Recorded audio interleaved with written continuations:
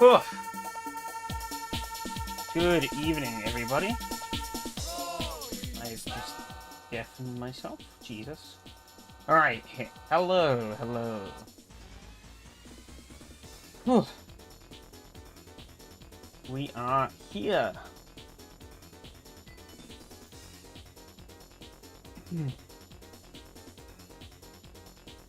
Just move the microphone a little bit closer. Ah, how's everyone doing? I am going to immediately slap some more downforce on this thing. What is we at? We're at 8, right? We've got a 12 and 10. I'll get a 14 on the front, just to try. Oh, we're on the wrong UI. So we'll show him right. Cool, cool.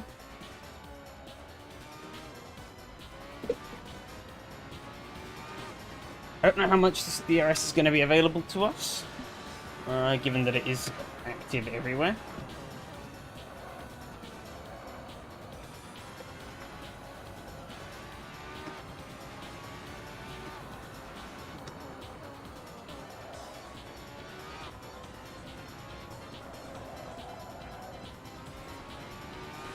Crunch feels pretty grippy though. Which I'm surprised about.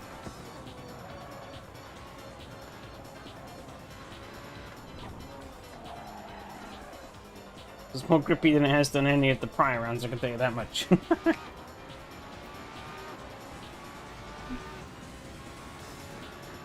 That's not too surprising, given that the fastest route was to add more downforce, which was something that I kept neglecting to do, so... Figures. Oh, wow. It's so much more grip.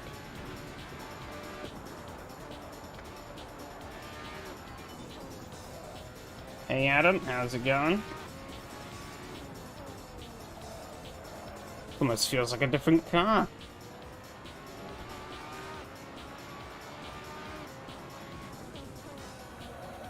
Still alive? Fair enough.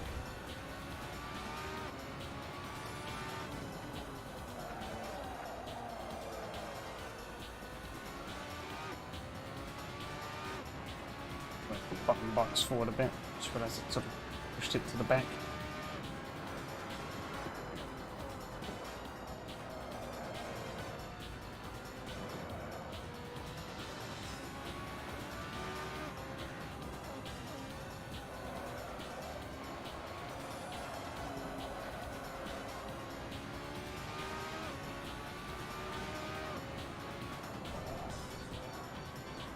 Cool.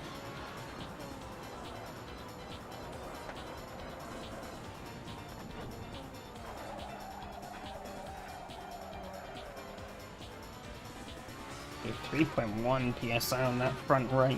Whoa. Toasty. The other tires seem to be pretty okay, but it looks things though. But that front right. Eek.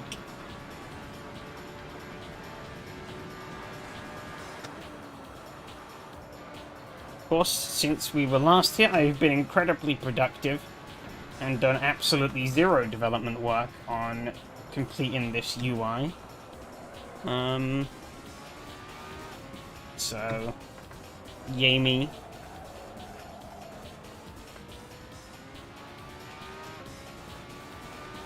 But I haven't fully decided what I want for next season, actually.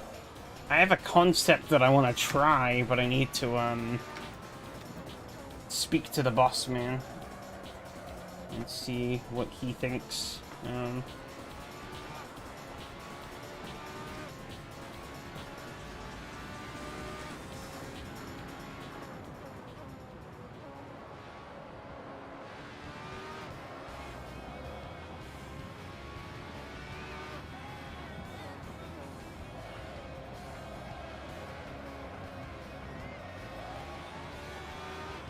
Oh god. Ooh.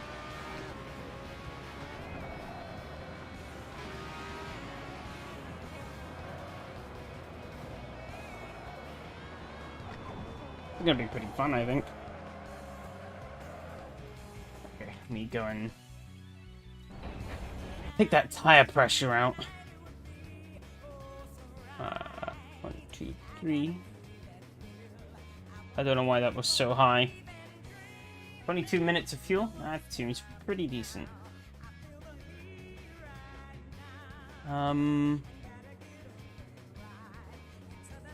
Okay.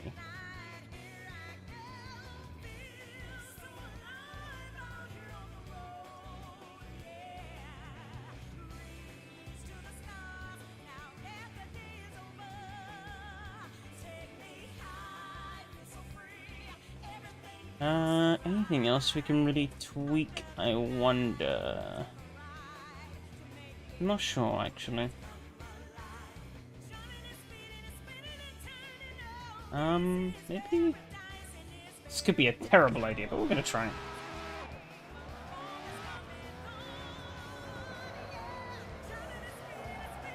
Oh, I'm really beginning to regret it.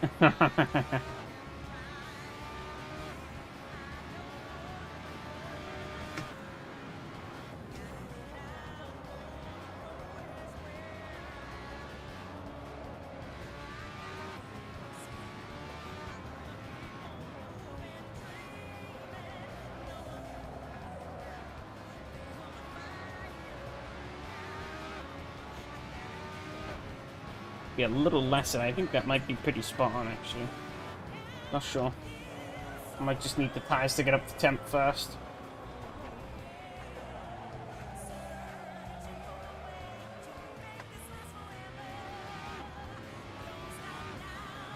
Bit of a shittier exit.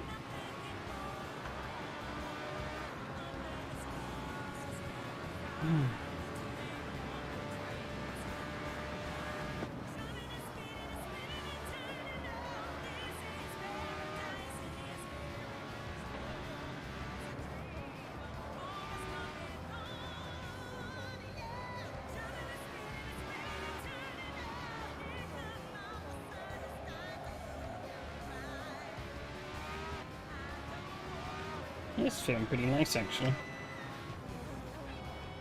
So it turns out I actually haven't registered for the race. That would be pretty terrible. Oh shit, I'm dead. Put down to 40. I think that should be pretty good, actually. And we'll keep everything else as is. I think it should be about server time. Only 6? It's not too bad. Could be worse. It's still definitely proven itself to be the better spot over over the later spot. And I think now that I'm more used to it, I do prefer the earlier start time as well. I do quite like it. Cannot retrieve list of servers? Huh?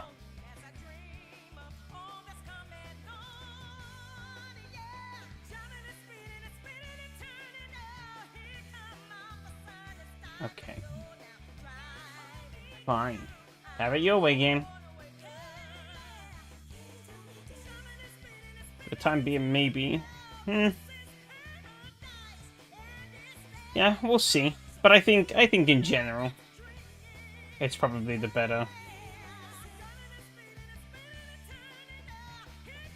I can't really. Oh no, yeah. Did you start earlier? Yeah, it's a process. It still kind of catches me off guard a little bit. I have to, you know, I finish like my dinner when I come home, or I get home from work because I'm usually in the office on Tuesdays, and then I'm like, I have my dinner and I'm like, oh wow, yeah, I actually don't have a lot of time to get everything ready. But I still have plenty of time to get everything ready, that being said. But obviously nowhere near as much time as I used to. Like a whole hour less, obviously. Oh, we do have the RS everywhere. Uh-oh. That's gonna be interesting. Oh.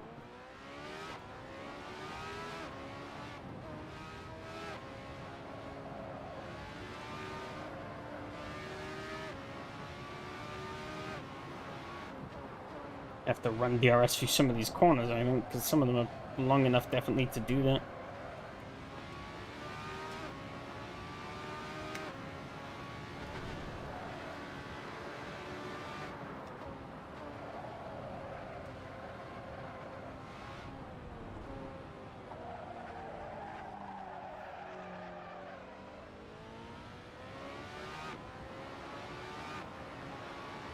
But yeah, yeah, I don't mind the earlier start so much, given that, you know, I don't really do much in that time anyways. I just kind of chill out and do random things.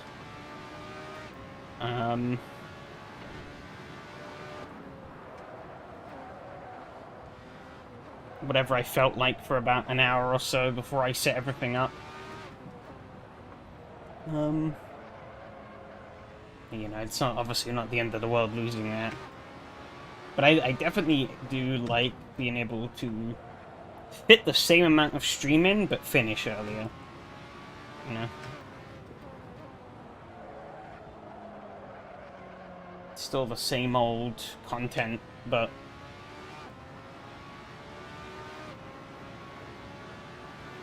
I'm not up as late by default.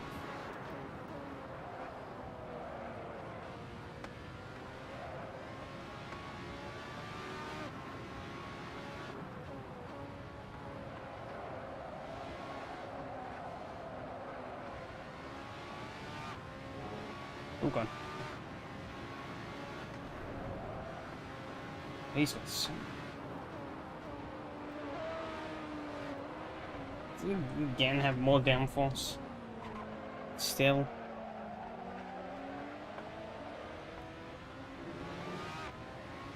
Shit.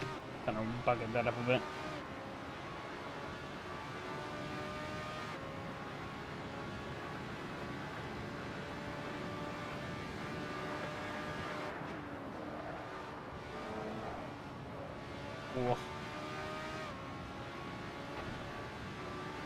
I really still not have enough downforce on this car. Oh, I've thrown it in the gravel. Or grass, sorry. Woo! Dead. Oh, I am wedged under the barrier. Oh.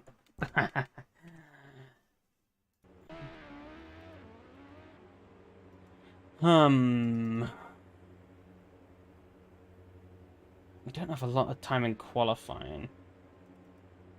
What if...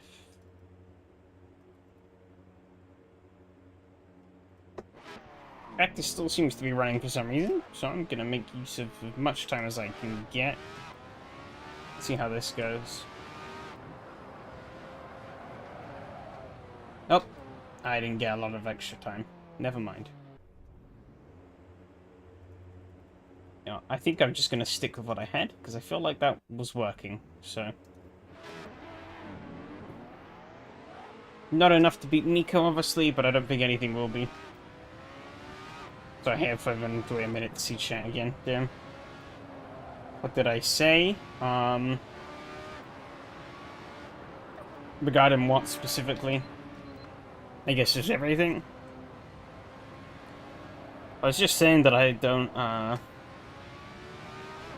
am kind of liking the early starts. For a couple of reasons. Ooh.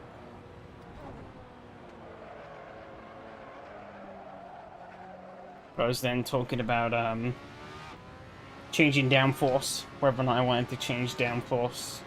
I did up it a bit and then did a little shakedown. Didn't get very far before the session ended, and then it was like, I'll just keep it where I have it.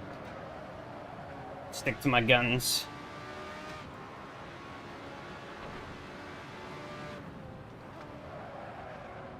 Oh shit. I'm in the grass. Same with someone else ahead.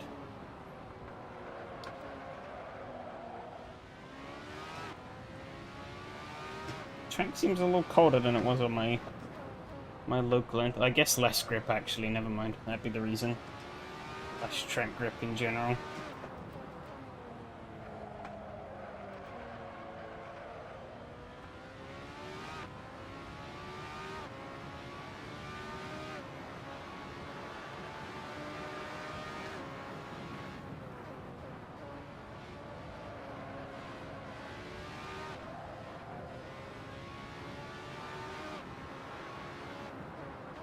What about multi-streaming? Oh, what, to Twitch? Nah.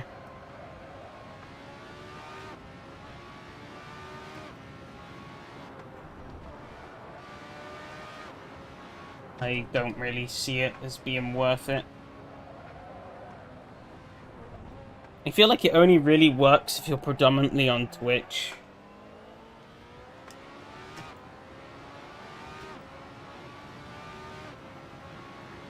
Like, I don't really see much of a particular reason to put my stuff on Twitch. At least at the moment.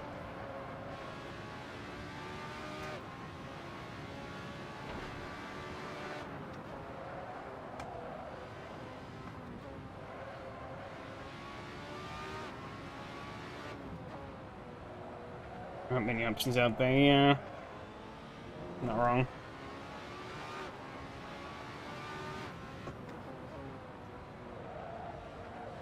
Problem is, as well, is a lot of these other platforms have garnered a reputation outside of the top two for not really being great places to go for, like, legitimate content. Given that, you know,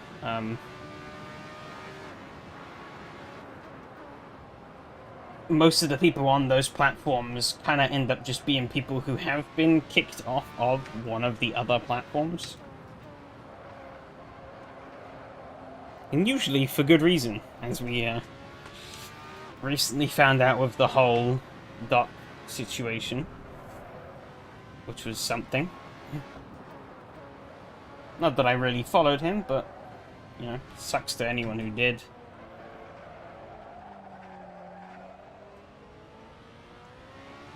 Feels Kick versus Twitch really pick your poison situation. I'd go for Kick over Twitch. Oh, sorry, no, I'd go for Twitch over Kick any day. At least at the moment. But at the same time, I don't really see much value in either at the moment. Yeah, it was such a bombshell story.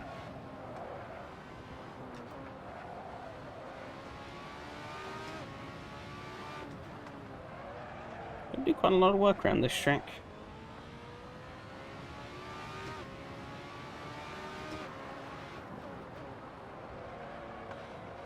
I didn't actually see what my lap time was relative to the other guys.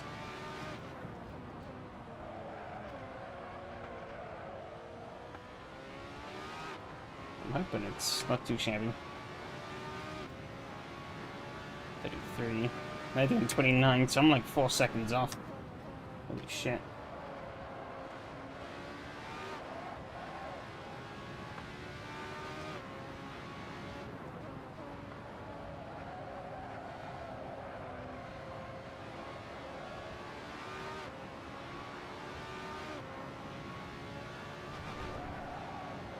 Oh god.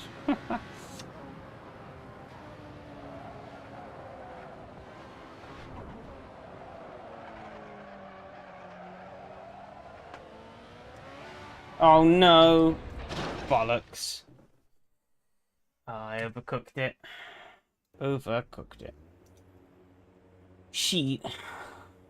24 minutes. I think that's fine. How far was I off of Phil? 32. Oh, he's over a sec. Okay, he's over a second faster than me. Great. I'm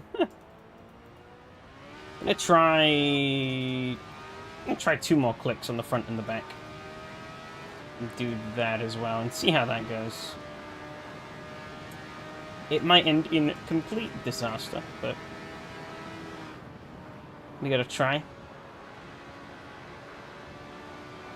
I might think it was that, and then maybe try this. I don't know.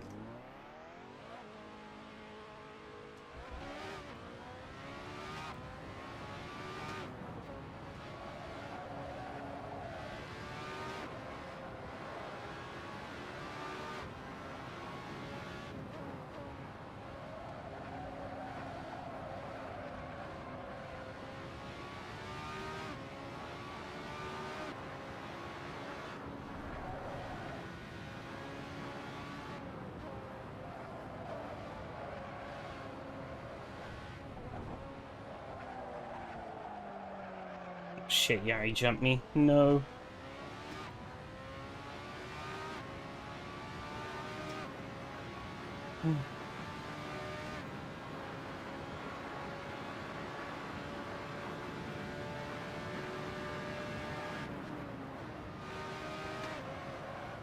Oh god. Okay. Too much frontal aero balance for that to really work.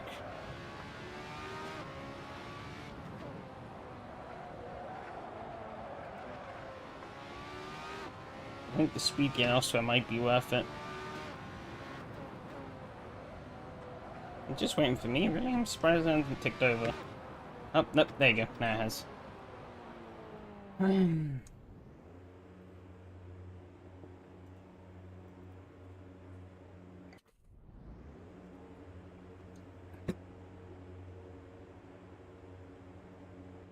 Oh, I am starting at the back. Oh no, not quite. Almost. Back row at least.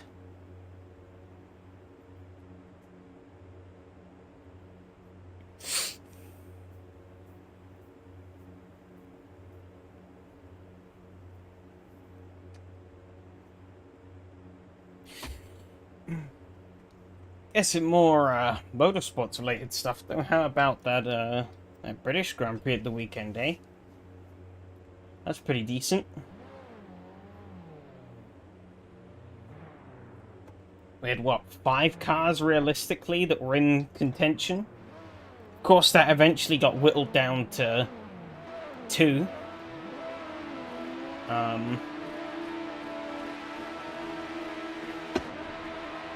There was a point in the race where we legitimately had 5 unique cars that could take the top honors. Oh god, that snap was pretty nasty. Ooh, Yari's off the road.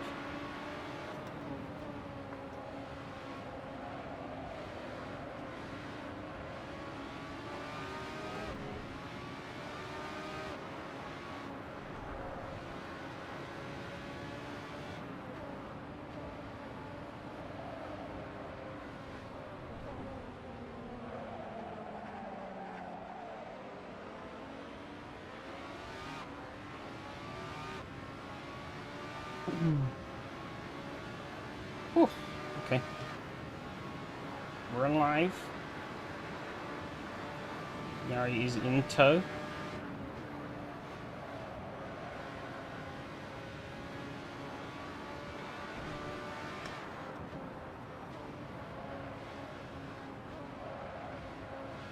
Yeah, that was surprisingly a decent race. Season is slowly heating up, but I feel like it might be a little too late kind of scenario. Where they've already let... Oh, shit.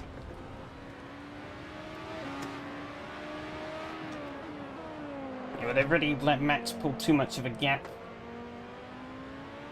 to really allow the championship fight to heat up in the way that it should.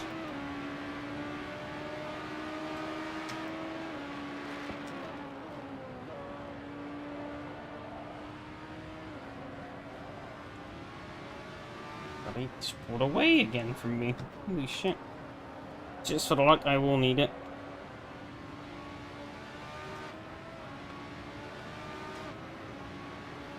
Seems like it's going to be between me and Yari this one, unless I die. Which I nearly did.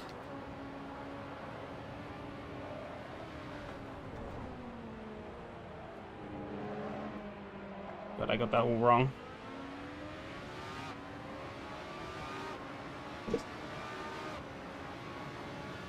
Of course the sun had to come out. Must have my bloody curtains open. Gonna help me? Not.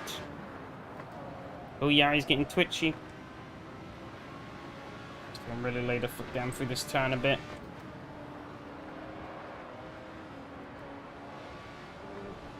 Oh, he's gone up onto the grass. Oh, away he goes. Unlucky. Oh, I've done the same.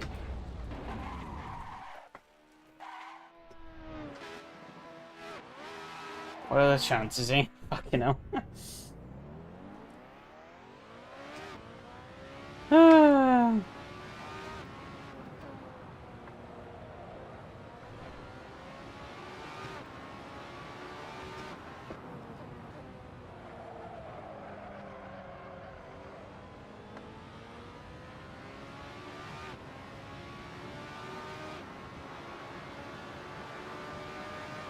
Power always seems to completely fall apart for me in race trim.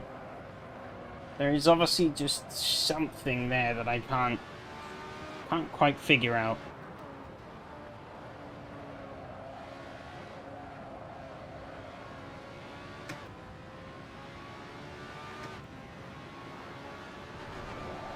Oh no. That was a mistake. Oh, come on. This turning circle was dreadful.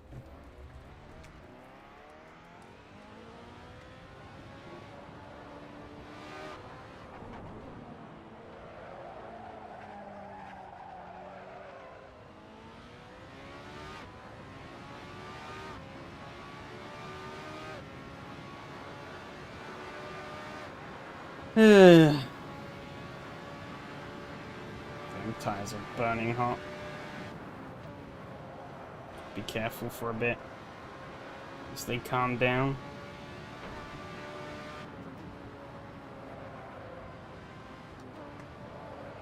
This section then is going to be very punishing on them.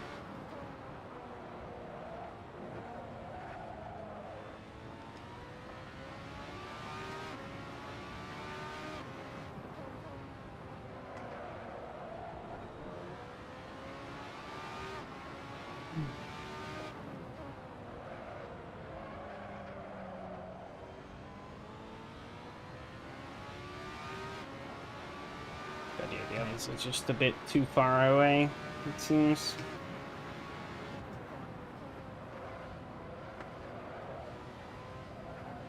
Tires are back down.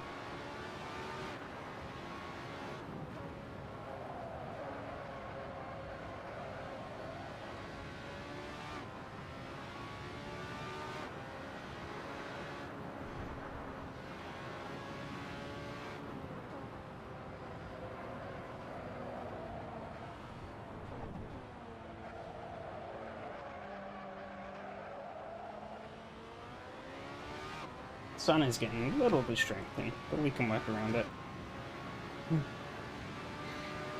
Basically, I have to hope one of the two ahead make a mistake, though, because we've got a huge gap to overcome.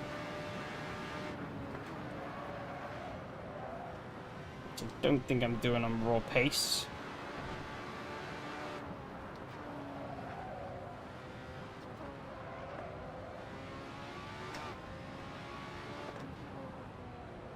My raw pace is probably a comparative to theirs.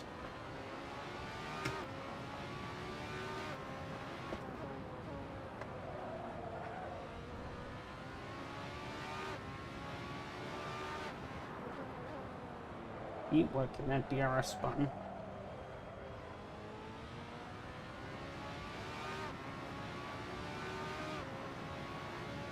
K25.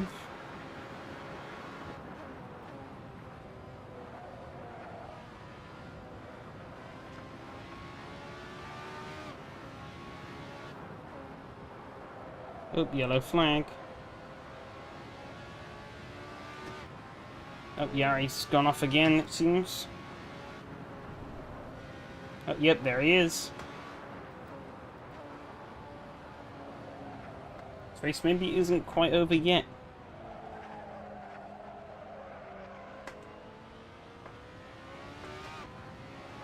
Battle for fourth continues.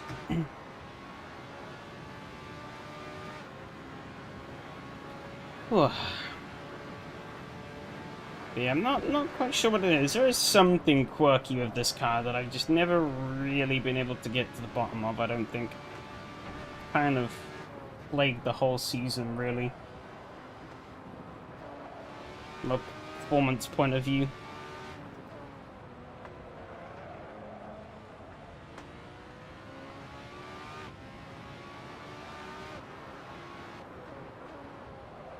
Just not had any real speed wherever we've gone.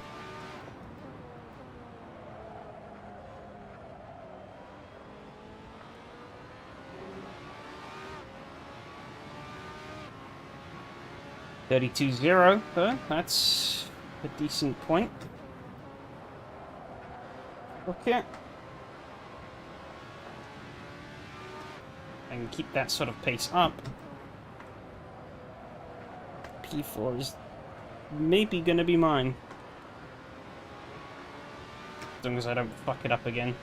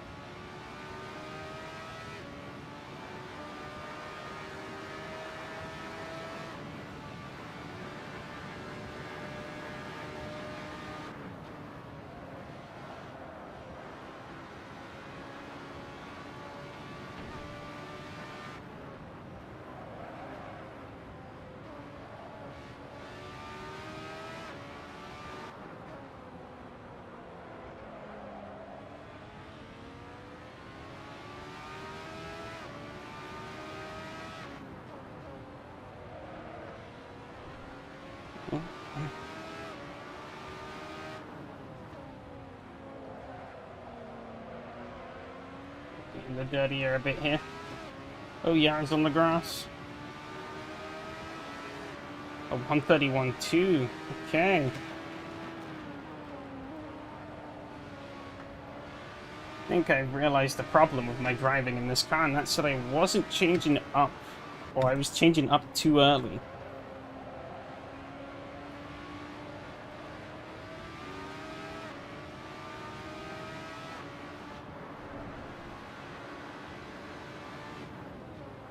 Wasn't letting the car properly rev out. Hard to tell in some of these cars. Look at the exact rev point that you should be reaching is not necessarily always obvious, unless you're looking at the actual data of the car.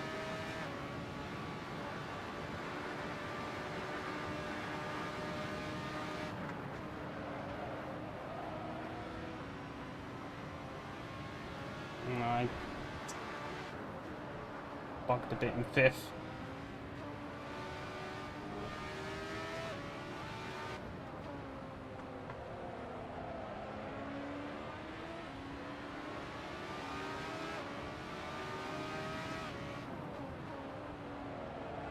Be tight though.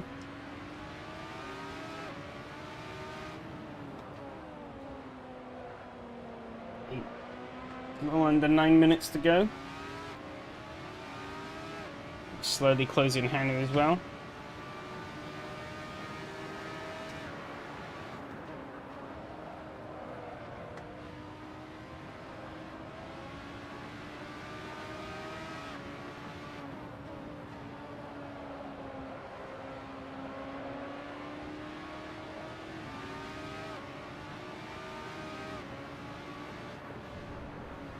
Oh, Yari's lost it. No! Unlucky there. That might have been a big one. I can't tell because my vision is getting worse and worse. Had like no sunlight the whole day, and it's now decided that it wants to rear its head. But I can see Hanu off in the distance, and that's my goalpost now. 128 though up front. Holy cow! Not going to be matching those speeds anytime soon, but I'm lapping faster than Hanu is, so the goal is obviously now to try and catch him. Steal 4th place away.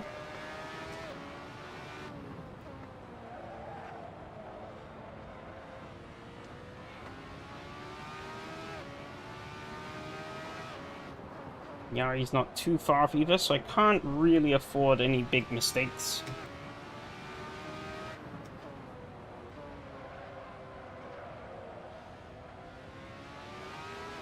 Down, but not yet out.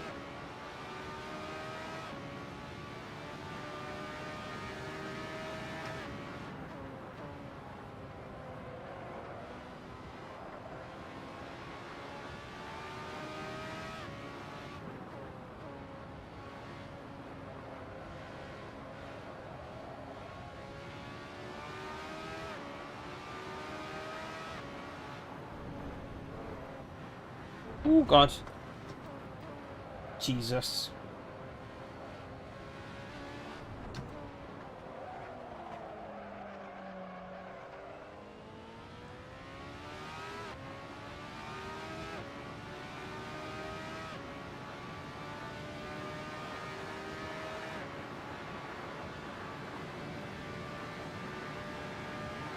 4 seconds is the gap that I need to close.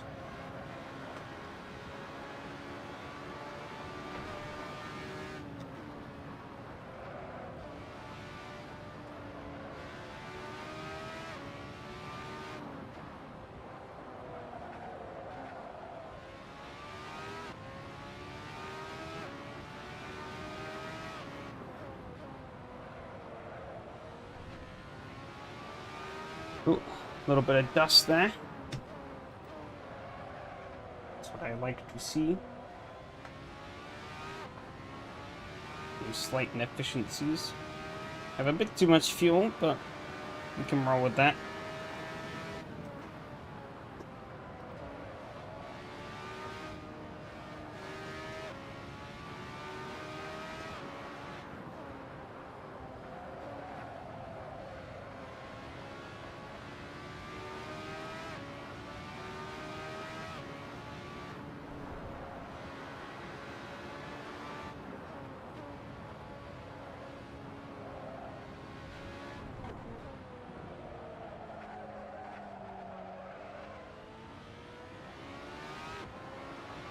Down to 1.6. We're getting closer. I think Yari might have bottled it again because that number suddenly went up pretty quickly. Unfortunate.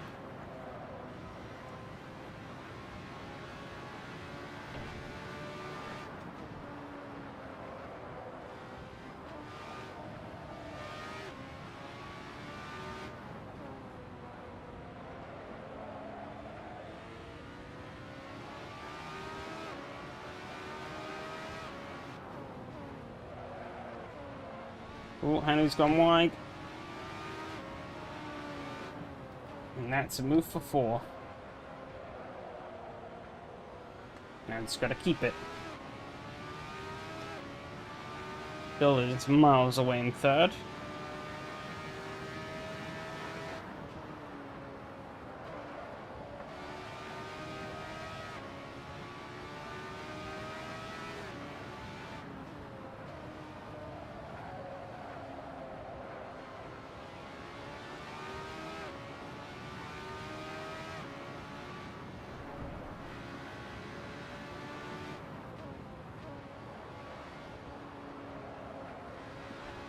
Really like this track though.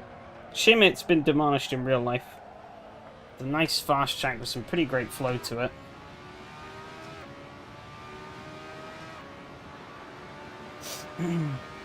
$28.4. Is that? Yeah, 28.452. Jesus. Insane speed. And that's the reason why he's won every race so far. At least the ones that he's entered.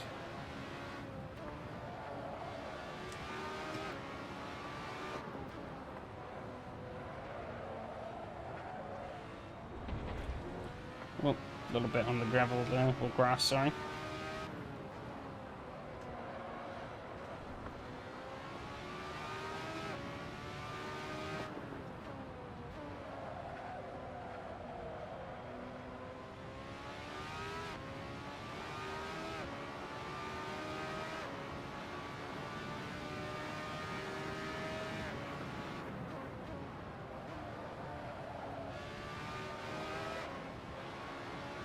Bit of a wobble there.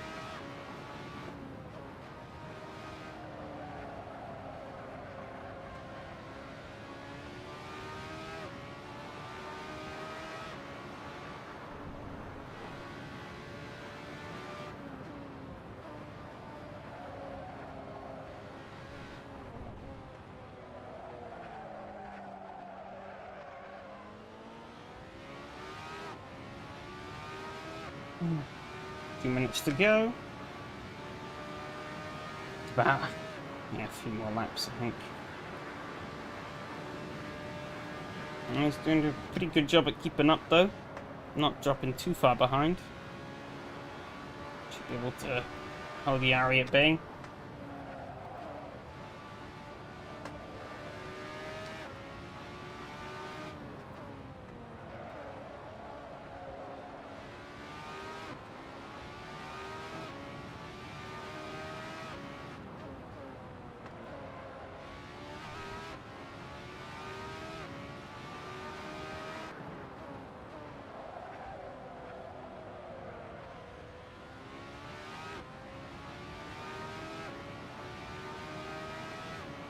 30.8. Nice. Building speed as we're going. Too little too late maybe, but better than nothing, I guess.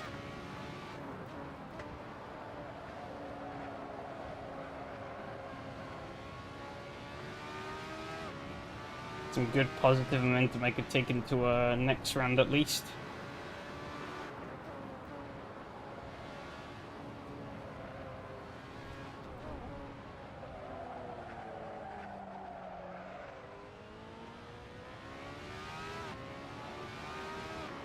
This next lap will be the last.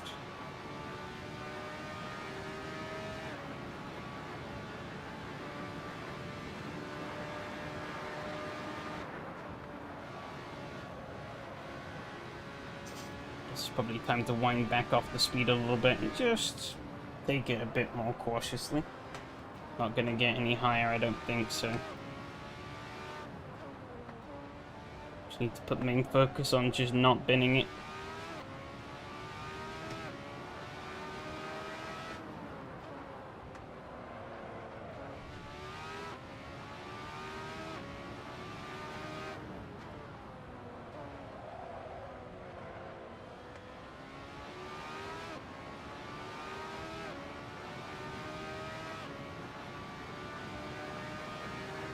Is 0. It's still not too bad.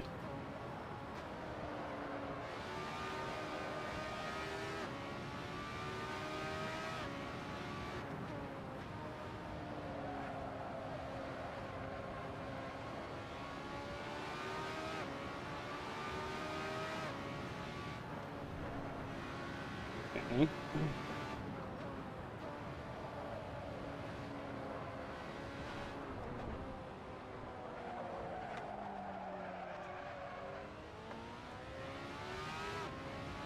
Final lap. With probably over 4 litres still to spare. Well, it's going down, but probably still over 4 come the flag.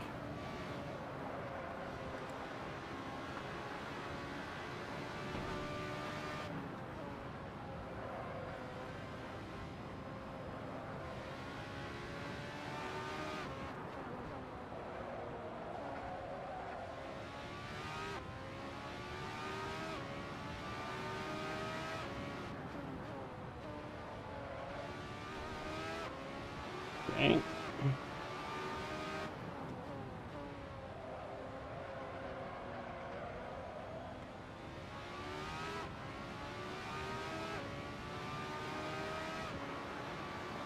.9 to finish. I know I said I was going to take it careful, but I did push a bit now. That wasn't too bad though. Recovered from what was an absolutely shocking start, and learnt about the car in the second to last round of the championship. That's totally where you should be learning about how to drive the car, right? Totally. Alright, I'm gonna close this fucking curtain.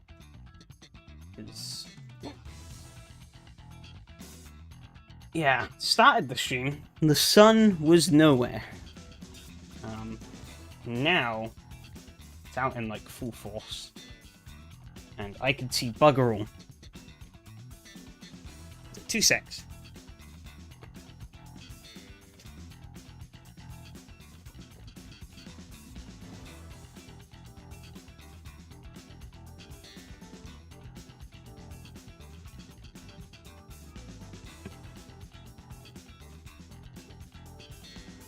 Oh, okay, there we go.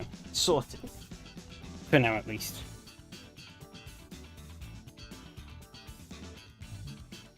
Alright, let's get that replay up.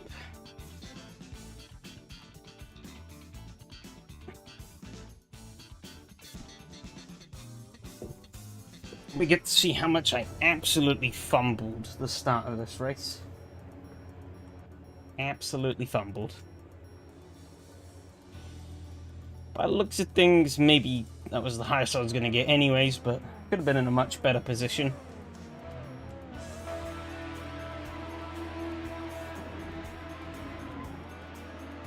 got a pretty messed start, but wasn't as bad as Henry's, fortunately. He did not get going. I almost died into turn 1, though. Car was not happy with me under braking. Okay, Yari touches... Hey, Virgilia, how's it going? Okay, Yari touches a bit of grass here. He learnt that touching grass is bad. Which puts me ahead. And then, where does it all happen? Yeah, I thought maybe I'd be able to catch Phil. But, nah, it didn't really work out. Alright, yeah, he had so much more speed.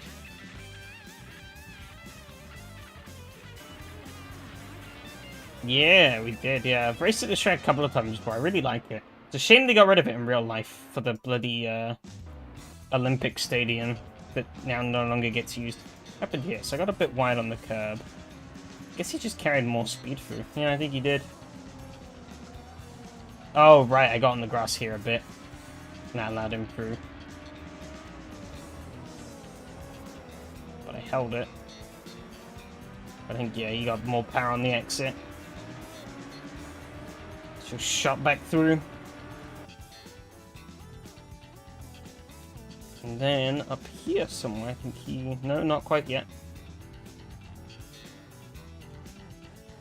Work our way around. Oh, here we go. He gets all the way off onto the grass. Does he hit the curb? Oh, I think he hits that curb. Oh, he does. That puts him understeer.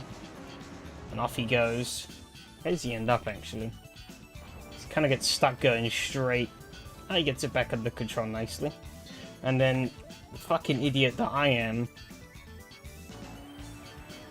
puts too much throttle on mid-corner. Look at that big goose, and I'm like, oh shit, I'm going off. So I stabbed the brakes, extra bad idea, and that put me in a spin. Before I'd even left the track, and then had to... then wait for the two of those. And... take the L of being plumb last.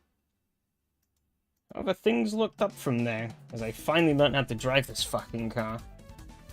Let's see, where did Yari must have gone off again, somewhere. Because I caught up to him. Let's see, what happened. So he's on the chase for Hanu. Pretty tight. Does he try a move? Oh, he does. And he's successful. He gets up to P4. And then I'm guessing that he probably stuffs it in a couple of corners.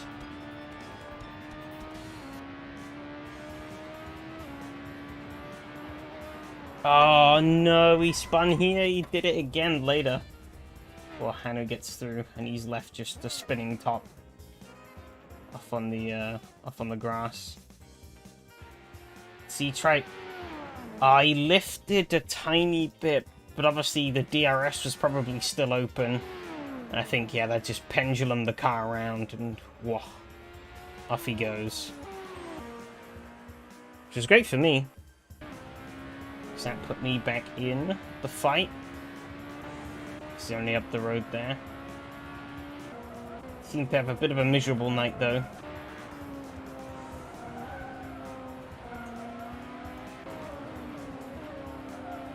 So I caught right back up to him. And, let's see. Oh yeah, I think I got past him again by him making a mistake. Not his night tonight, obviously. Where was that? I think it's this lap. Because I wasn't really able to get into a position, really, to make any moves. Yeah, through here. There you go. Oh, I think he just touched... Oh. He just touches that curb. Let's see, on board, slow motion. Oh, he does. He just touches that curb, and that's death. Into the wall. Spinning top again. That's him back down to last. Let's see, then I caught up to Hanu.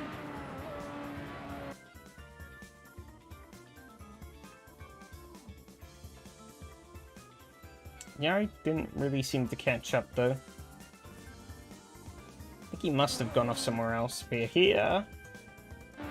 Just catching up.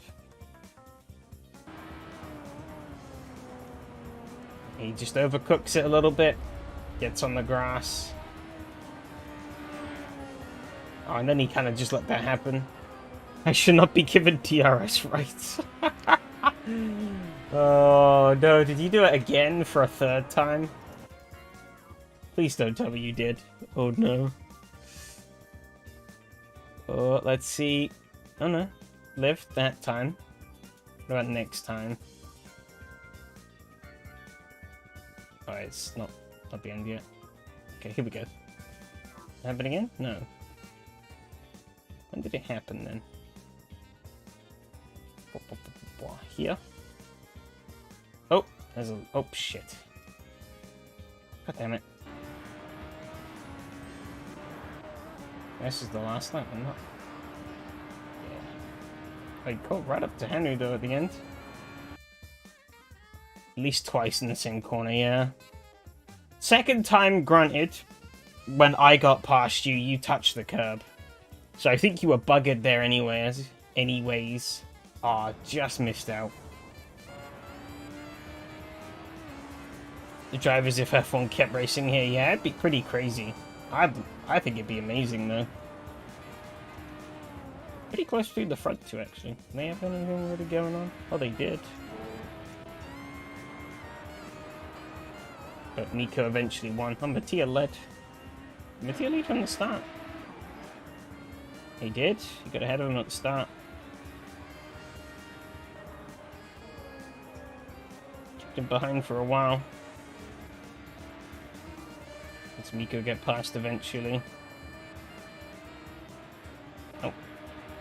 Just into turn 1. So he gets a better run out of the last corner.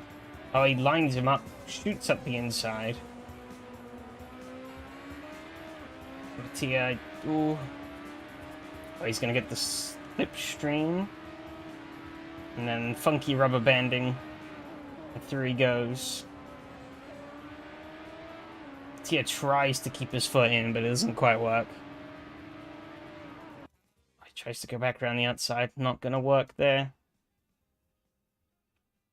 And that was that. It was a pretty fun race, though.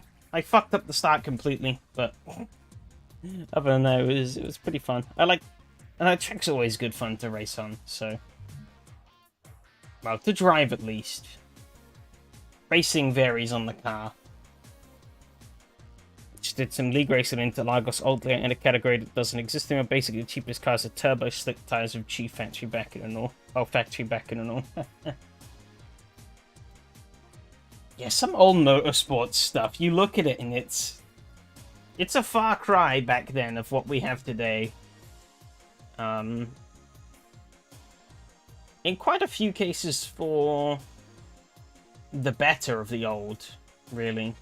Which is kind of a shame.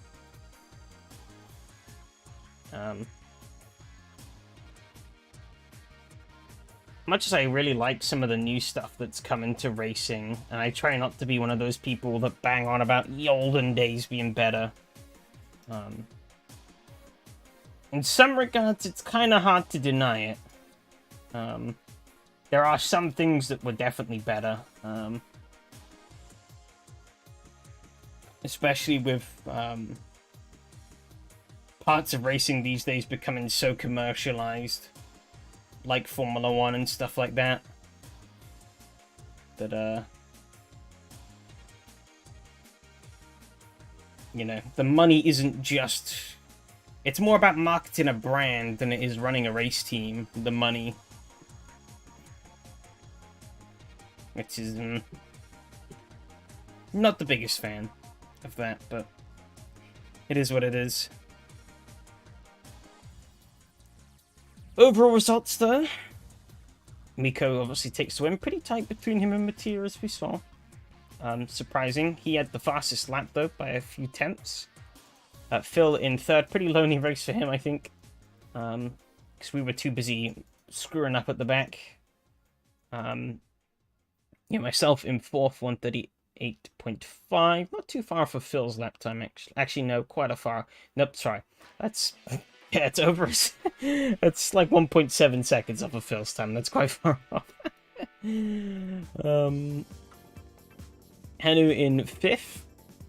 Clean, sturdy race. And Yari in sixth.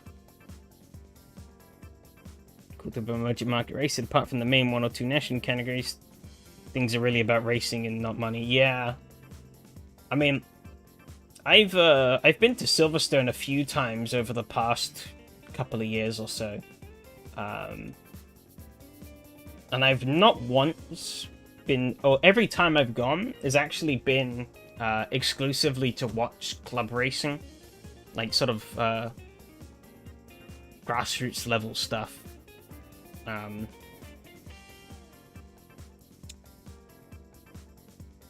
you know, it's been great. You know, it's dirt cheap for and you get a full day worth of racing.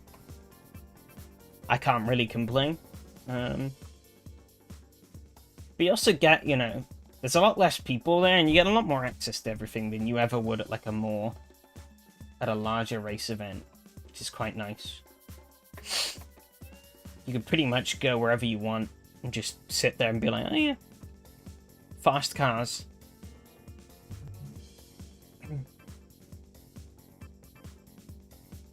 I mean, a couple of times we've been there for a 6-hour race that happens. It's a pretty cool race, actually. That happens at the end of the racing season.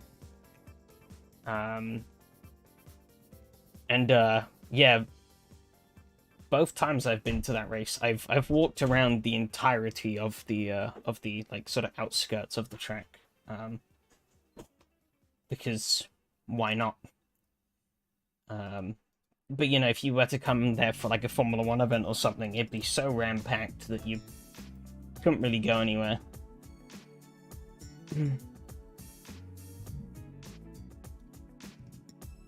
Yeah, top drivers see the cars up close and all, yeah.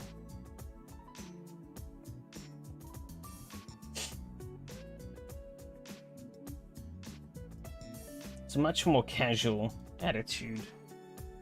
And it's pretty great. What track are we at? Longford. Oh dear. This is going to be a fun one. Alright, I didn't finish going through these, did I? Yeah, that's the results here, but the standings for the championship. Mattia leads over Bill in second. 30-point gap there. Gap between Yari and Phil is extended a bit.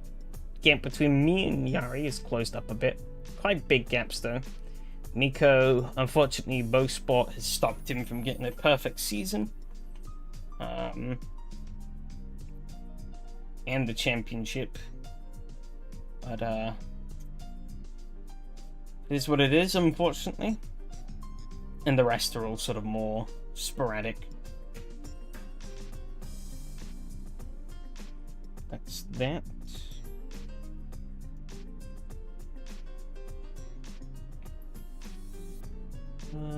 Okay, traction control off, and well, let's fix it, so that's what we can do.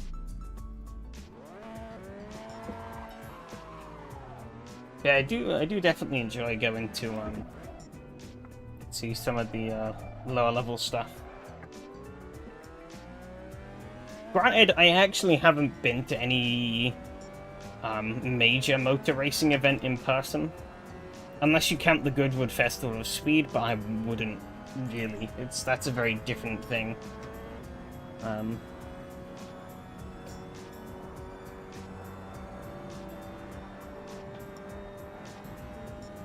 I did get gifted some tickets to go and see the BTCC at Brands Hatch later on this year, though, so that should be interesting.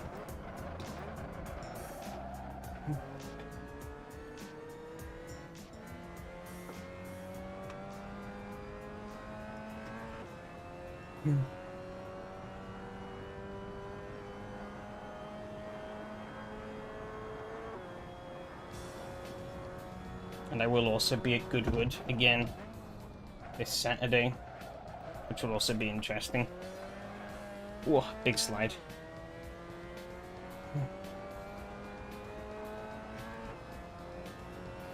As long as it doesn't get rained out like last year. That kind of sucked.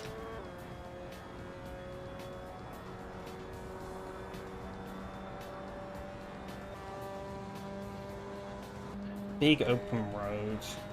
I forget where the braking zone is here. She might well see me drive straight into a field very soon. 100. Probably risk that in the MX-5, right? Yeah. Oh. Yeah, no, that's fine. This 5 handles it beautifully.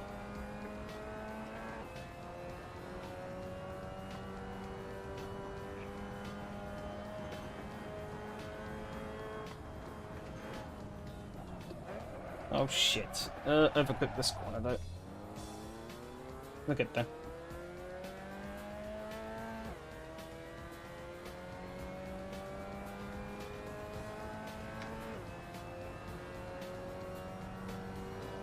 These big old sectors are gonna be chaos, I think, in the actual race.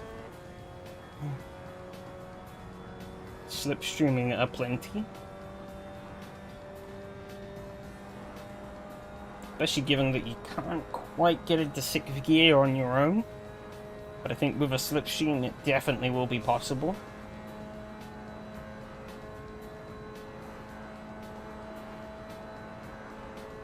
Hello. Gonna got me any more speed? I don't think it is. I need to brake. I was not. What did you miss? Missed that junction. Well, yeah, actually, you would have seen that. Had a...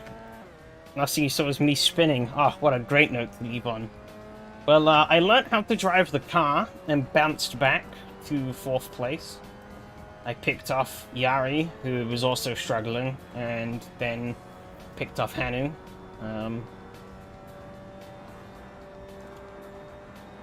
Then... yeah, we're just sort of chatting as I do a little bit of practice around Longford to get ready for the next race. Sort of chatting about going to actually watch racing, like how good grassroots racing can be to watch and stuff like that.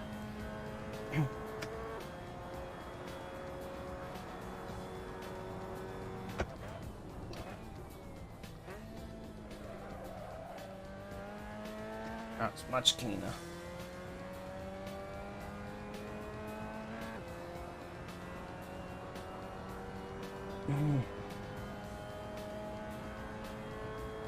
Don't think you ever did.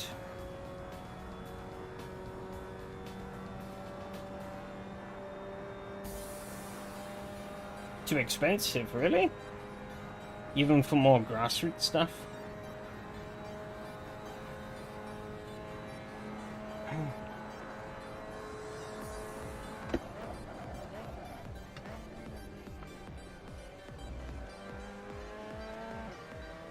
I think I could pay like...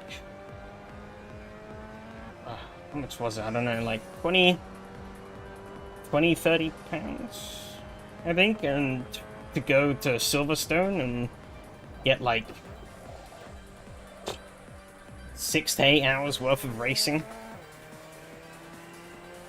How rare they are, where they're located at CS, fair enough. I am quite lucky, or, you know, it's quite lucky that, I live relatively close to, a few major tracks. But also, you know, we have a pretty healthy motorsports scene here in the UK, so it's definitely something I don't take for granted.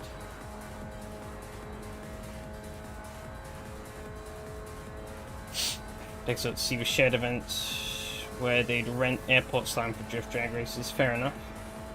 300, 200, 100.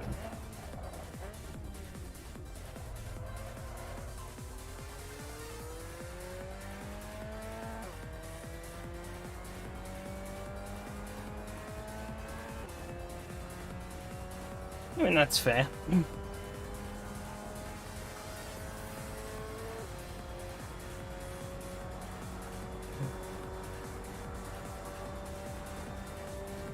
I mean, that is one of the things I like about club sports, though, as well, is that, you know, you get to see a lot of different stuff, because typically the race meetings comprise of, like, multiple different series. There is no header or feeder series, really. It's just a load of different things that kind of just happen at, like, the same time. Well, not at the same time. On, like, the same day.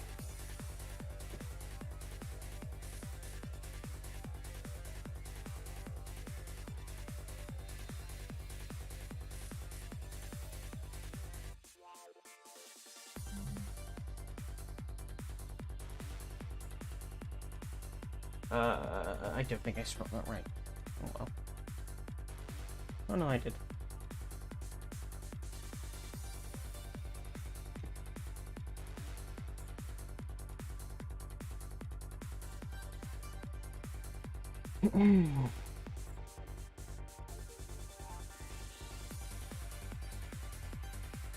Hey, there we go. Server is up. Let's get in there. It's gonna be a meaty one, I think.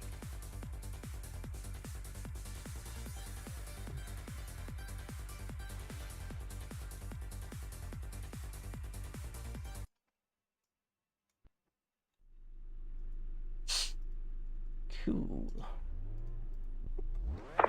Skins checked, nothing new, carry on. I would maybe be interested to go and see a rally as well one day, but I'm not really sure how that works out logistically, and what you really even get to see. So, might not even really be worth having much interest in racing the past months. Fair enough.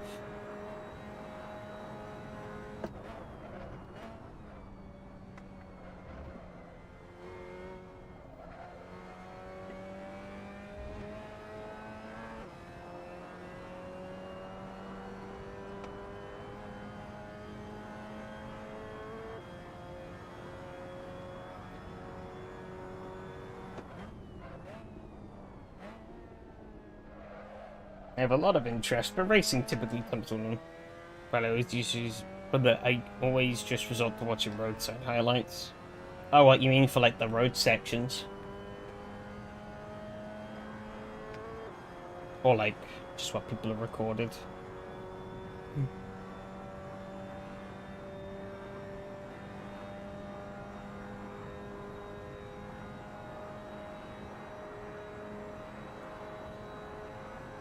Oh, the ladder. Okay, fair enough.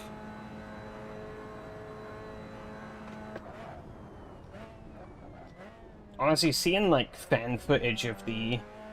It's kind of funny that fan footage does a much better job at capturing the speed of the Rally 1 cars that they have out there currently than any of the WRC coverage really does. Because those cars are fucking quick. And it's not until you see some, like, person shitty 480p, like, stood in the middle of a cold forest sort of, like, video, to be like, wow, these cars have got some speed.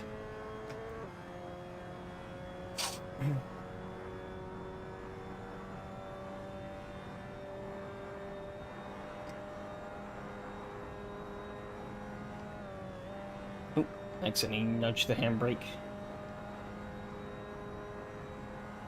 Like, yeah, the actual WRC coverage, I mean, I don't get to see much of it anyways, because it's behind a silly paywall that I'm not gonna bother subscribing to. And I don't think a lot of people do.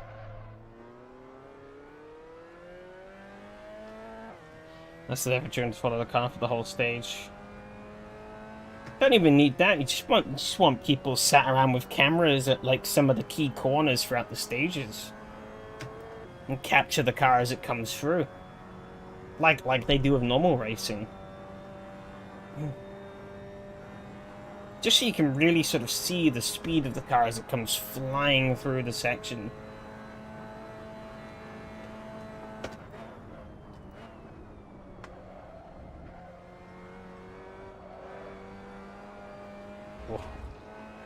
be careful of those tires at the edge of the road, because they are deadly. If I'm not careful, I will hit one, and I will die.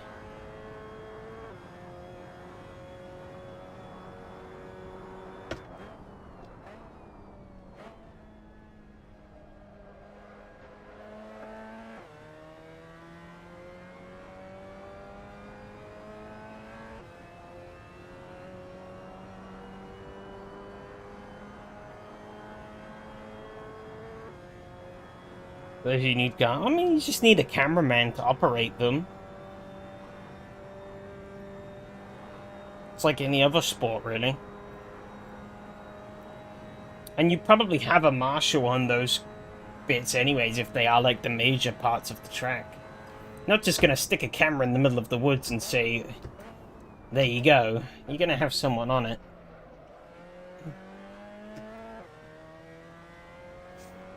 And you could just move them from stage to stage to stage.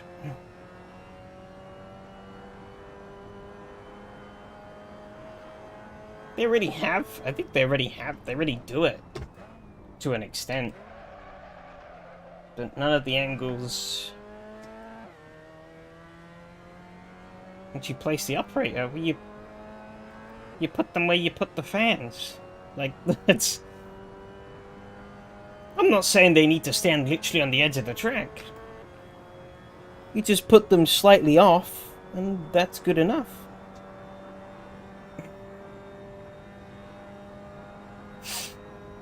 You know, the exact same as like someone stood out there with their phone, but it's a proper camera.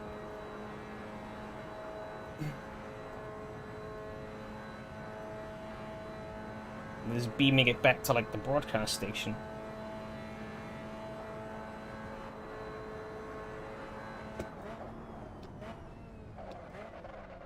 Yeah, I mean, I'm pretty certain they do already do it, but it's pretty limited, and the angles they get aren't the greatest.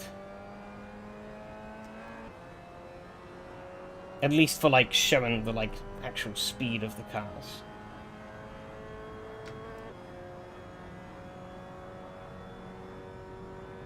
So the reason why most sports have the camera operators and the cameras in general somewhat distant from the crowd.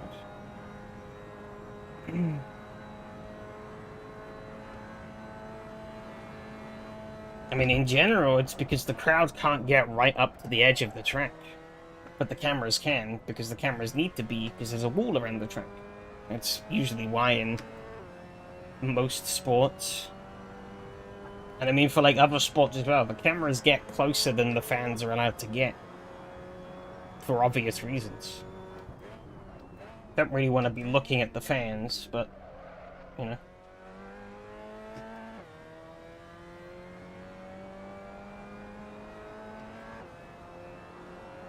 Gotta work with what you've got.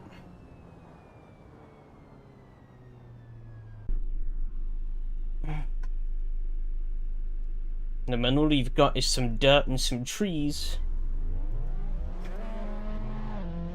Oh. Don't really have much wiggle room to be picky, so...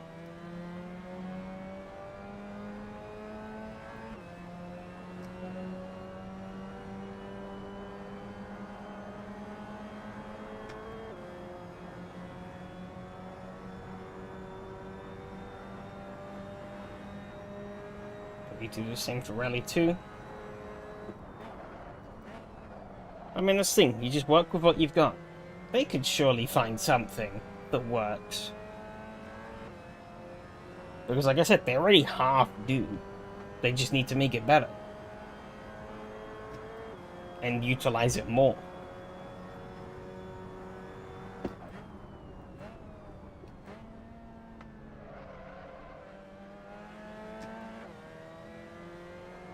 People photobomb in actual cameras anyway, so...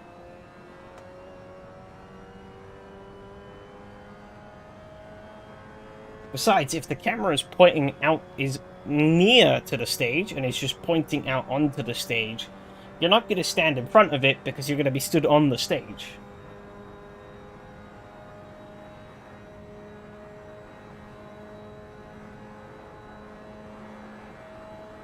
You know?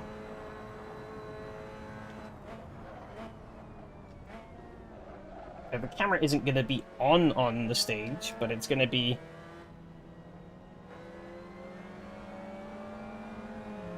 close enough that a person can't... It's too close for a person to stand in front of it and really get in the way. Well, they get in the way, but they're not really going to... Oh, Jim's spun. Oof. You could also, like, cordon off where the camera is. You know, put a little barrier up either side of it. To sort of discourage people from walking in front of it. It's right next to the crowd.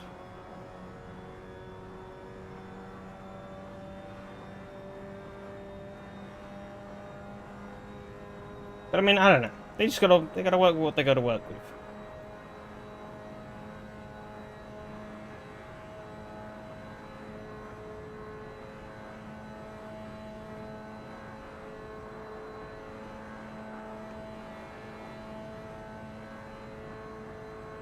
$100, $100.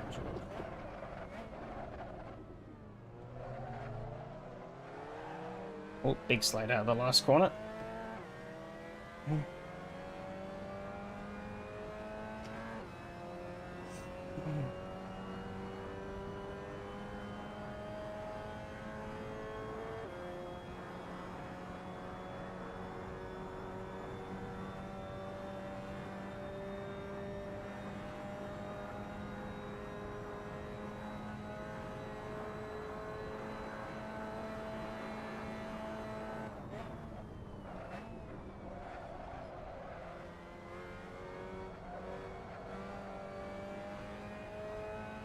Oh, I was pushing it through there.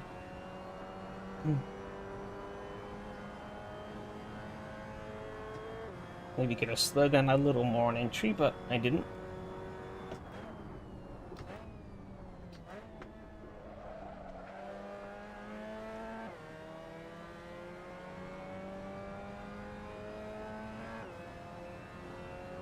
Somebody seems to be anyone with the benefit of slipstream. Maybe someone further back in the pack has. Would be interesting to see, though, what people could do if they were able to pair up and work together. Straights are definitely right for it.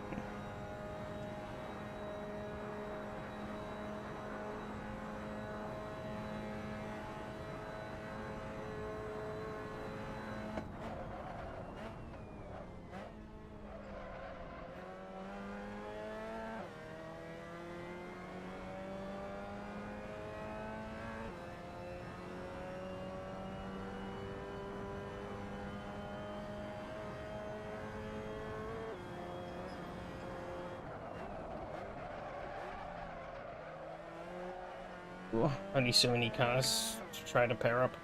Yeah, there's enough, though. There is definitely enough.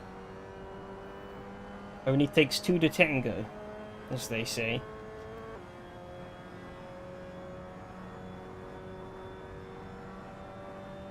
Well, say a bit different than that, but you know, you get my point.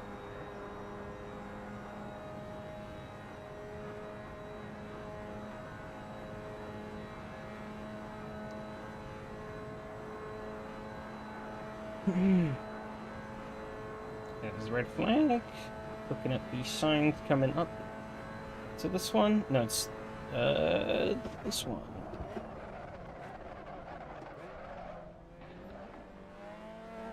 Got that bit wrong.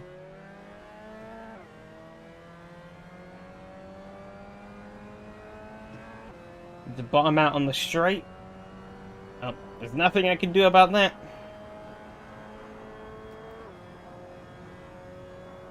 Setup is fixed. So I'm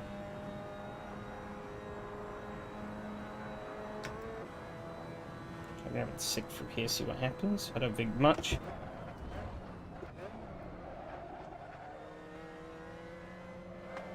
My timings are messed up. What do you mean?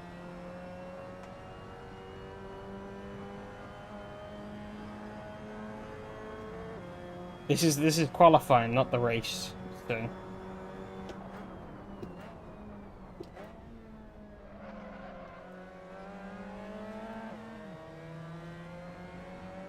Okay, let's see what Phil's gonna do here. He's in my slipstream.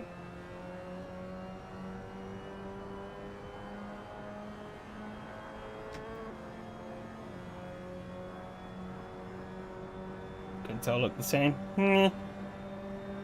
He's just gonna go for the pass. Shame on you. Shame on you. He's gonna screw us both into here. So I'm actually gonna outbrake him. He needs to get his sorry ass in gear through here. But also allow me to stay in striking range. Let's see what's to be a selfish prick and run off without the slipstream.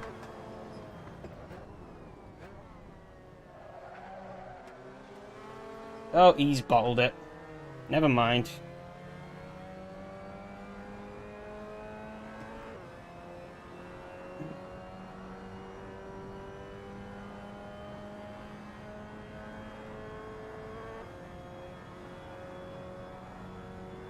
I don't think this is going to be a faster lap for me, but we're going to run it. Home? I can check actually. +7. I got a bit of a share exit at the final corner, so maybe I can pull that back. So you know, I'm going to play this tactically. I have a bit of a brain game I want to play. I'm going to have time for one more lap. Which I think if I allow Mark to get up close. Oh, as I completely missed the last turn. Like a fool. I was driving offline and I got it wrong. God damn it. However, maybe this is a strat to some free extra lap time. Who knows? Ah, fuck. Clean ever. I'll take it. Better than nothing, I guess. But technically, he took someone out. Yes, but this track lends itself into that sort of driving style a bit more. So, there's a yellow flag here. Oh, Mart is out in the weeds. I nearly joined him. No, you took yourself out. That was me just being plain dumb there.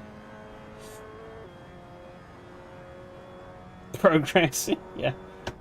Real progress.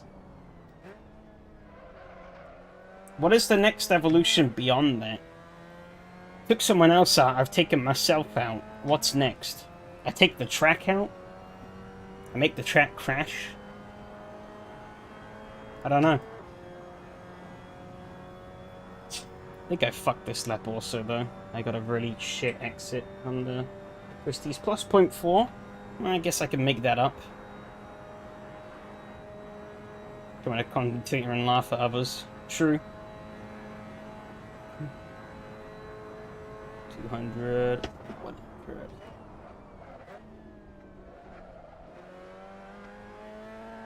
This guy seems to like the concept.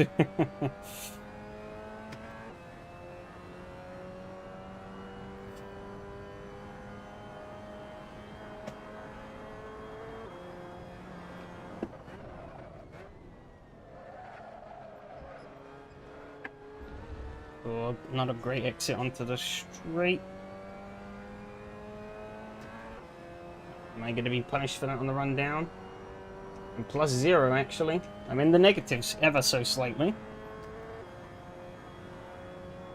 Can I keep that up to the line? Let's see.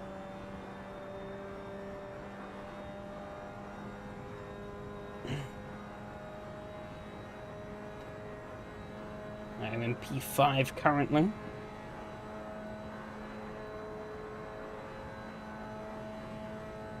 I guess they're seeing how Mart ended up. It was probably a good idea that I didn't try to do any games with him.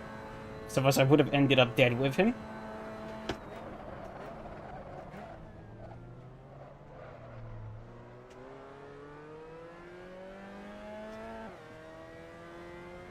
Minus 0.2.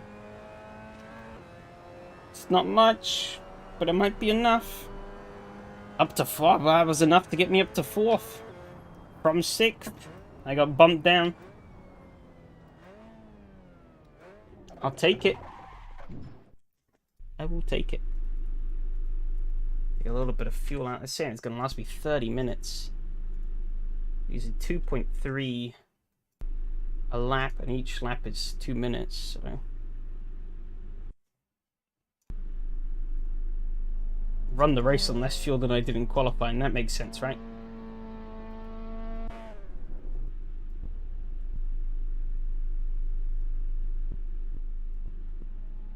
Miko again, just insane speed. I don't know how he manages it.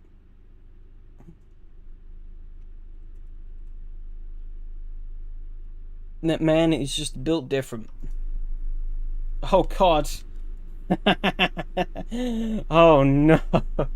I forgot about this.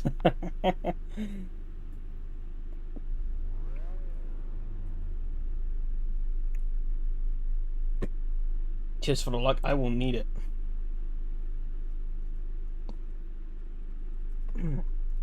Especially looking at that starting row. And we're boxed in. 3 cars in front, 3 cars behind.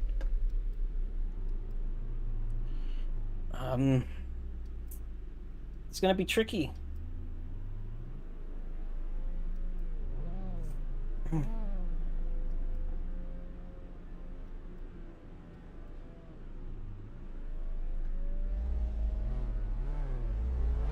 Okay, here we go.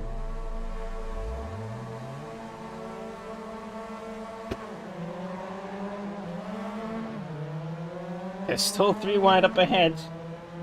Who's going to be the first to concede, I wonder? Nico seems to be pulling ahead. Phil seems to be the one dropping back. Is he going to have to concede too much, though? I'm going to actually have to start lifting here on this straight. There's nowhere really for me to go to start here. So I think about survival into this first twisty section. Got a clear road ahead, which is great. Oh, Mart on the tyres there. He lived.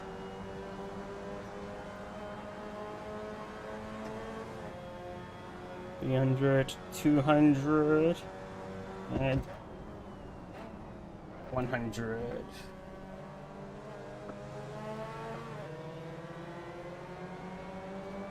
Here we go. See what I could do with Phil, maybe. He's maybe a little too far ahead, though.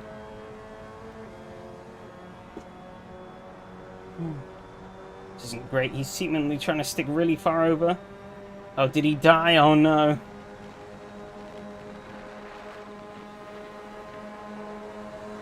I'm going to try looking for a move here. It might not be worth it, but...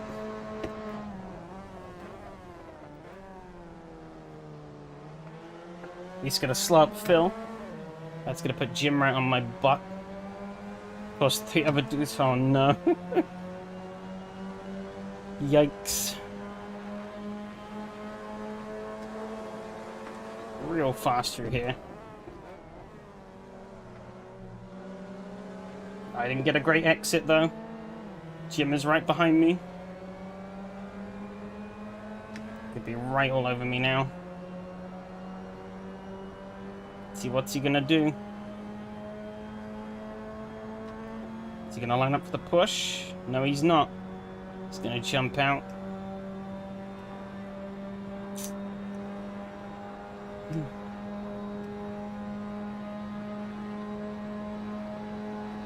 Yari not too far behind.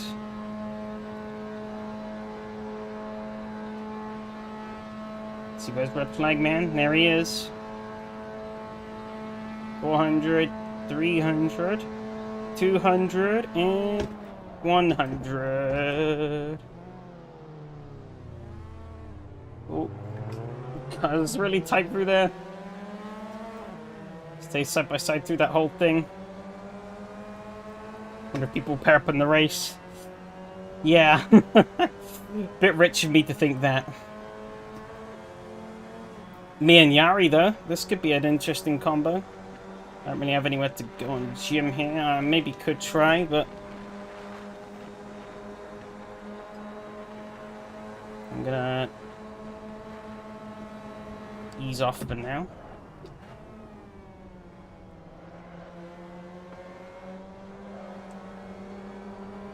Oh, yeah, you're getting twitchy. He's trying to find a way through. He ain't gonna find one through here. I think he's gonna come in for the push. Oh, there he goes. Bit of a rubber band there.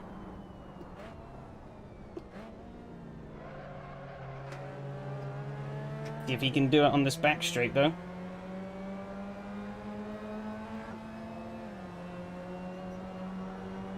I'm gonna try and stay as put as I can. Oh. Just giving me a rocket boost. See if I can turn him along as much as I can. But I think that might have knocked him out. He has knocked him out of the train a bit. Unlucky there.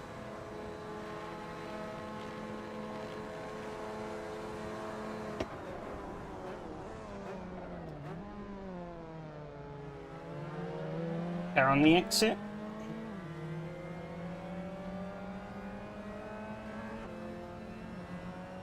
I think I'd almost prefer to be the pushing car here than the one pulling, but I'm not going to say no to track position as I completely muddle that corner up. That's going to lead to Jim getting immediately past me, I think, but I'm kind of going to let that happen. Okay, it's not going to work quite the way I envisioned.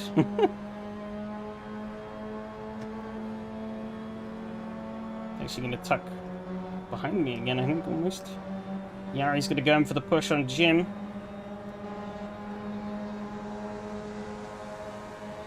However, he's opened up the gap, I think. We need to slot him behind instead. See if Yari will follow. 300, 200. Oh, there's 200. There's 100. Oh, I put a wheel in the grass there. Whoopsies. We're really going for it here. Is he going to get him behind again? No, he's not. He seems to be believing in Jim.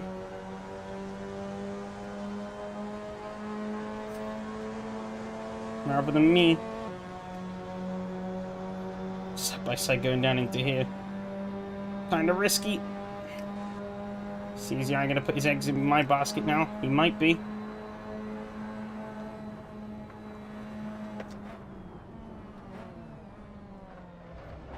Ooh.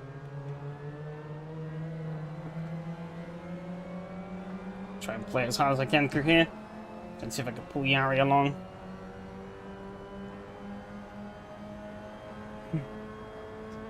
Definitely gaming this one up a bit, but gotta do what you gotta do.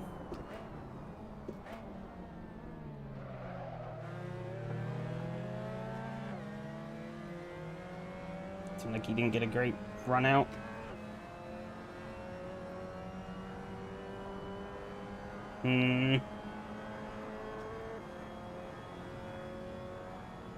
It's huge risk, and I'm actually gonna bleed off the throttle a little bit.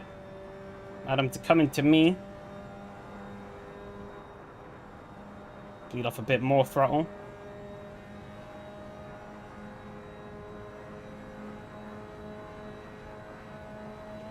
There we go. That worked. I'm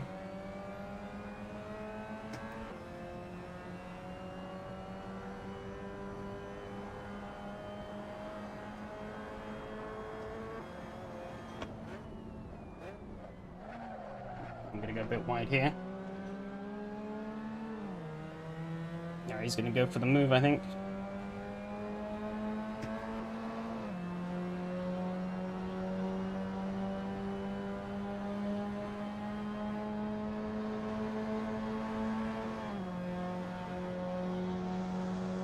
Okay, I'm gonna let this happen. This is a long straight.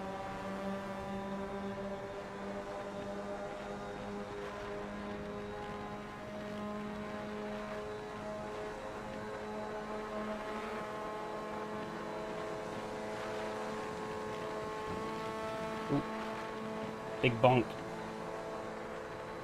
Is he going to pull out onto the racing line? He isn't. Either going to make the corner, or just about.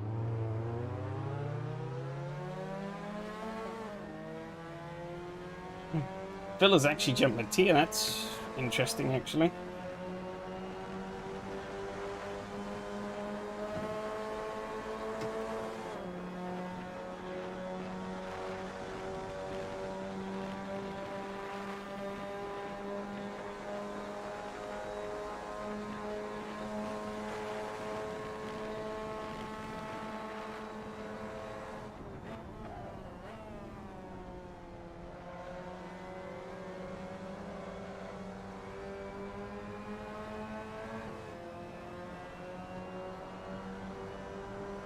Need to stay close. Got slipstream through here, which will help me keep up. 300, 200, 100.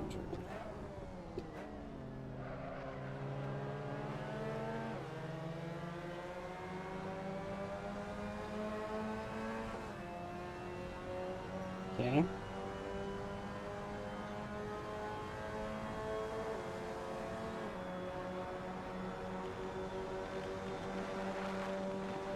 That doesn't quite work.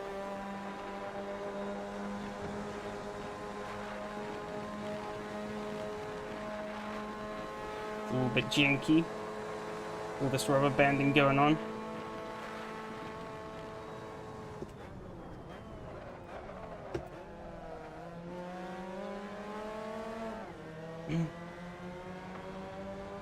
It's kind of working.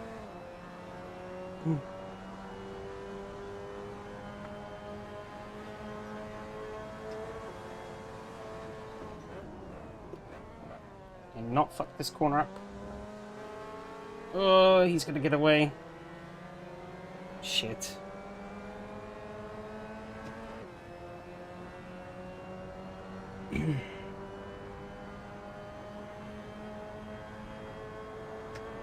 It's harder than I thought to get this to truly work out.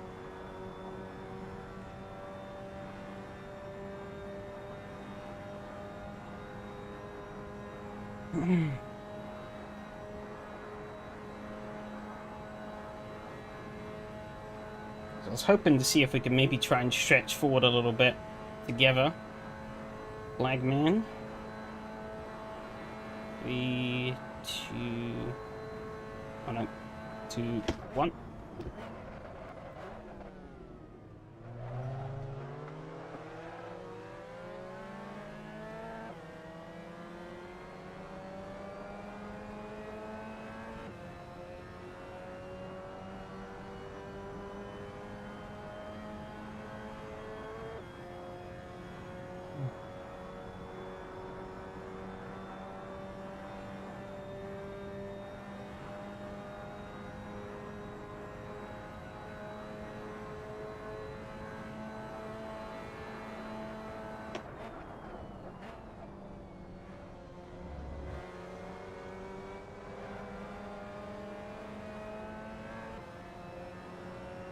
Like hell through here.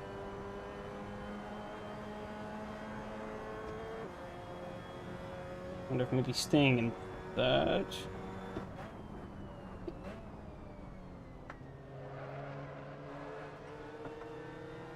Better out of here? I'm not sure.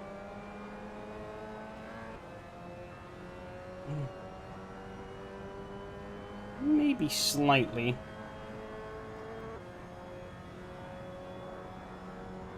He does not seem to be interested in playing the same game.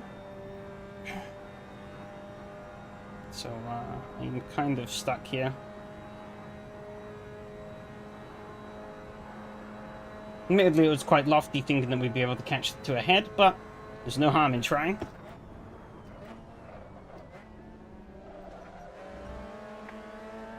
As George Russell found out in Austria a couple of weeks ago, it ain't over till it's over. Those two fight hard enough.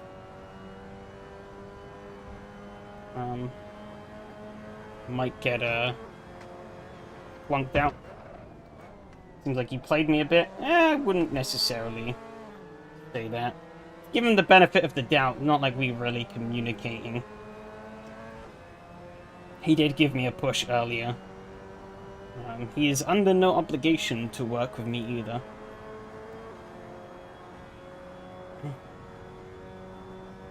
9 seconds ahead and 6 minutes left.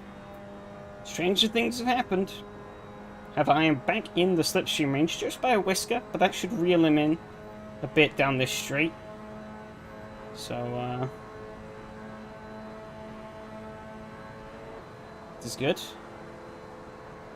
300, 200, 100. Oh, nope, shit, I braked too early. And then got on the grass.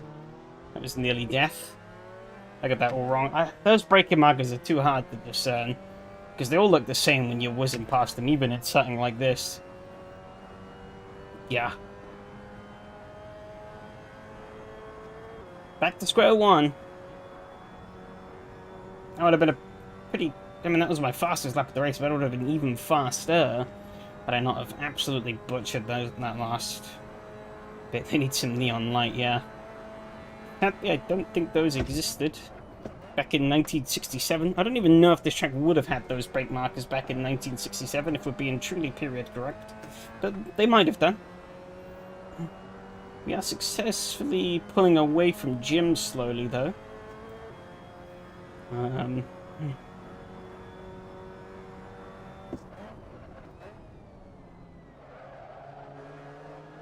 He's gone very wide, he's on the sand.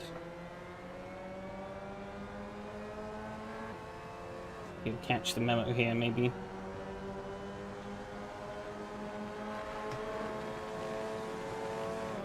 Oh. Doesn't quite work as well, though, here. I seem to have a bit of a funky connection with Yari. It seems. That means that it's never quite as smooth as I'd like it to be.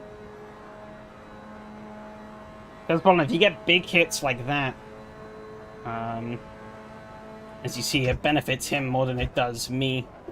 Like it did earlier with me and him. Benefited me more than it did him. And the ideal way you want it is so that it's mutually beneficial for both cars to be involved in the transaction. So you have to really kind of try and gently get up behind them. Oh, he's gone wide, he's bulls that up big time.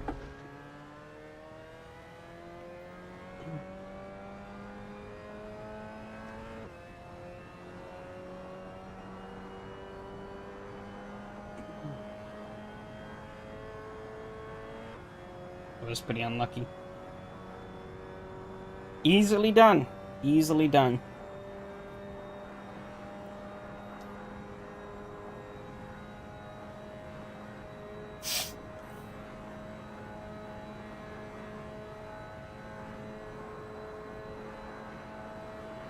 Okay, red flag man. 400, 300, 200. And 100. That's the P4. It's not over yet. I could throw it away still. There's still like, what, 2 laps to go, I think? So I could very easily throw this in the bin. You know me. I am a bit stupid sometimes. A bit is maybe an understatement. Very stupid sometimes.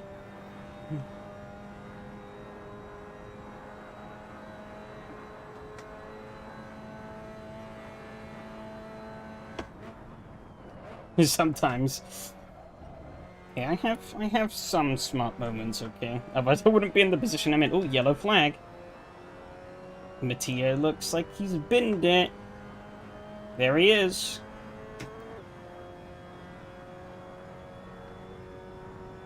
That was unexpected.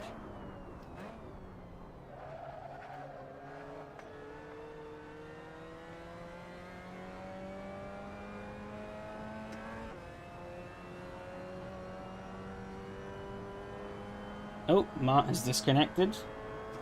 Unfortunate there. 1.5 seconds, though, to 3rd place. As I said, never say never. Not worth trying to chase his tail at this point. though, in terms of slipstream games, so I'm just kind of gonna exist.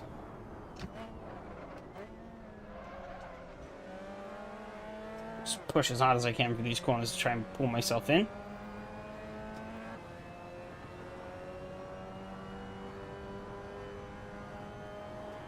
Oh, he nearly hit the fence there.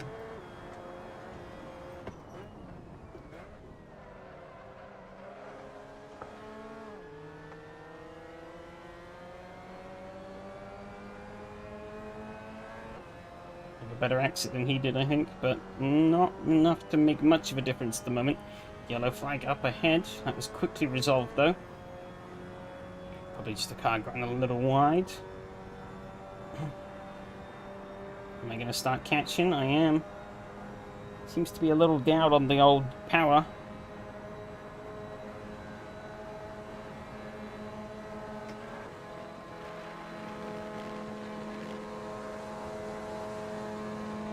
Flagman. 4, 3, 2, and 1. It's going to completely settle in behind me. It's nice. And actually, I broke toe on exit. This is the final lap, and well, Phil is 12 seconds down the road, so every man for themselves. Wonder if he might be driving with some damage, though, because he does definitely seem slower. He does not seem to have... Yeah, look, see, I'm just pulling away from him in a straight. I think he might... I don't know what he did, but he might have a little bit of suspension damage, given that I am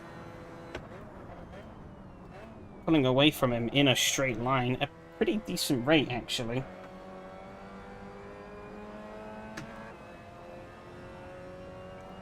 It doesn't really seem like he's necessarily in full control of the car either.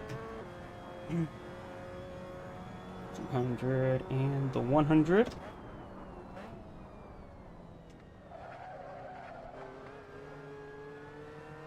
Ooh, bit of a slide there. Beat him out though. No toe. I just need to keep him out of that slipstream range. Through the next sector, and we are good, I think.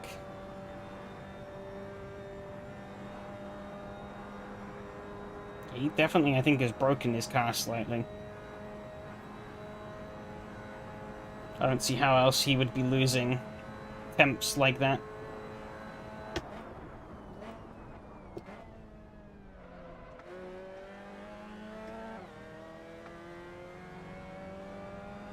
He's slower than me on pretty much every corner exit.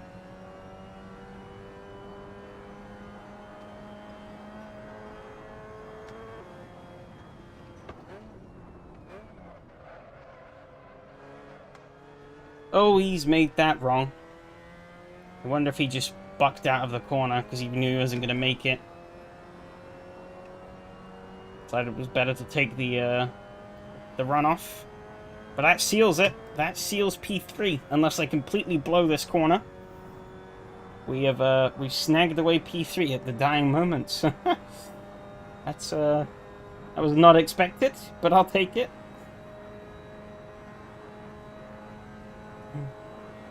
I have to see what happened though. Must have had some pretty big accident to bend the suspension. Right, there's the flagman. 4, 3, 2, and a 1.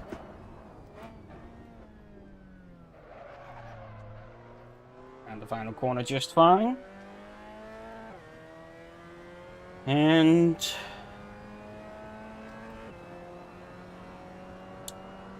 taking this time. There we go. P3. This is time for a celebratory dip into the pond.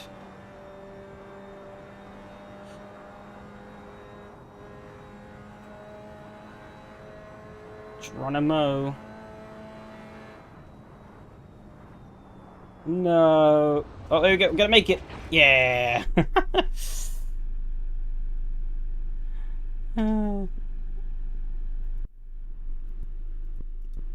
This is fine. It sounds like it's not fine for him. Let's see what happened there. I think he must have had some pretty hefty whack somewhere. That was fun though. I enjoyed that. Congrats. Thank you. Ugh.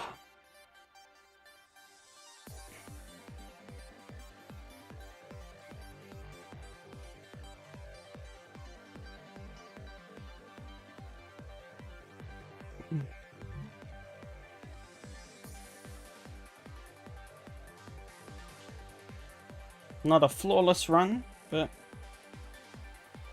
a decent run tonight, I'd say. Better than last week, that's for sure. But that wasn't sort of hard bar to clear. Last week was pretty rubbish.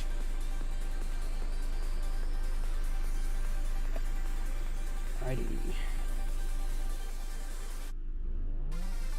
Still a little worried with this tight starting order, but we got away pretty fine, actually.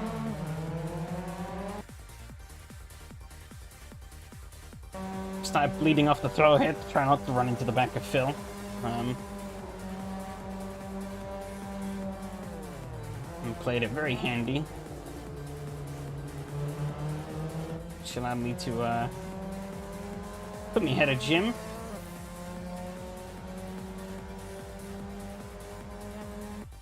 See what happened behind though. Seemed like there was an incident here. What happened? Oh no! Just tightening a little too much. Bang! Into the tires.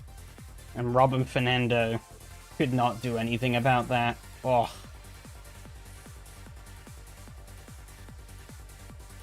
Tragic.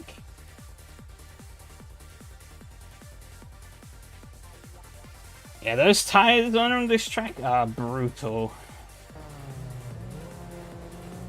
You always want to give a little bit of safe distance to the apex here, because those tires can really bite. You can drive over them in some cars, but most cars are low enough to just hit them. You need some pretty good suspension clearance to get over that. See what led to him retiring in the end. Seemed like he was catching up. Oh. Oh no, he missed the braking and he went out into a field. Oh, not quite. Just missed the field.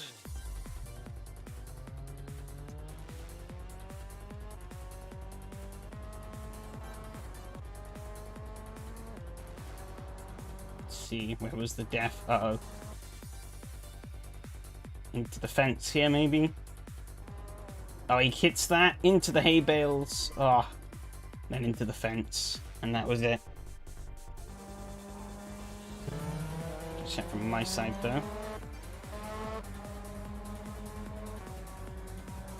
Gotta run out of here on Phil. Front two pulled away pretty quickly. They didn't waste any time. Decided to go for it. Just didn't really work. The hopes was that I could try and work on pushing. Didn't work. Jim was not interested in helping either, so he went for the attack. Didn't quite get the run though, which allowed me to hold my ground on the inside here. Very tight final corner. Oh yeah, I get a bit sideways. Then yeah, Jim was able to claim the position. Here comes, gives me a little nudge. And then another one, which kind of damned him a bit more than it damned me. Oh well. Damned him quite a bit. He lost a lot of speed there. But that helped me out massively. Big burst of speed. I was hoping I could tow him along, but I eventually broke tow range. So I said, sod it. I'm just going to tuck in and get the draft off of Jim.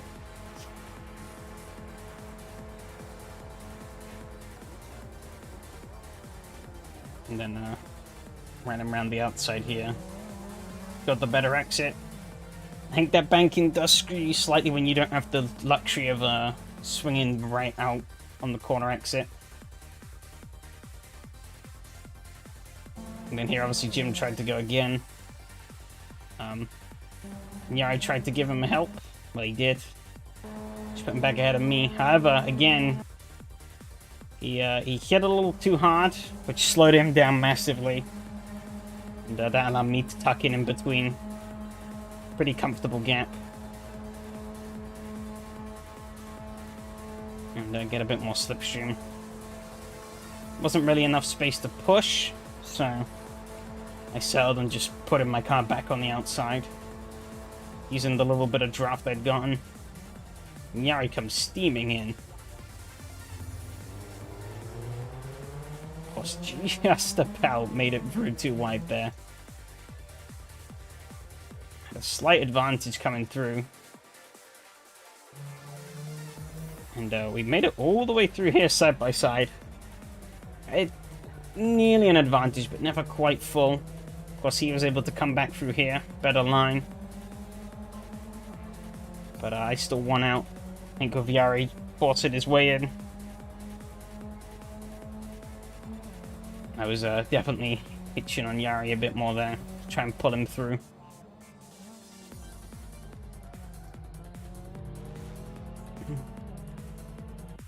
Because I pulled away from both of them here, but I took the big risk to bleed off a bit on the throttle. Just enough. Start giving these two slipstream again. To try and see if I get a partner in this. To maybe push forward and catch Mattia and Phil. So I gave Yari a bit of a leg up and put him in range. And he immediately... he immediately takes the opportunity to jump past. But I'm like, okay, that's fine. I can push. Again, the net... It's really... There seems to be something up with the net code between me and him that seems to really sort of make it a bit jittery. Makes it really hard to get a good good bumper lock going. Truly get a proper push. You can see it there as I was fast forwarding. You can see the car just moves backwards and forwards, backwards and forwards. So it's really hard to accurately gauge the speed. Hoping they fix that for AC Evo, if at least anything. And here I come back. Just tried to be careful on the touch. So I was really trying to get those bumpers locked, but it just didn't want to happen. Another hit into there. But that helped us sort of pull away from Jim a bit. Put a bit of a cushion behind. Then, let's see. I think for here I get this a bit wrong. Yeah, I get a really bad exit. So he pulls away a bit. But, as we come on through, I begin to hitch on just enough, I think. Well, not quite. Okay, as we work our way around, though, I do slowly work my way back into the slipstream. Yeah, there you go, you can see it here. And I am an idiot, braked way too early, and then realized that mistake, and then put a wheel on the grass braking. Almost killed him. How close was I to killing him in the end? Yeah, that was a good race, Jim. Oh, lucky I... That was lucky. Thank God for ABS, otherwise I would have murdered him.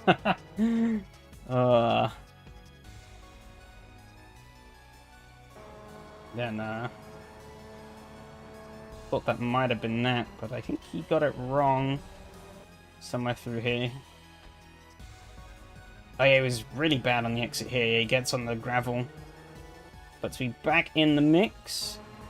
And... try again, which doesn't quite work.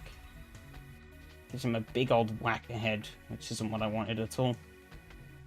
And then here, I think, is where he unfortunately meets his demise. Yeah, really wide. I think he just hoofs the throttle mid-corner. Let's see. Oh, yeah. Yep, he's goosed it. He hasn't quite got it hooked in, and he gooses it up onto that dirt bank. Oh, that was close. Oh, we probably should have touched, but we didn't. Let's see if I can. Can I see my keyboard? F7. There you go. That's what I want.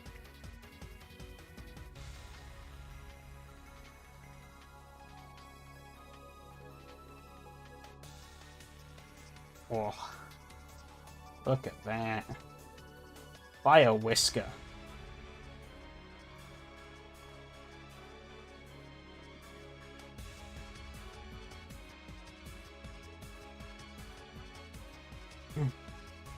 I probably should have been dead then. I just about made it through. A little bit on the grass. That was okay. And yeah, what happened to Mattia? Let's see. Mattia must have had another incident, because him and Miko were pulling away, but then Phil caught up.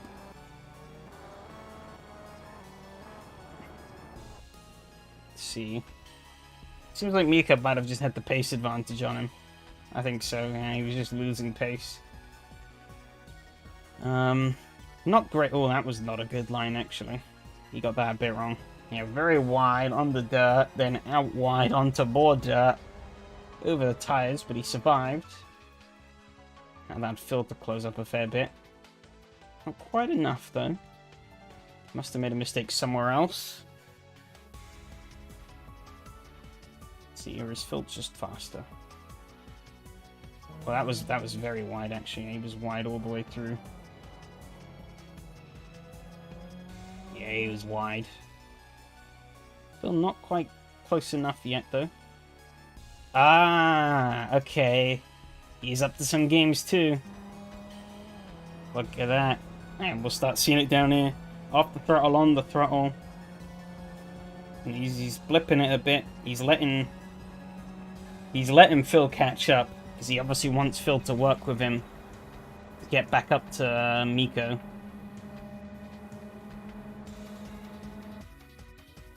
So he gives Phil the slipstream. Lets him through.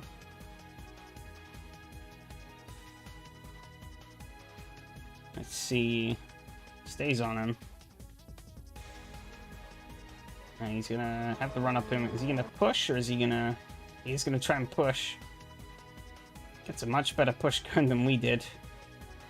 I'm guessing this is all gonna go horribly wrong. Oh, he actually lost touch with Phil. Damn. Oh. He went too deep in the final corner. Oh. Another close call. Whew.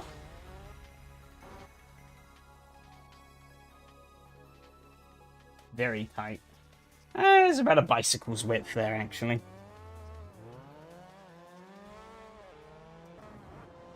So he lost ground.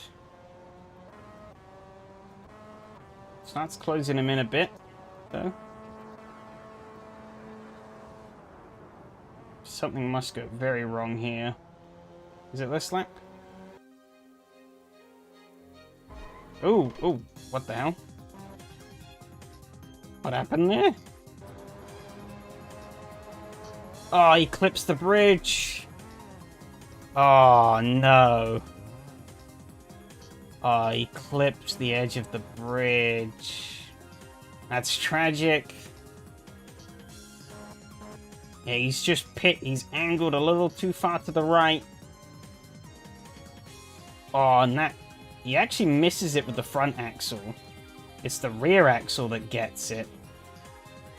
And that kicks the car around into a spin. If he would have hit it with the front, I don't think it would have been as bad. Because the car would have bounced off. And probably just kept going straight, but that threw him in a spin. Into the fence again. Oh, yeah. And that's a rear wheel bent. Which is even worse. Can we see it here? Maybe. It's hard to tell. The car, you can tell the car is crabbing, though. Oh, that's rough. And he bent that rear wheel. Yeah, you can see, obviously, it starts pulling the right. The more he gets on the throttle, the more it wants to go right. Oh, that's rough. He really was helpless there at the end. I almost put more damage on it there. Yeah, look at that. That was the near miss with that bridge. And yeah, the car is just trying to get away from him. He has to fight it a bit more. I guess it definitely explained why he was a bit all over the place on the straight as I was catching up to him. I was wondering, because I hadn't really figured out he had damage here, but he seemed a little off, and I was like, I wonder why. But yeah. Flash game next.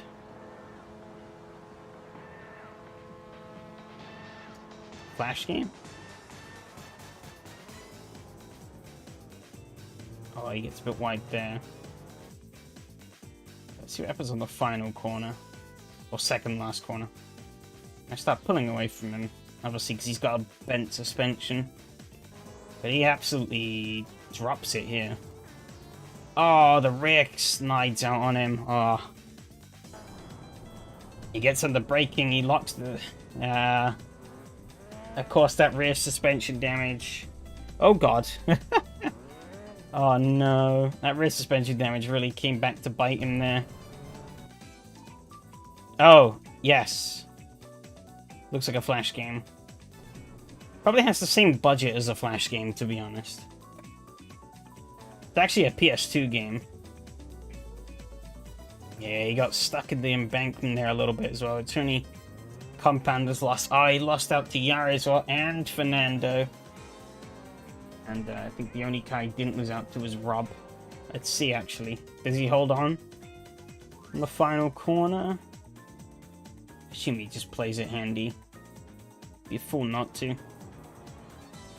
Yeah, look at that. It's...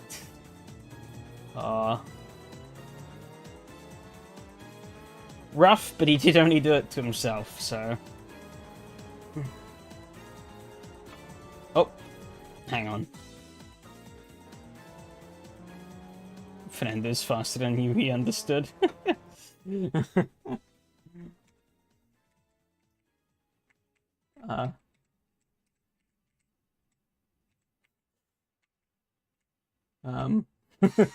Just a random T-posing man here. He does not seem okay. He's seen things. Then you have some old cars out here. A load of minis. The Holden. An Escort? Kind of. These people are not 60s people, though. Yeah, these are definitely not 60s people. Do any ever T-posing marshals around though?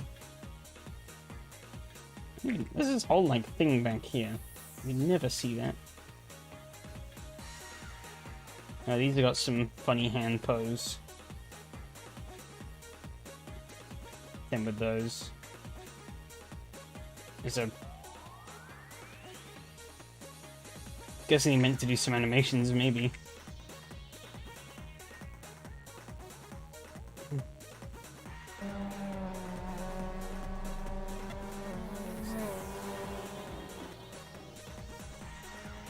Just stand by at the finish line here. Oh. Oh, somehow ended up on top, chat. I don't know how that ended up. But I don't think that really changed much. Oh, I must have accidentally hit F5 at some point. I guess. Cool, let's bring up the results for that, though. I did enjoy that race, that was good fun.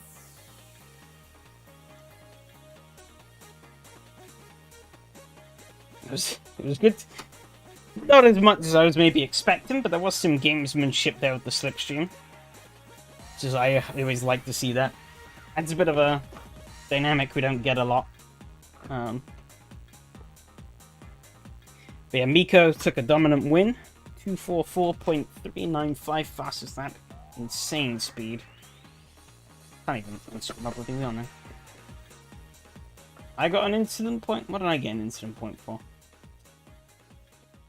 I guess maybe one of the taps on Yai was hard enough to count as an incident point. But Miko was the only one to finish without any. Which is an interesting stat. most was Mart on 5. Rob was on 4. Fernando and Mattia on 3. Yari, Jim, and Phil were on 2. And me on 1. Yeah, 244.9 from Phil in second.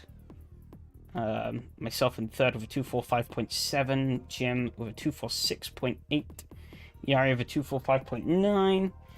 Fernando with 247. Mattia with a 245.0. And Rob with a 247.9. Oh, Mark with a 247.7. To finish off in 9th. Me on 1. Fuck's sake. God damn it. Not what I meant. Okay. I almost forgot that Mark was in the race because he doesn't have a flag here. So I was just reading down. I was like, oh yeah, Rob's the last one. And then I was like, oh wait. I was looking at the flag column. Craig Top confirmed there. Maybe, who knows? Yeah, Miko, perfect season. 5 wins, 5 races. Completely unstoppable. Very clean as well. Yari in second, though. 462 points. Mattia Phil in third, actually, with 459. So 3 points separating those two. That's very close. Mattia in fourth on 4848. 11 off, so a little hard to close that gap up. But we'll see how the final round goes. Myself in 5th, only 3 points back of Mattia, so very close there. I put a big swing on both of our fortunes. That was my second podium of the series. And Mart in 6th. Last of the full-timers on 420. Nice. Jim and Rob, though. Quite a gap between those two for the top of the -1 club. Which is surprising, actually. I guess Jim is... Or Rob... I guess Rob has been unfortunate to hit some bad luck. I don't know if I stacked the same song twice in this playlist. I don't know. Let's skip. There you go. But yeah. Final round next week. It's at a rather peculiar track.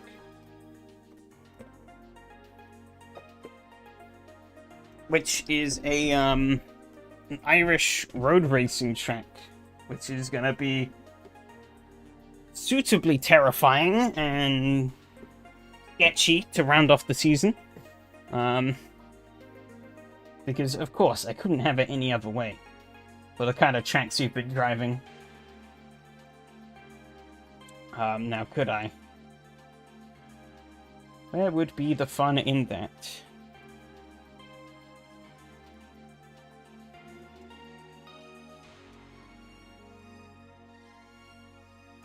Let's see, I actually want to try... I would probably get into this one. Actually, try changing my controls. These are just on default DualShock 2 bindings, so actually it doesn't really matter.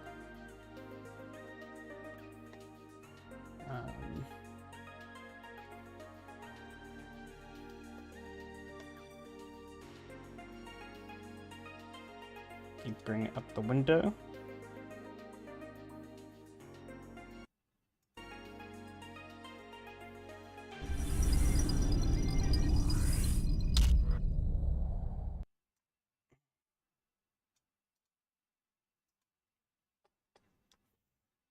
Oy. But yeah, that was a much better week of racing than last week. That's for sure. Well,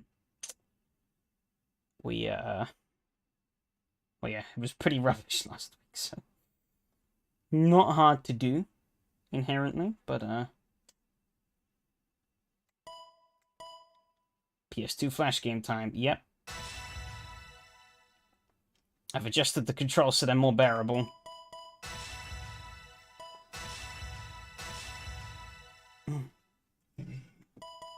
Oh, that's weird. I have to load the game, then press continue. Actually, let's see. We'll load in and see if it looks. I did change some settings playing another game the other day. Oh, shit. Be careful of the fog. Alright.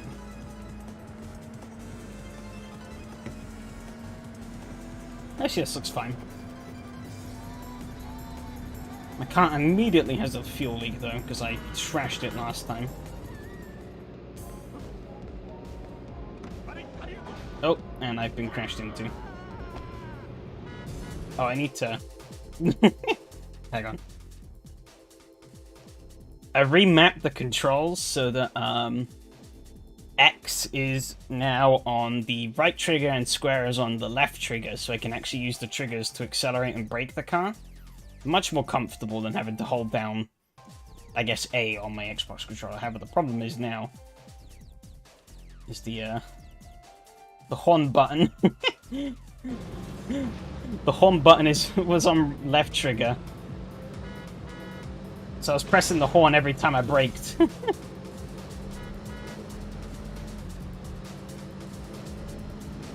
Not ideal. Well, kind of funny, but if I want to just shoot the horn, couldn't do that. This guy's in a bit of a rush. Oh, police. Oh. Screwed that up themselves.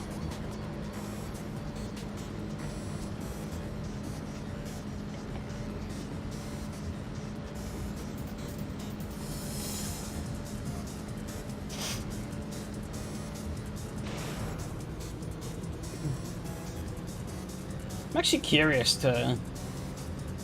I really should have looked up a bit more into these games, because, as I said, this is like part of a longer series of, like, small budget releases. Oh, thick fog is rolling in. Drive carefully? Never. But, yeah, this is part of a wider branch of, like, really, like, budget... Oh, shit. Alright, well, I completely trashed the car. I guess it makes the render distance even worse than it already is.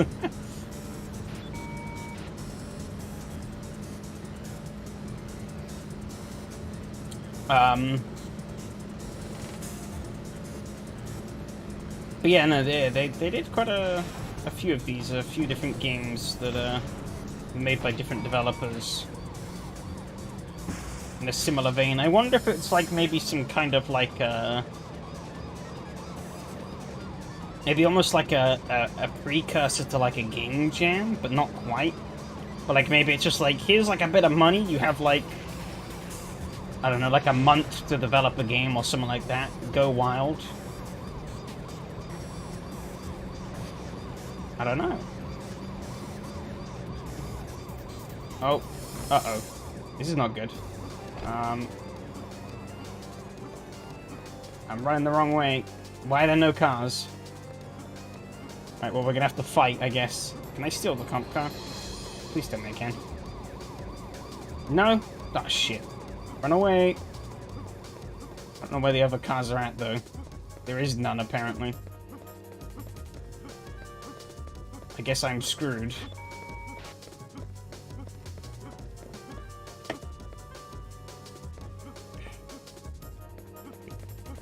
Oh god. They're trying. Woo! Nope. They're trying. This does not seem like it's gone very well, though. Oh, I've been arrested, I think. Damn. Alright.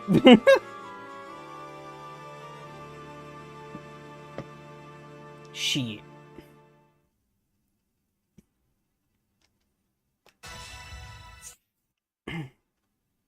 I got absolutely robbed there.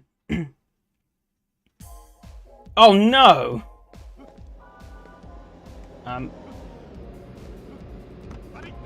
Okay. Wait, is the timer still stay at where it was? Oh, that might make this a bit harder then. Okay.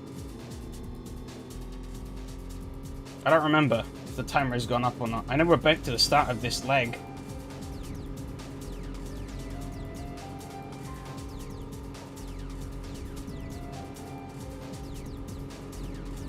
But that'd be an interesting punishment to failing. If you can continue, but it still keeps the time.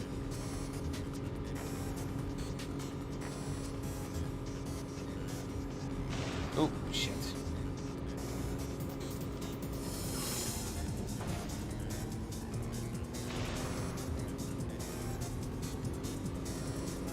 In terms of like other racing games though, I actually finally bought Raco 7. I bought the Simbin bundle. Quite interested, I say PS. Maybe. I mean, I don't know for sure, I'm just guessing. That car changed lanes? No, you didn't. Your car's faster. Give it to me. From what I calculated last time, I have comfortable time to make it to the end. The stage takes about half an hour, and there's 6 stages.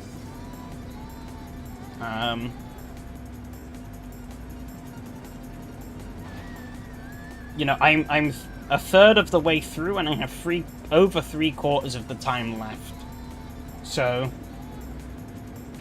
unless something crazy happens, I'd say we're actually, we're pretty comfortable with making the end. But obviously, you know, if you fail and lose a lot of time, that's going to put you on the back foot a bit more.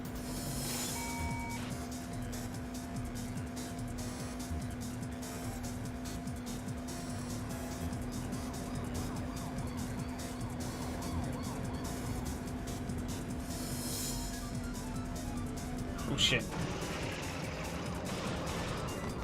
Did he stop? Uh-oh. Oh shit. Nope. No! Oh, they destroyed the target car as well. Motherfuckers. This is not going well. I guess we'll see for sure. We're on 3 hours and 1 minute. But I figured because I started in the... Oh, we do. Oh, okay. I must have hit some kind of checkpoint, though. Because I'm in the fog. I don't have any car, though. This is a problem. Oh, there's the target. Which I can't steal. I'm gonna... No! No, don't run away. I think I might have to, I don't know why there seems to be, like, no car spawning. I think we might have to, I did try throwing a punch, but it didn't seem like it did anything. And then he started driving away, so I was like, oh. But we're gonna have to... There you go. Alright, yeah, shit. Car of the fuel leak. Yeah, back to 3 hours, 7 minutes.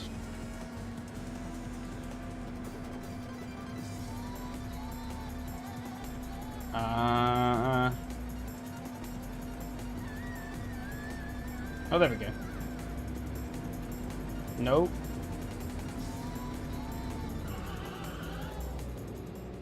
State seems to be very stingy on spawning cars, so I guess I need to be more careful with how I drive.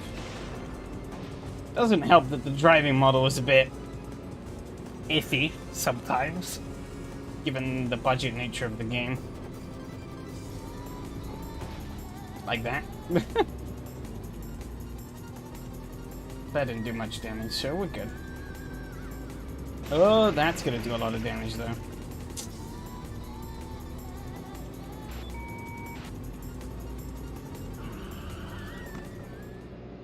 Hello. No, you son of a bitch.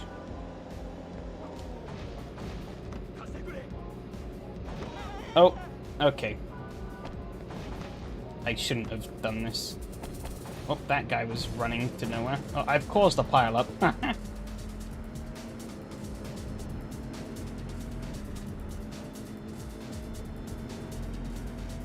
we go. Speed. This is not what I... Ow.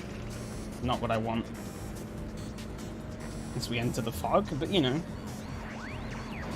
Oh god. I absolutely murdered that small car. What was I talking about? Oh yeah, I finally bought the Simbin bundle, which meant I got like Racer 7 and stuff. But what I actually bought it for was to actually to play it on controller more than. I see. The big trucks count? Oh, the big trucks do count. I didn't see those on the other stage. And actually, I got it working pretty well on controller. Oh, I destroyed those two vans. Oh, I'm on fire though.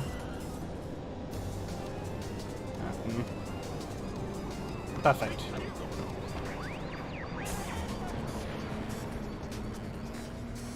Admittedly, it could still do with a good bit of tweaking, but yeah, I felt like it worked pretty decently on controller. Because I've kind of been. One of the things that really kind of dissatisfies me about a lot of more casual racing games. Oh shit! Why did I get damaged so much from that? Holy cow!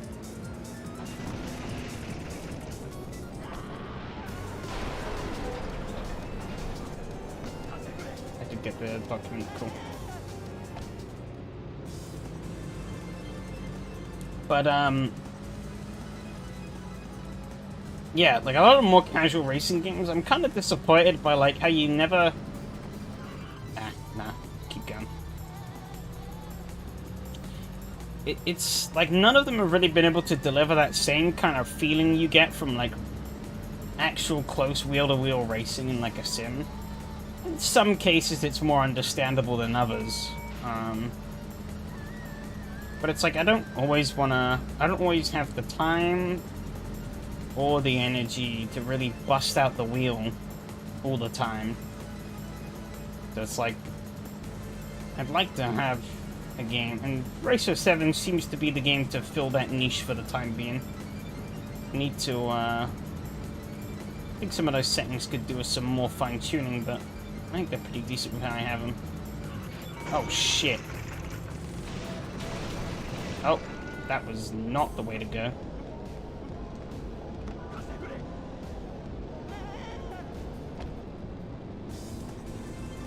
Oh, this is this car has like no fuel in it.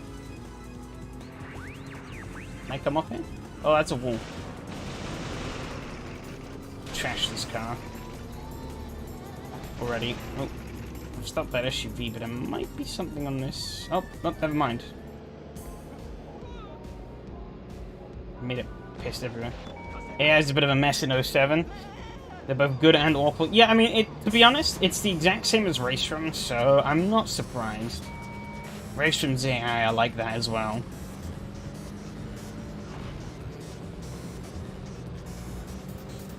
I think Racetron is the only game I've seen, or the only sim I've seen, where I've seen two AI crash into or turn into each other at turn 1 and cause both of them to flip over. It was pretty hilarious, but it's also at the same time like, God, this fog is really screwing with me.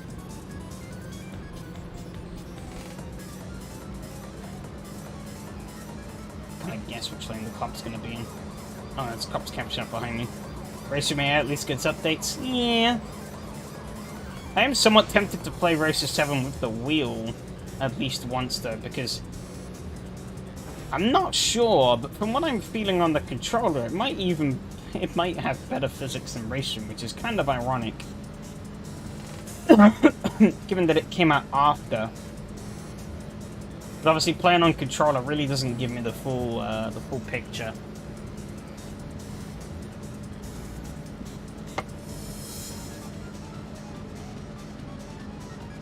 You know, with controller, I almost prefer... But with controller, it's almost better to have a more understeery sort of handling configuration. So that you, you know... Because obviously controlling oversteer on controller is very not easy, so... There's no car in that runoff. Nope. Like this little boy. Oh god. Am I stuck in 50? Oh no. Made it. I got it to downshift. Seems to be very lazy on the gear changes though. Oh, okay, I've just lost some speed because of crashing. This is really slow.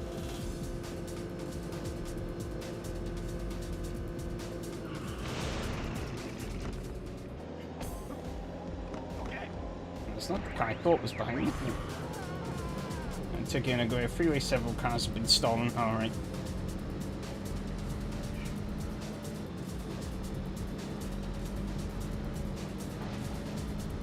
Yeah, I'd film with it, but didn't stick with it much. At least they had some style. Oh, what, Race 07? Or Race Room? Well, I guess Race 07, yeah, because you stuck with Race Room for a bit longer. Yeah. It's a complete mess to install, though. I don't think I've ever played a game where all of its expansions count as separate games. But, like, they're all part of one product. Like, you download all those other games, and they add content to Race 07. And it's like, why did they never rework this to just count them as DLC is beyond me. I forgot to turn off the shortcuts as well. So I ended up with, like... Oh, time of war trial, 3 hours, okay. That spooked me there. But yeah, like, I ended up with, like, 15 different, like, icons on my desktop, and it was all just Race 07, and I was like, ah. Crap. Ow. Not to mention, there's the, like... It's very early in Steam's life, probably, yeah. Oh, shit. There's that Andy Prio pack, though. Or, like, the Andy Prio, like, circuit. Crown Plaza or something, I think it's called. It just doesn't exist. You download it, and it downloads nothing.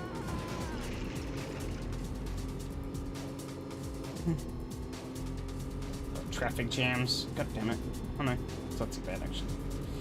Oh. I say that. So much nicer though, playing with triggers. Oh. Than having to hold down X. Of course, I don't get analog triggers, it's digital. But, holding down a trigger is much nicer than a button.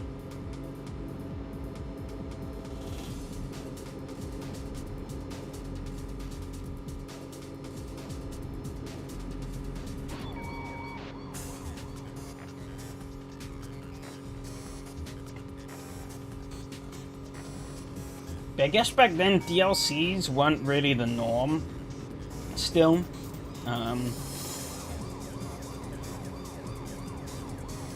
you typically, when you did an expand, like it was more expansions, but then expansions were usually standalone.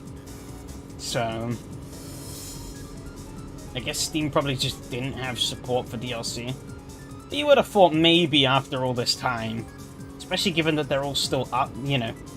They keep them up on Steam. You would have thought that maybe they would have,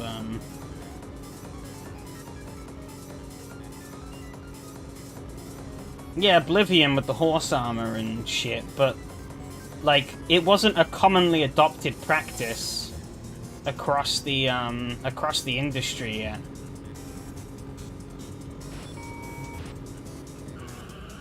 Like, yeah, sure, Oblivion did it, but, you know. All that fuss was kicked up about Oblivion because of, you know, the fact that we weren't really used to DLC. More of a 2010s thing, yeah. Exactly.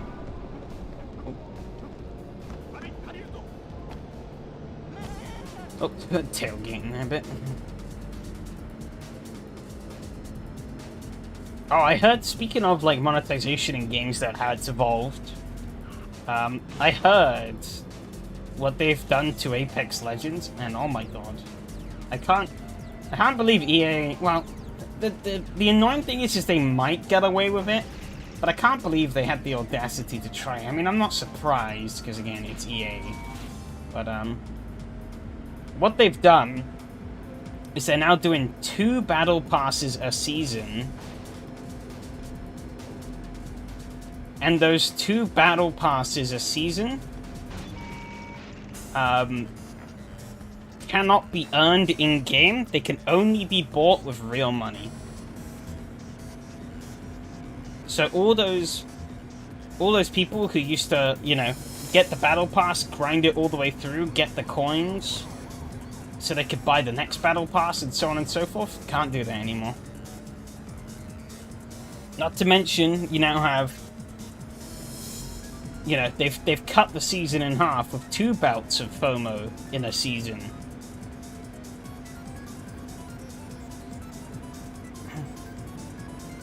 If people accept this, we are truly fucked, to be honest. Because that is just, like, abhorrent.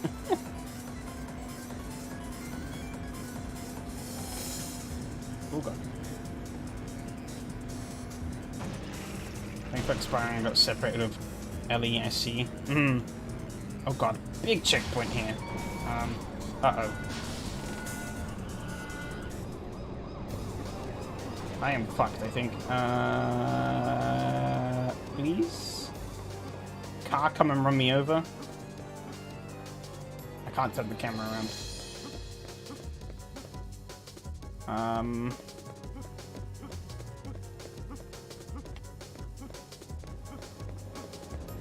Oh, I hear something.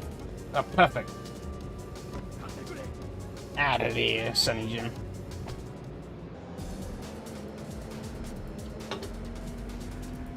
Oh, another police roadblock. Lol.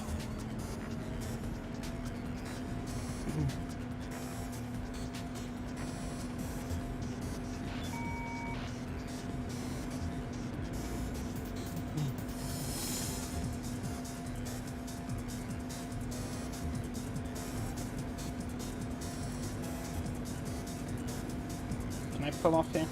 I need to, like, get really close to just crashing off from these intersections or exit ramps. So I've got to see if they are open or not. So I can get the briefcase. Oh shit. Can I go off here? No.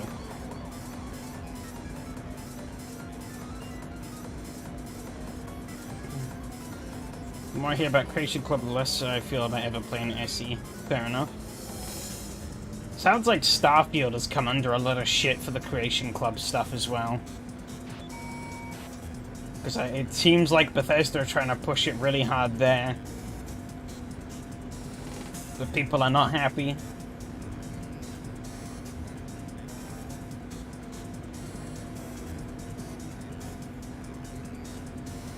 You've seen the review I shared on Discord? I'm gonna say no, but I might have done.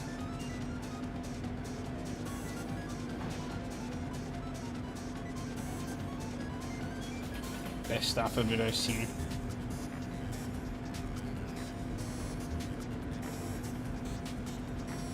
I might have seen. I'm gonna have to refresh myself. I'm worried that I might have missed the target car, especially in this fog. Oh, he nearly crashed.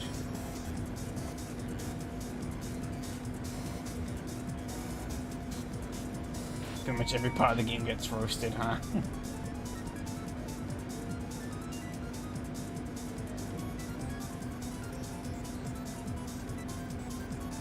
Oh god, there's a truck on it to overturn there. That's new. Road hazards. Beyond just police, intervention. Noot noot. Coming through, bitches. This car is pretty toast, though.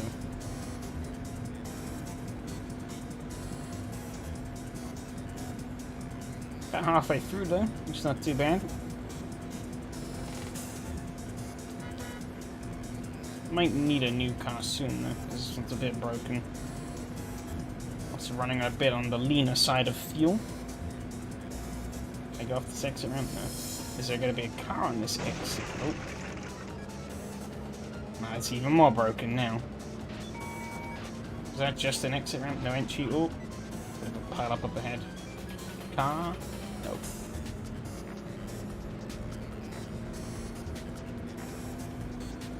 Okay, I guess a high ace is the best I'm gonna get. Oh no. Oh, that's right in front of cops, actually. I'm not gonna risk it. I do remember watching, I don't think it was the critique you're on about, but I do remember watching a critique video on Starfield, and yeah, the guy was just like, basically everything in this game is undercooked. And I think that's kind of the Starfield's big problem, isn't it? Is the game... Oh shit. I feel like the game almost tries to do too much to a fault. You know, Todd Howard promised the world. I remember me and my friends were watching the direct where they did like, it was like a 40-minute breakdown of the game and all its mechanics and stuff. And we all just kind of sat there being like, no way you fit in this all in a game. And well, they did. Just everything is like extremely surface level. And didn't have much thought put into it. Whoopie-doo, who would have guessed? Okay, there's gonna be a briefcase around in here somewhere, I think. I don't see it though. Story legit makes no sense. Damn. I don't see a briefcase. I would have thought there would have been one. Unless it's up in here. Oh, there it is. I see it. Oh, this car is not good at low speed maneuvering. Got it. Oh, we're full on fuel though. Perfect. Clean car, full fuel. Oh, never mind. Not clean car. Mods won't save it. I mean, yeah, mods can't save the main story.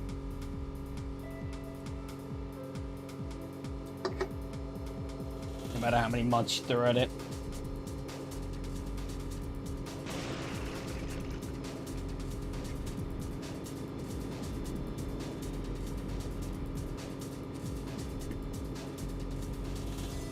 The issue is, as well, is I guess there is the argument of if you have to mod a game so heavily to enjoy it, what is really the point of the actual main game? Like, if you have to mod the game so hard that it becomes barely recognizable from what it once was, to say that, yeah, this game's pretty good. I don't really know if the original game would be worth playing. It's just one of those games where everyone talks shit about the player and forcing to quest, huh? You still play AC? I wouldn't... Yeah, but that's a bit different, I think.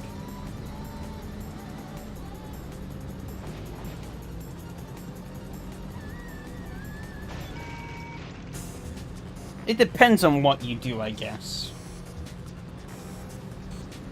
But most mods for AC don't reinvent the wheel. They just kind of supplement what's already there.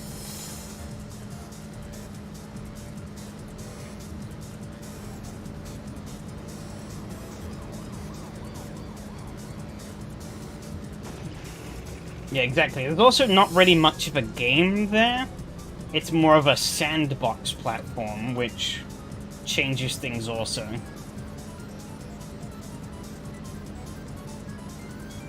You know.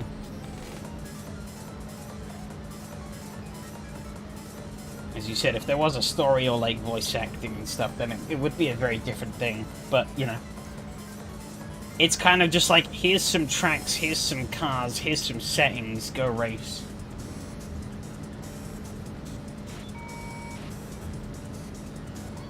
And that's the same with or without mods.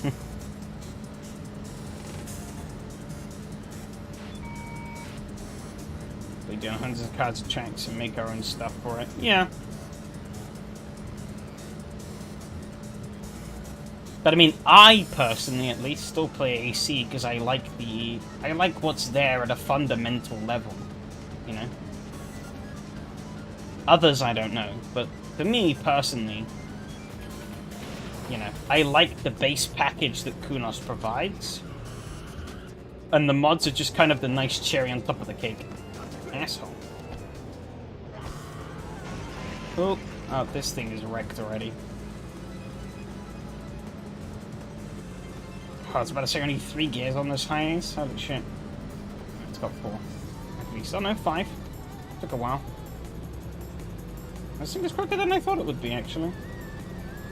32 I mod, so I enjoy it more as a single player game. Makes sense. Oh god, I've murdered the S2K. God, I missed that piece of evidence in the first level. I'm probably gonna miss more still, but would have been... Oh shit. Would have been pretty great if I could have gotten all of them.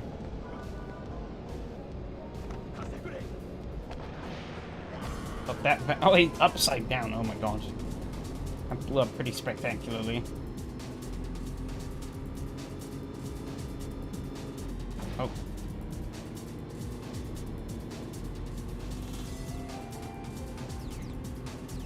Gonna do this thing how undercooked the base game is, really.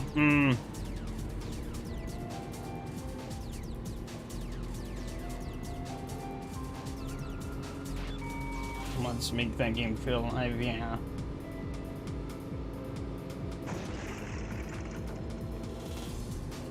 But I think that's kind of the problem, isn't it? Skyrim was such a runaway success that Bethesda have then looked and been like, yes, this is what people want. And obviously with mods saving the game, Bethesda also go, ah yes, you know, we just allow it so that you can mod the shit out of the game. And also with the Creation Cup, you know, we get a slice of the pie too. There's blood coming out of that car. But the driver got out, that's... Oh, well, I guess I'm getting in this truck. Not what I wanted, but I'm taking it. Oh my god, it's slow. This is why I wish we had a manual. It's revving its tits off, holy cow. This poor thing. Does it have a 5th gear? Come on. Get into 5th. I don't... Oh, it does have a 5th. Took so long to get into it, though I crashed as soon as I got into it. Oh, don't you dare lane change on me. Actually, I could just ride down here, really. Pretty cushy. Yeah, on this side of it. Until a police barricade shows up. Oblivion also was a big modding success, same for Fallout 3 New Vegas over time. Not as big as Skyrim, or not. Yeah. But I mean, like... Skyrim sold more than those games in troves, didn't it? So... Yeah, that's what I mean. Skyrim was such a huge success that it's like... You know... They're just like, oh yeah, we'll just do this over and over again now. You know, more permeating the floors of... Oh, there's another overturned vehicle. Me through. But of course, a lot of mods, 80% of them are guns. Makes sense. I mean, there's one thing they got right in Fallout 4, it was the shooting. Skyrim is pretty much every platform has it, yeah. Almost every platform has several iterations of Skyrim. That's the even funnier thing. Oh shit.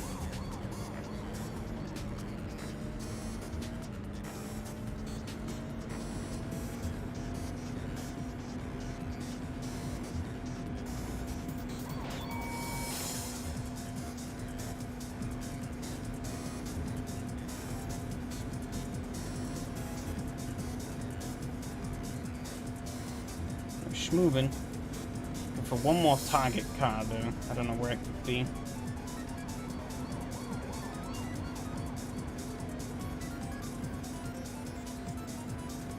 Not too far off the goal, though. I actually did pick up, speaking of the Elder Scrolls, I actually did pick up I already own Skyrim, but I did pick up, Oblivion. Jackass. I did pick up Oblivion in the sale.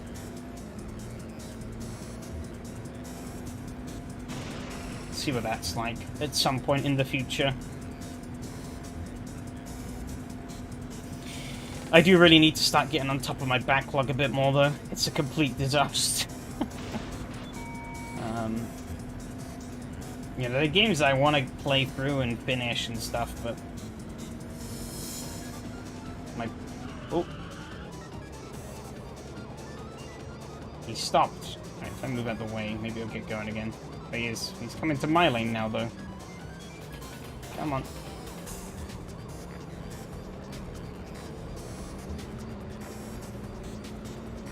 This is very risky, though. Got it. Need a car, any car. You'll do. Nope, stop, stop, stop. Okay. Down a leveling mod for Oblivion. Level scaling is legit messed up in that game. Fair. I mean, I'll try it legit first, and then, yeah, if I do think it takes forever, I will, get some level scaling. I also was tempted to pick up, Arx Fatalis, which is like a different, Oh, this car is quick. Holy shit. I wasn't expecting it to be as quick as it is. Whoa. We're zooming. Which is like it's an old RPG made by Arcane. I quite liked their Dark Messiah game. And this was kind of the precursor to that. But in the end I was like, looks maybe a little too dated. Need to maybe enjoy it. Oh god, going so fast. Just absolutely wrecked it. I mean, you can legit mess up the game for you picking your main skill as main skills. What does that mean? Oh god, something crashed behind. I am zooming through this fog. I am scared. Oh, we're in a bit more of an open... Oh, wow. That exit was just covered with police vans. Right, we're in a tunnel. Bit of a breather. Get to look at the lovely janky tunnel textures permeating down at the end of the tunnel. Oh. Thought I could get through. I couldn't.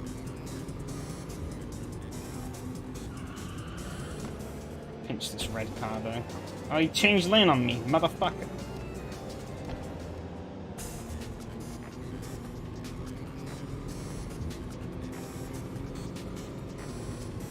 Need to mid-max. Oh, shit. Nope, nope, nope, nope. Get in. Okay, that worked somehow. I don't know how, but it did. Need to mid-max skills, or puts into a situation where you can barely fight enemies in later game. Oh, that's kind of scuffed. And this is slower than that other car. Holy shit, that car was fast.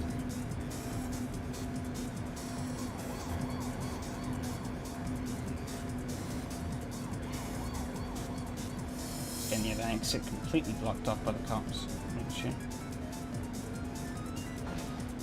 Oh god. Sudden stopped car in the middle of the road. Always what you love to see.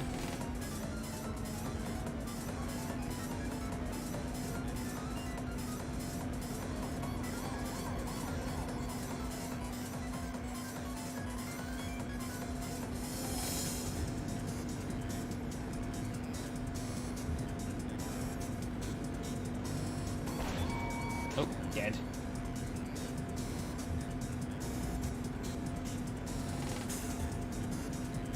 Also have very huge points to spend on skills when leveling.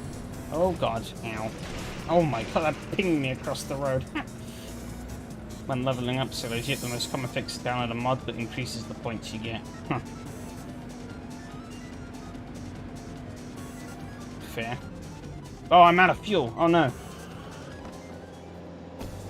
Oh, you know what? We're taking the try. Yep. Big boy time. Time to jackknife. Pretty underwhelming for a truck horn. This thing is not fast, but I'm assuming Eh.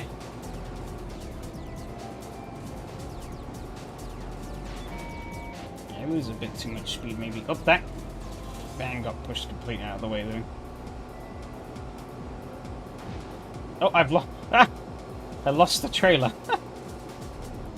Got the trailer snagged. Oh, it's made the truck a bit faster, though. That's pretty cool. It's a bit, janky at the back, though. I don't think it's quite how these trucks look there, but, you know. We'll roll with it.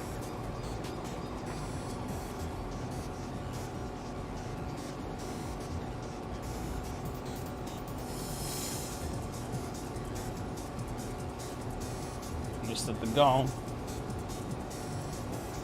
Hauling ass in this truck. Holy cow.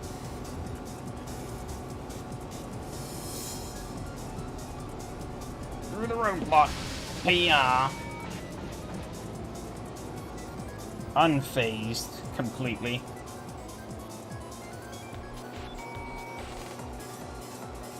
Our checkpoint has been cleared.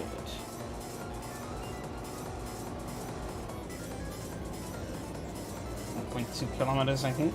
That should be it. Oh god. Oh god, what is happening? Ah!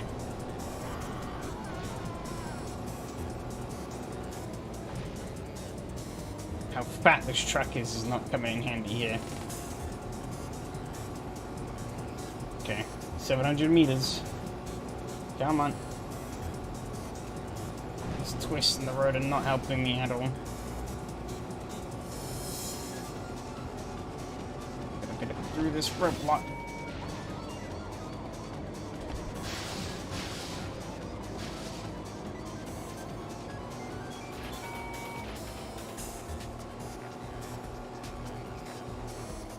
There we go, we've done it. Stage clear. Ah.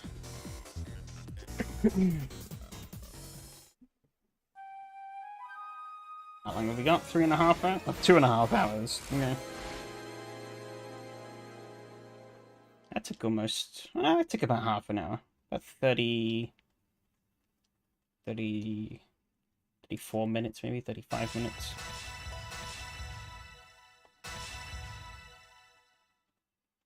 Cross the congested traffic. Okay. 8. Use the opposite lane as well. Okay, it doesn't work like that.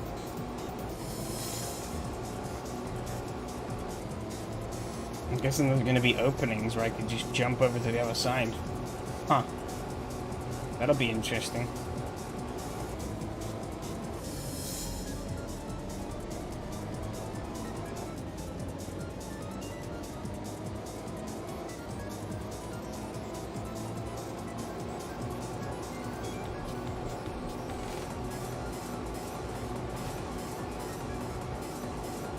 Truck's still got some speed to it.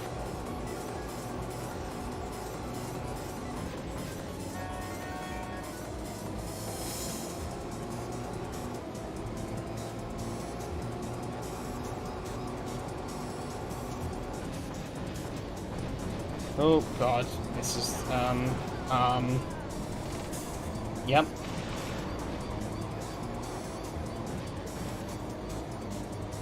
Well, this traffic is really congested.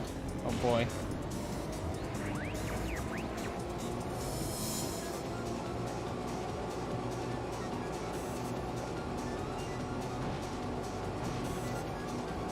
Glad I picked up this truck.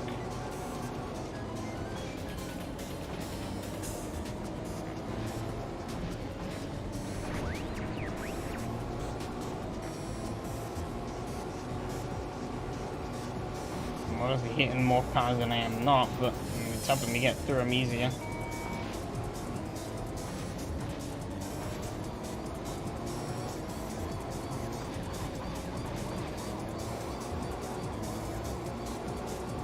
The one thing I am disappointed about, though, in like the more RPG scene is kind of the lack of I mean, I kind of get why fantasy is more popular and stuff, but like, it is kind of a shame there aren't more sort of like more like sci-fi sort of stuff Like more like underground sort of sci-fi stuff.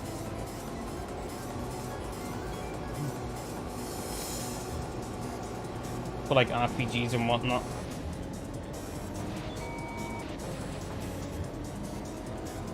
I'm flying through everything, holy shit.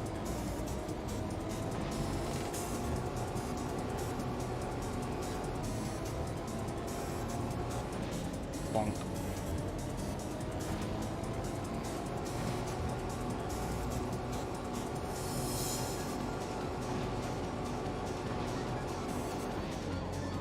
Use the other lane, but I haven't seen an opportunity to use the other lane yet. I'm confused as to what they mean.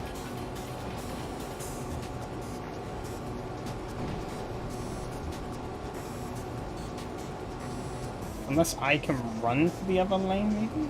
I don't know. I guess we can try it when I break this truck eventually. Or run out of fuel.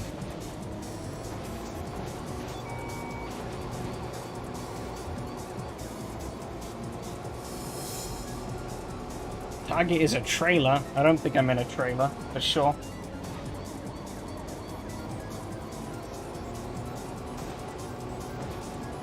Usually I'm gonna go by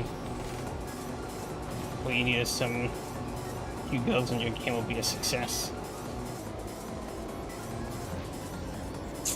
The world of gacha games also says hello. As much as I hate those games of a burning passion, they are sadly quite profitable.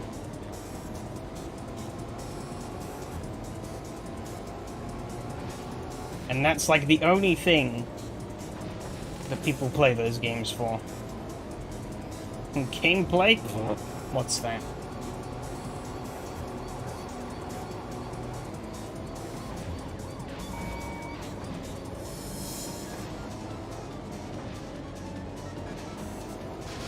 Out of my way, bitches.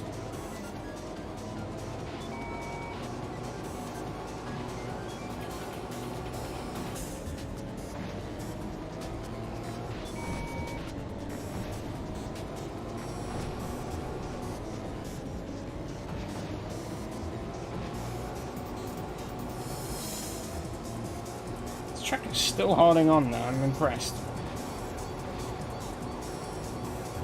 Definitely lost a bit of its speed, but I'm still cleansing through this traffic. Not getting anywhere particularly rapidly, but maybe quicker still than if I were in a car. I don't know. I'll have to say.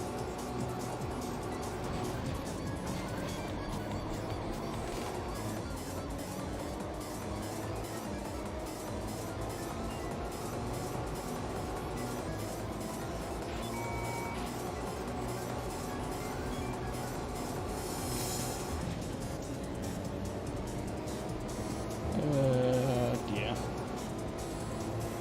Am I gonna be outpaced with the traffic? Oh, ow.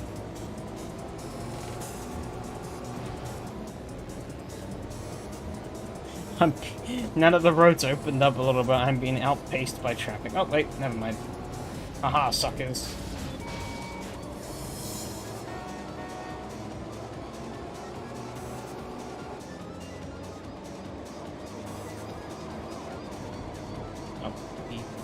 Himself. He can't do shit to stop me.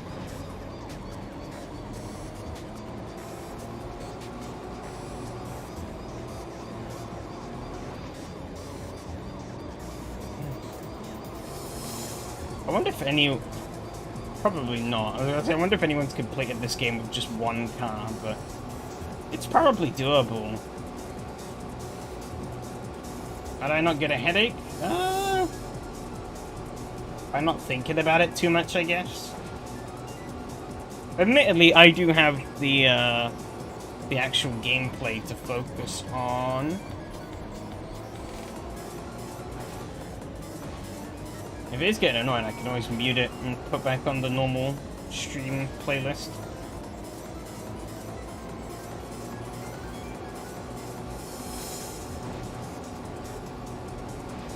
Bonk. Truck is still going though, holy shit.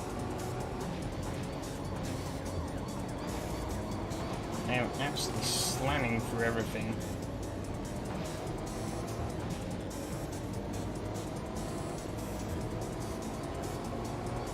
I haven't seen any target cars yet, though.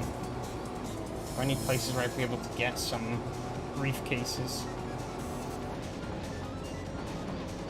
Good up pit and crank the music up in it.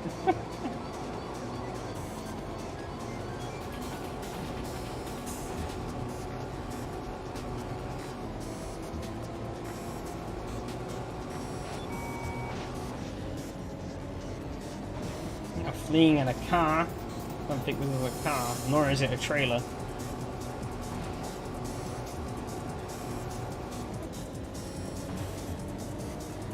This really is like rush hour traffic, holy shit.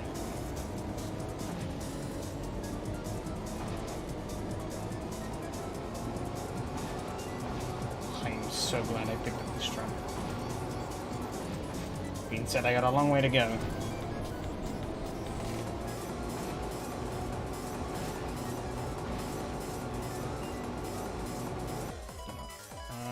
Oh, I can't change it here, damn it.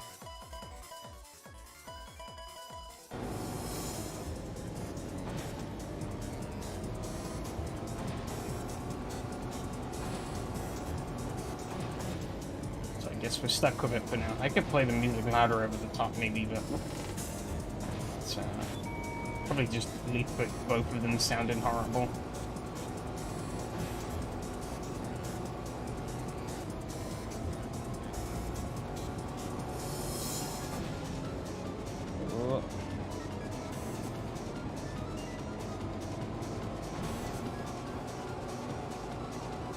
Oh god.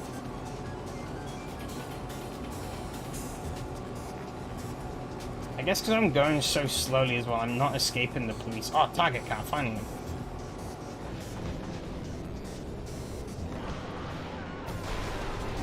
Ow. Oh no, come on, let me get around.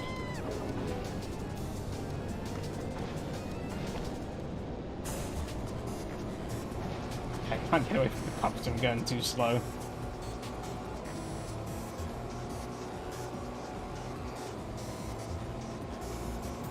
Unless there's a policeman sat in my passenger seat or something.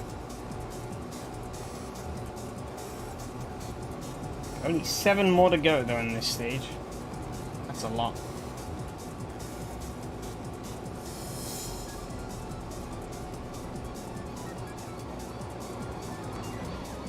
Oh, he's dead. Holy shit.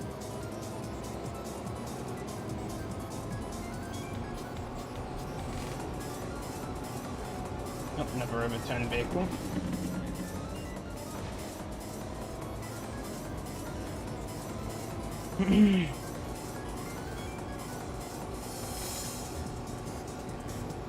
Oh, down to 2 lanes.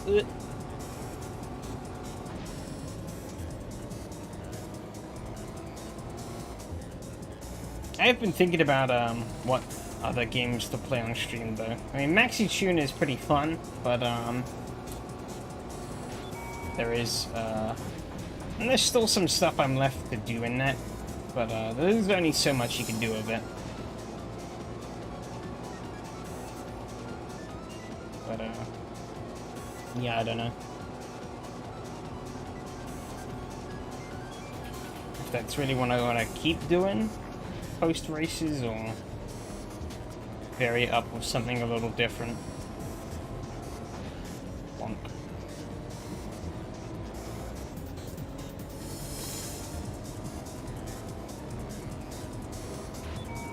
Red Legends? No.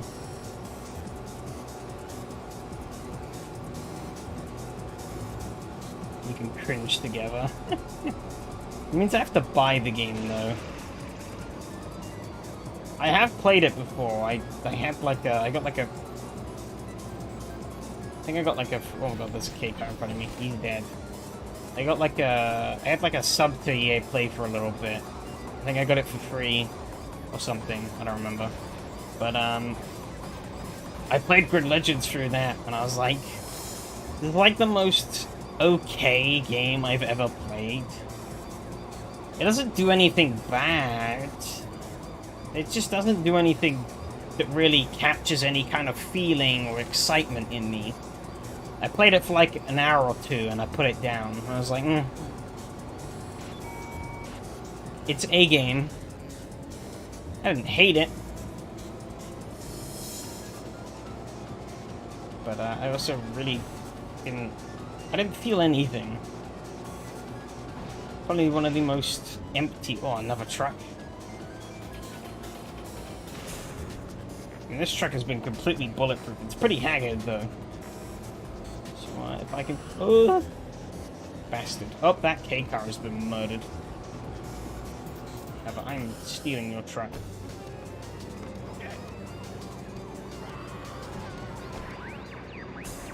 Can I turn? Oh my god, I can't steer. Oh, there we go. I've broken the trailer away. And it's been used as a decoy to stop the police car. Perfect. This is less fuel, but this fuel wasn't really much of a problem on the other truck, so it should be good. Oh, I've murdered that man. Game Pass, I don't know. I don't really wanna spend money to play that game, to be honest. That's the wider point in getting it here. If I didn't want to spend much money to buy the game, I don't know how much it's on sale for even. It might be pretty cheap on sale, but the point is more that it's not really an experience I'd want to spend money to have.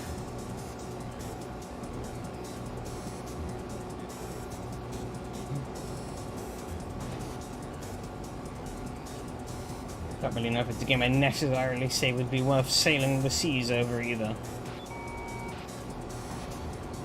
Oh, target car. This is gonna be risky. Come on, gimme. Let me in. No, you fucker. What a bastard. That's gonna screw me big time, actually. I got quite far into that. That guy is trying to go. Pressing all the wrong buttons here. Where is it going to put me, actually? Please tell me it's kept some... Okay, it's kept some progress. And it's kept my evidence. I have no car there. Oh, there we go.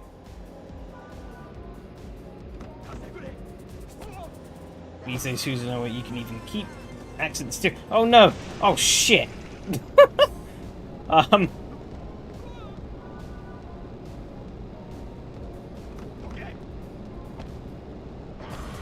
Alright.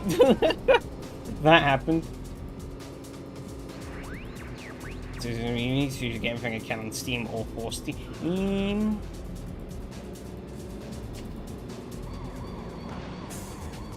GOG probably a good option too. Yeah, I keep meaning to start investing more in a GOG library because it is better for preservation.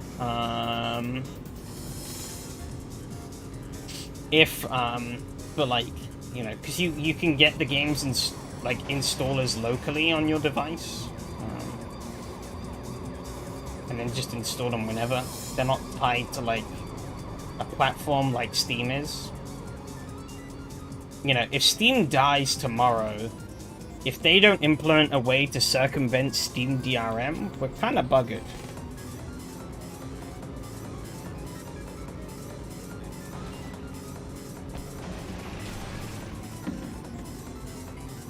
Trash this car. Also, some older games on GOG actually do get, oh, that car got absolutely murdered, holy shit. Up to the same with that SUV, wow. Yeah, some older games on GOG do actually get, like, patches that, or do get better quality of life and patches that, Steam versions don't get. Like, I hear Fallout New Vegas apparently on GOG is just better than the Steam version. I don't remember exactly why, but I think it's a bit more, it's got some kind of update on it that makes it a bit more stable than the Steam version.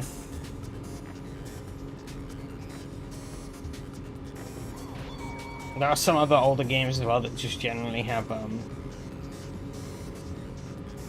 more or better quality of life than modern systems. Yeah, they reach out for modders to include their patches, yeah. It's nice to just have those from the get-go, rather than having to, like, surf around for them. And to even, in some cases, have them, like, baked into the game itself is pretty handy.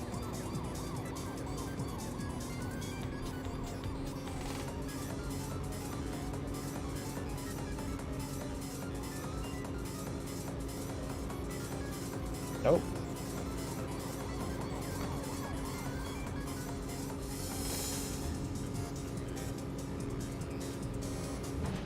You fucker.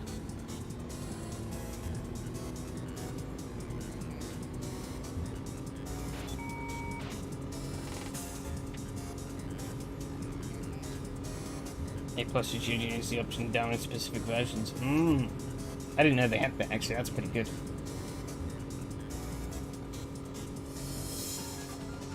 I remember someone tried defending to me that Steam had that through the betas thing, and it's like, yeah, but it's only if a developer chooses to do it through the beta.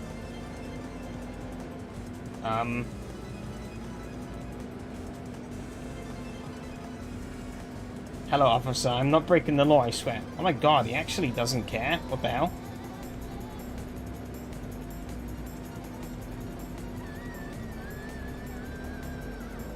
Alright. That's kind of funny, actually. I didn't notice that. If you just drive slow around the cops, they don't care. They do care, though, now that I've stolen a car. Well, this car has no fuel. Oh, no. Oh, we're gonna run as far as I can with it. Cannonball. Guy on a blaze of glory.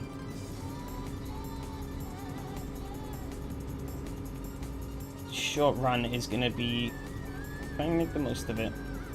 So it's fast. You know, it's a downgrade too, but you need to go around a bit, yeah. Woo!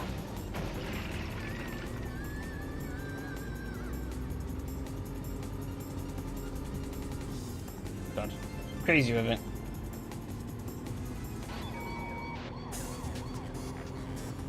Out of here, cops.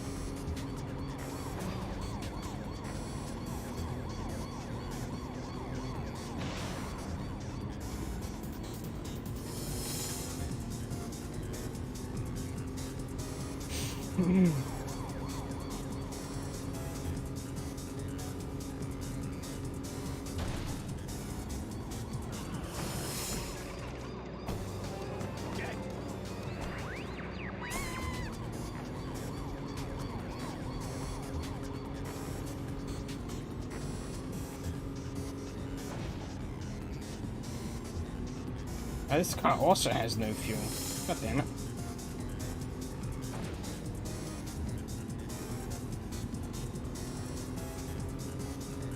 Actually, I still don't know what the game was really saying about use the other lane. I don't know if I can just run across to the other side. I need to try that. Keep forgetting. I see the NPCs do it, so maybe I can just do that.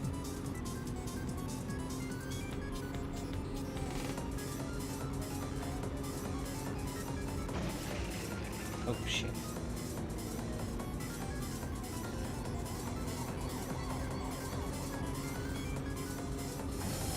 Yes, so far this game is LFM about the M, yeah. Low fuel, but no motorsport. The game is called Car Racing Challenge, though. For some reason. I feel like that might be just some wonky localization thing. Like, I don't know, Codemasters with Jarrett and Labonte stock car racing. I can't cross the lane. I'm not sure what they were on about with that.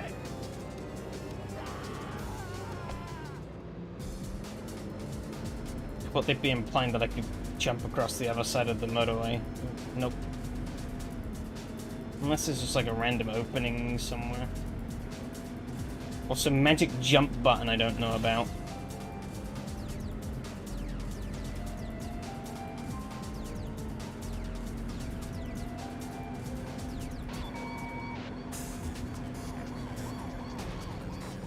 They're pretty nice tunes for like just driving casually. But it's a shame you don't really hear them that often, because most of the time you're getting chased by the cops. Too busy on the run.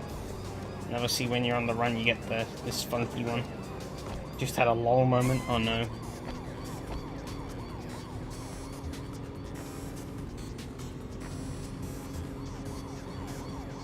We got 3. I'm still missing 5. That's a lot.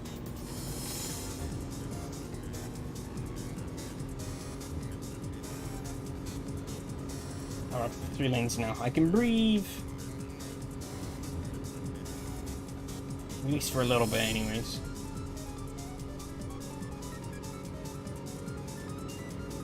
Oh, another target car. So soon?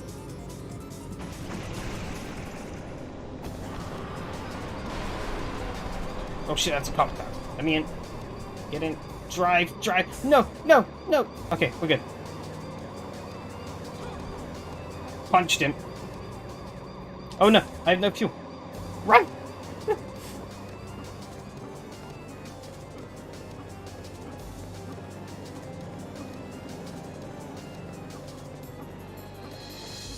Headshot soldier SMG medic runs by him trying to heal him.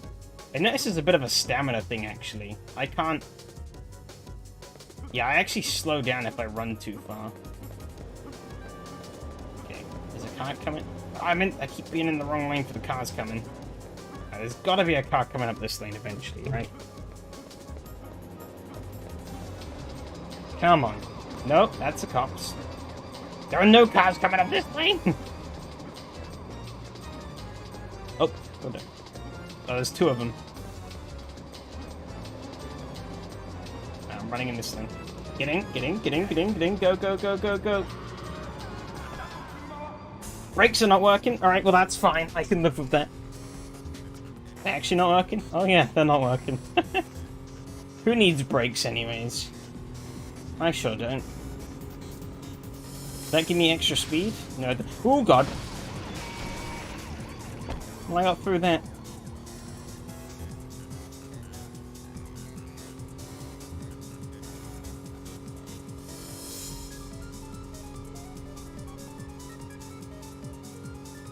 It's pretty toast.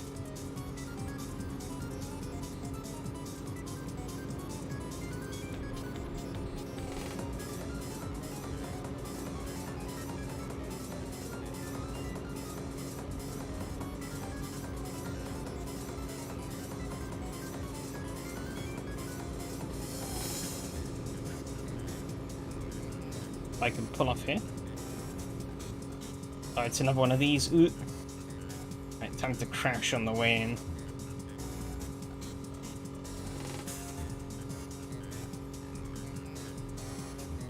Oh, like that.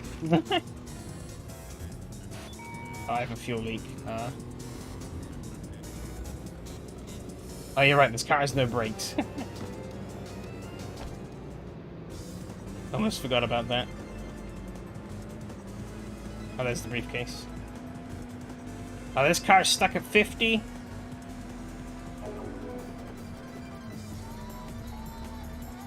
Why is it like half the time I get into one of these, like, bloody S2000s, it seems to be stuck in, like, first gear.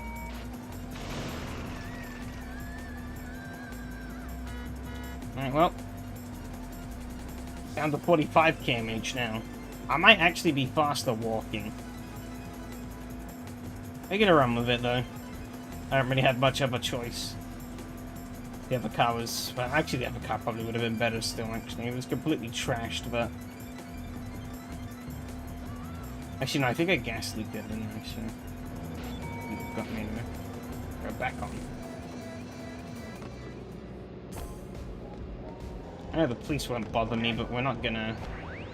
I'm not gonna get to the destination in time, so... Car theft is getting more and more serious. Survival requires to be on the lookout. Yep. I am a fiend.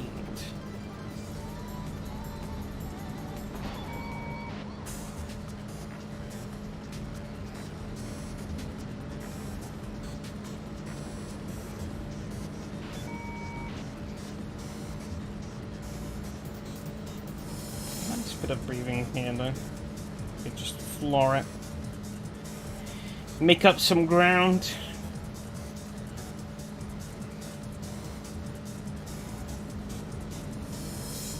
Oh, this is like 4, and we've still got 2 hours to go, so that's not too bad actually. Unless crazy shit happens in leg 5 and 6, we can actually, I think we'll do this quite handily.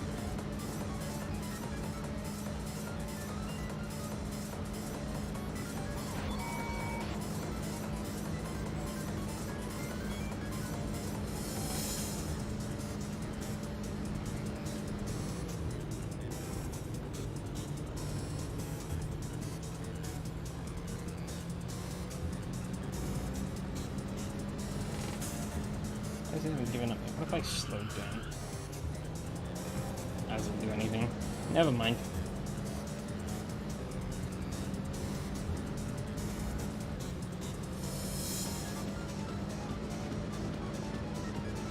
Let's just keep running.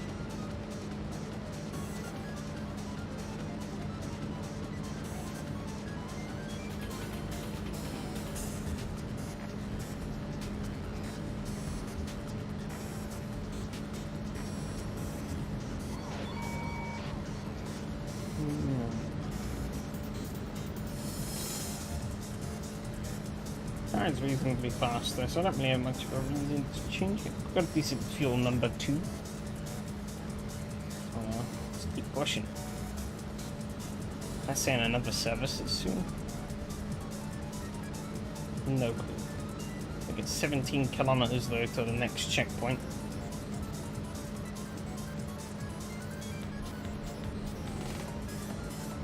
Or the end of the next leg, should I say.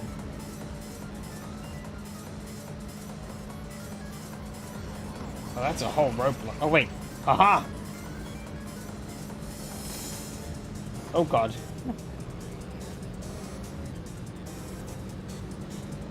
Was this a good idea? Probably not.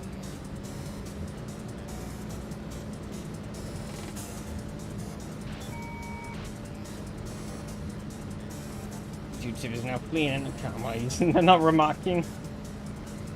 They're not remarking on the fact that I'm going the wrong way. Actually, I am kind of fucked there if there's a target car on the other side. Hoping that the target car is going to be on this side, because they wanted me to use this.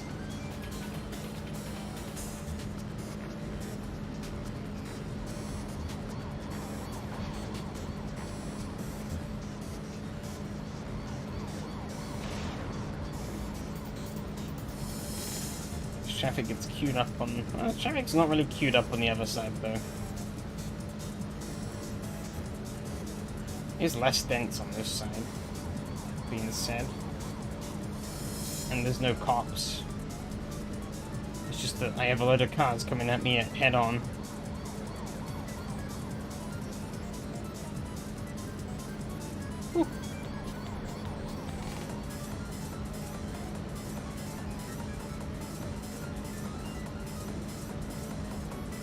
A lot of time to react to the cars.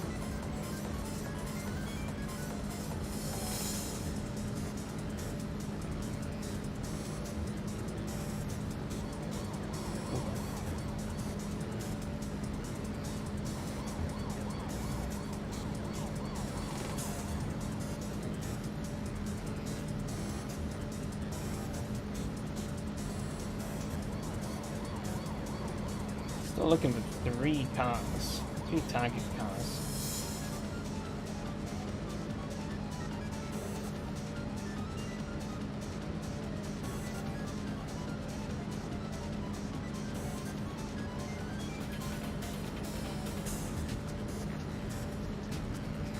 Not seeing any of the markings though for one.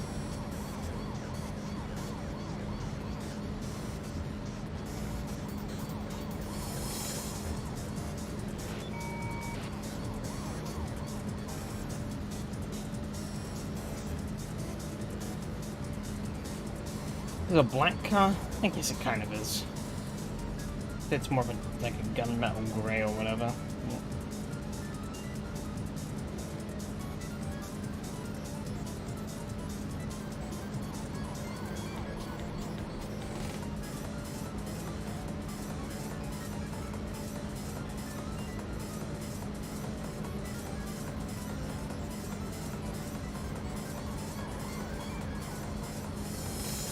Actually kind of easy being on this side of the road though.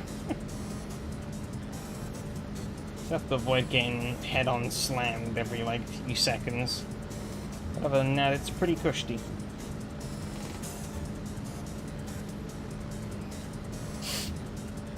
The other side gets more and more jammed. So I'm just breezing along.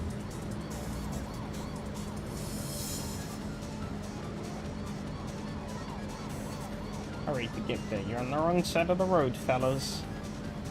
Hate to tell you that.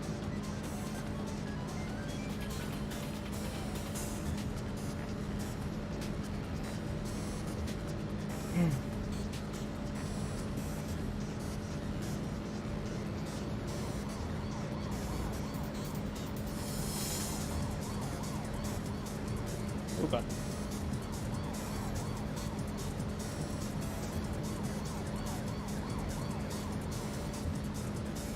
Change back across. Oh, I didn't see a single target kinda. I would have thought they maybe would have put one coming the other way, but they didn't.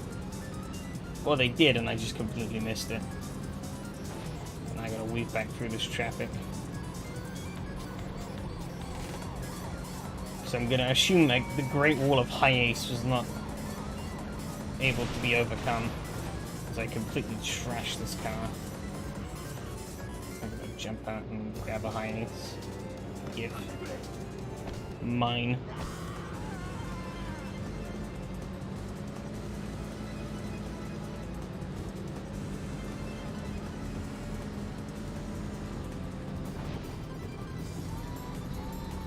Are we expanding lanes? Oh, that's an off ramp.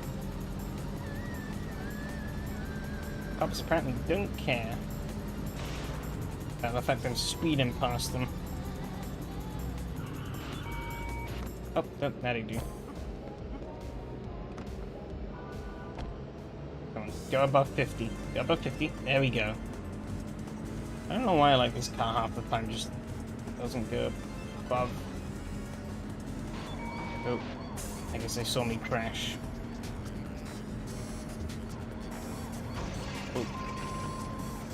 Time left before the trial, 2 hours.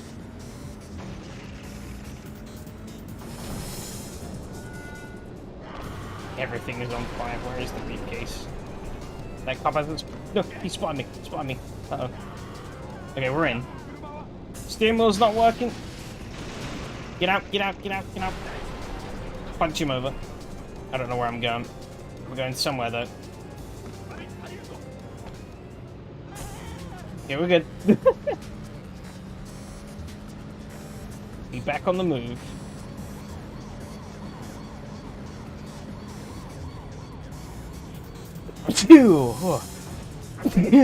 Excuse me.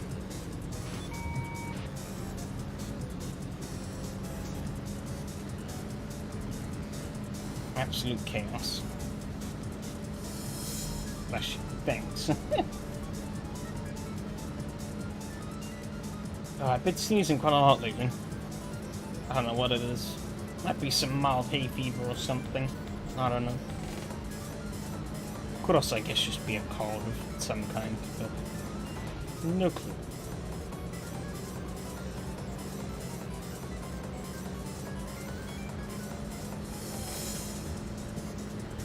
Oh, he lane changed on me, Jimmy bastard.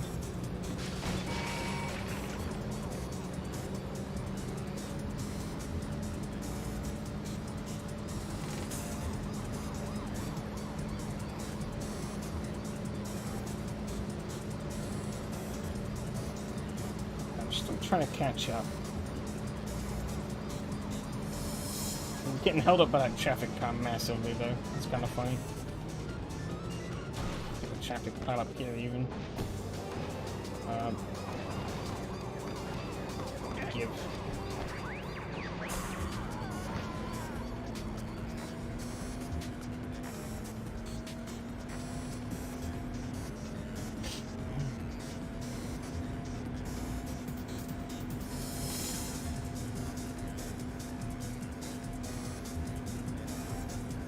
I bet this game makes 200 kilometers an hour feel faster than it does in quite a few racing games.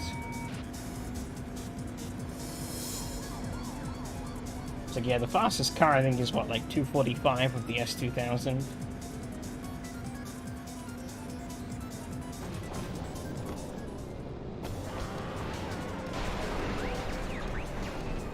My car has been trashed because of immersion. I've trashed this car already. You'll do.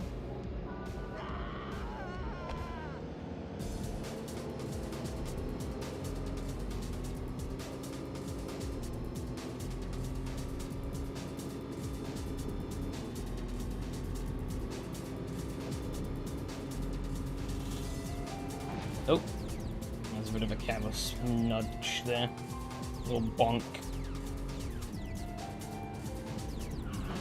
What an asshole. Where are they going?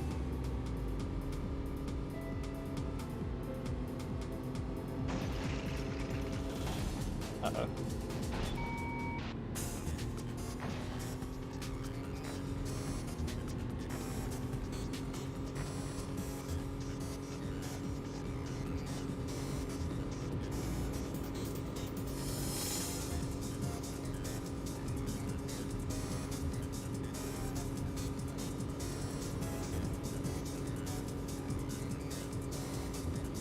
As soon as you think you've got the police off you, bam, back on you.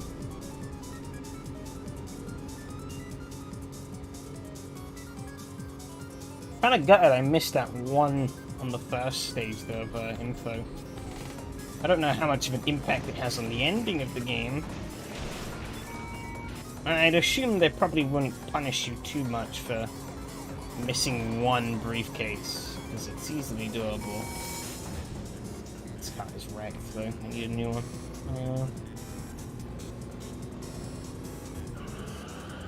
My ace, you're mine. Let me in. Quick, quick, quick.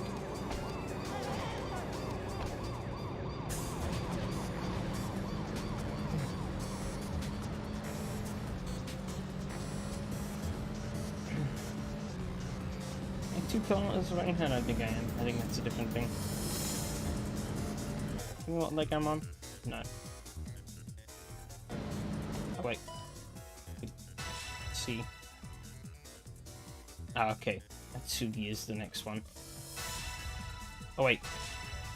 No, Biko Temba. Okay. That makes sense.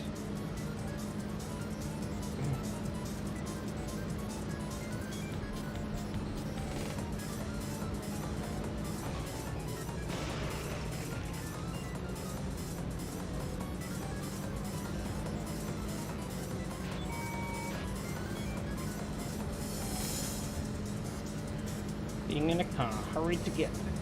No, please don't.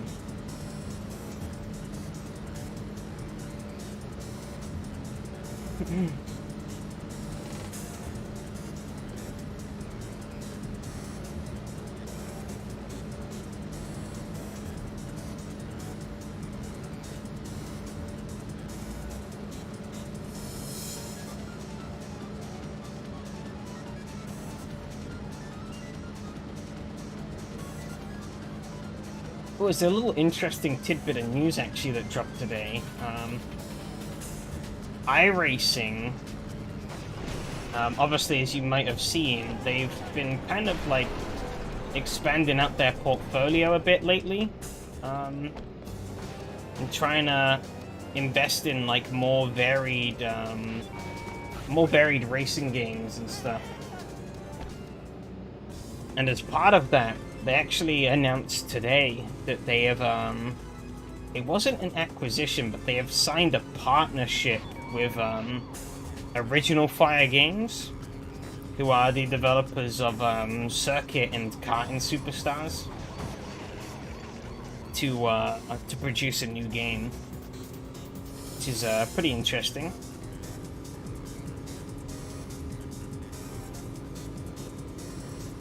What it's gonna look like or what it's gonna be, no clue, but it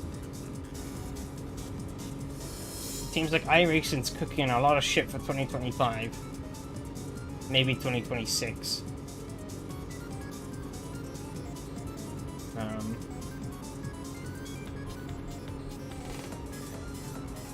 is going to be interesting to see. But it's good for them. Because they had, they obviously were originally under Square Enix.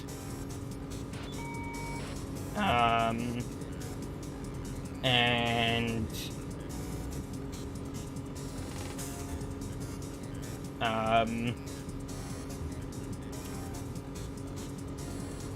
yeah, they were under Square Enix and they got out of that, but that was a bit messy, and it also ended up with them losing the Top Gear DLCs that they had, which is a bit of a shame, because that caused a bit of a ruckus. And sort of stained the game a bit. But Karting Superstars they released like fully independently. And they've now got this backing from iRacing to obviously make a new game. They already did it. Yeah, iRacing bought up Monster Games, who also did the NASCAR Heat games prior, and they've gotten them. They, I think, are working on the new NASCAR console game. So if you remember, iRacing acquired the rights for the NASCAR console games, which means that iRacing now has both the NASCAR license under its belt. Oh, jeez. And so they've taken that on.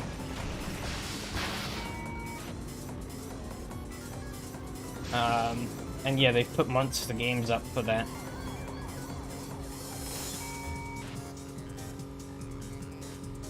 And it'll be interesting to see how that turns out.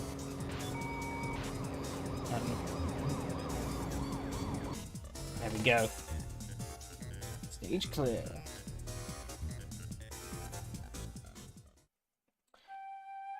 But they also are about to publish another new game, which is Exocross. It used to be called Drag Outer Zones, but they bought up Arontes Games, who were the developers of that. And they basically gave them a load of resources to go and pass the rain. Huh. Cool. Yeah, they got them on to go and do, basically finish off Drag, which is now called Exocross. I think that's going to be releasing pretty soon. Should be interesting to see. But yeah, I think it's a pretty smart move for iRacing, and be good to see what it brings in the longer term. Yeah, in terms of the suite of games that come out. 37 out of 58 cars.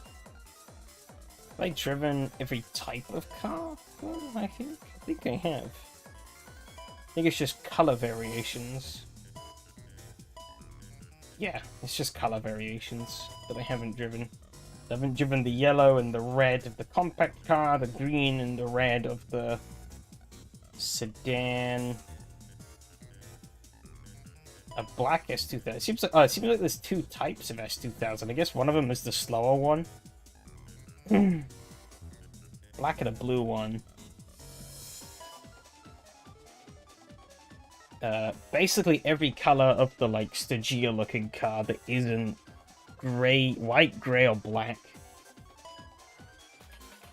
The silver Land Rover and the blue and the orange one.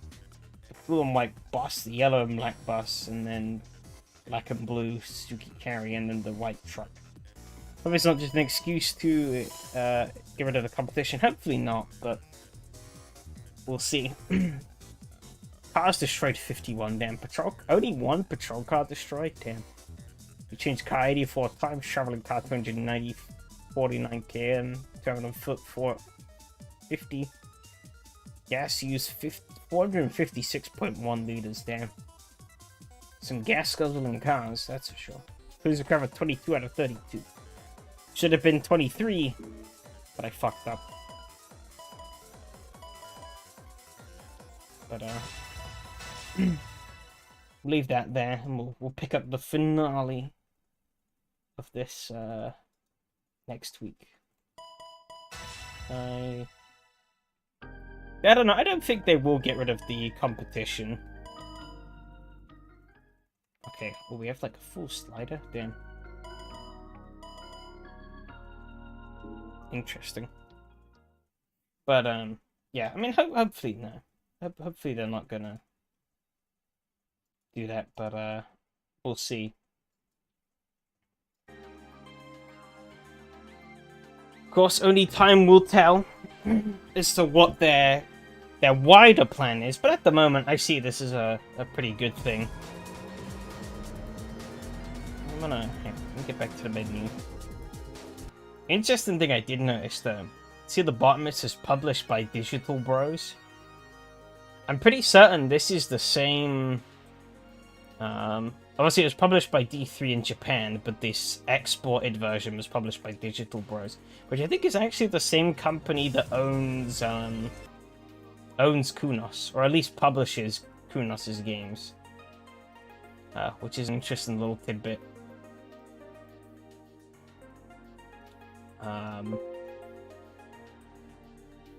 Can't be competition if they buy them all up. You're not wrong. And I guess that is the big problem there, isn't it? Is that they could just buy up all the competition. Yeah, 505 does publish a lot of stuff here.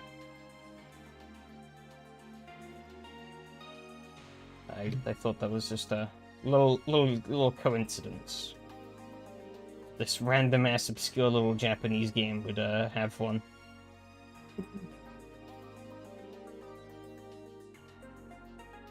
We'll play a little bit.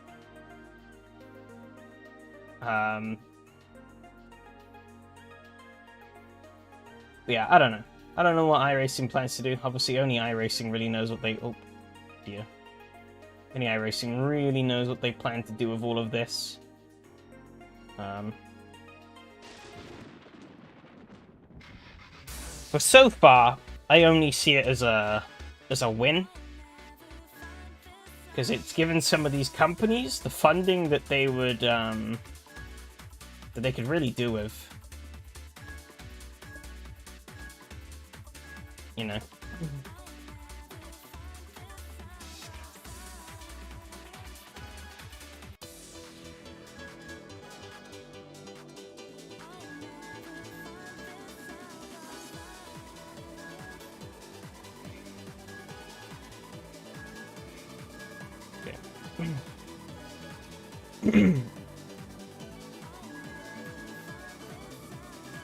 So I hope for iRacing, AI racing equals flat purchase in the future. I'd play that.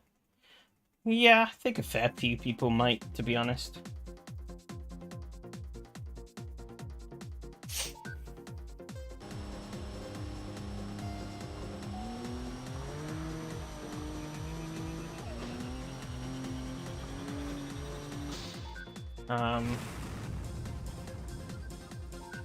But then again, I don't know. Be interesting to see if they do plan on doing anything like that in the future. In a way, though, if they're able to shovel some iRacing... His turn on petty to me, this game is good music, yeah. If they can shovel, like, iRacing tech into other games, though, I guess they could use these other games that are gonna be flat purchases as a further marketing tool for iRacing. Even though they are different games, so... Not fully sure how that one's gonna work. But I guess in the same vein, these games aren't going to compete with iRacing, which is probably exactly what they want.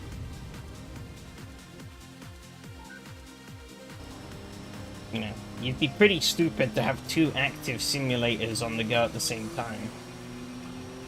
So by putting their efforts into more casual products, it doesn't really hurt iRacing at all.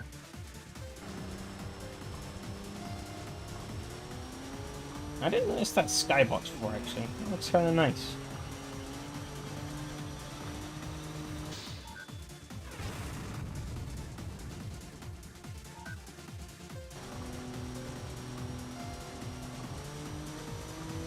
But I mean, all things considered, I'd rather have iRacing have all the licenses than have Motorsports Games gobble them up, so...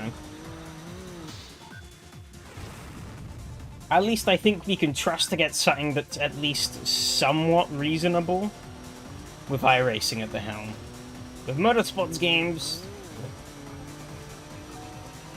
I feel like Le Mans Ultimate was kind of a fluke. And I mean, Le Mans Ultimate is essentially just R-Factor 2. So... it's an R-Factor 2 standalone expansion. Put it that way, I guess. Oh, I almost died there, holy shit.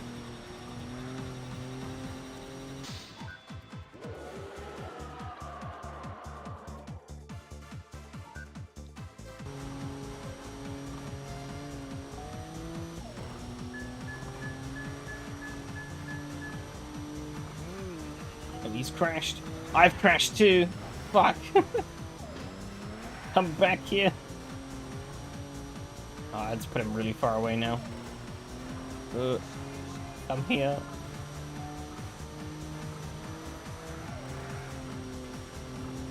Like, fuck, we getting an S rating. We'll see.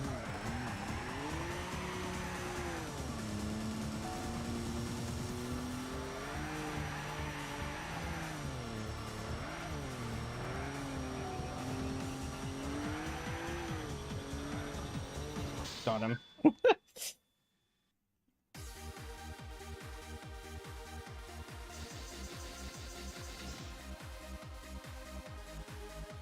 Did I do it? Okay, we're good. I don't have to do this again. Or this difficulty again.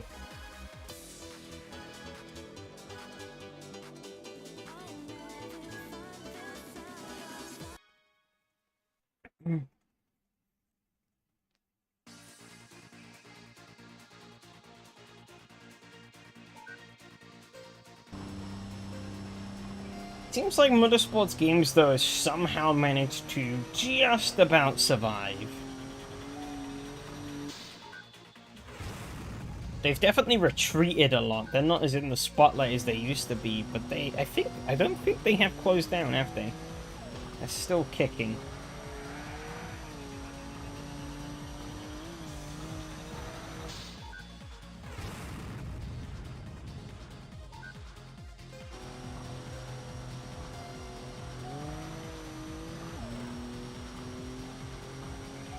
Which is kind of a shame, but hey-ho.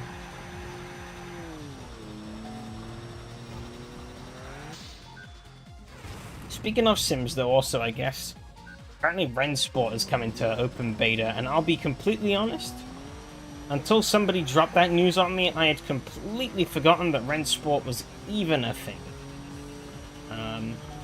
They've kind of just been doing their own thing, it seems, on the sidelines.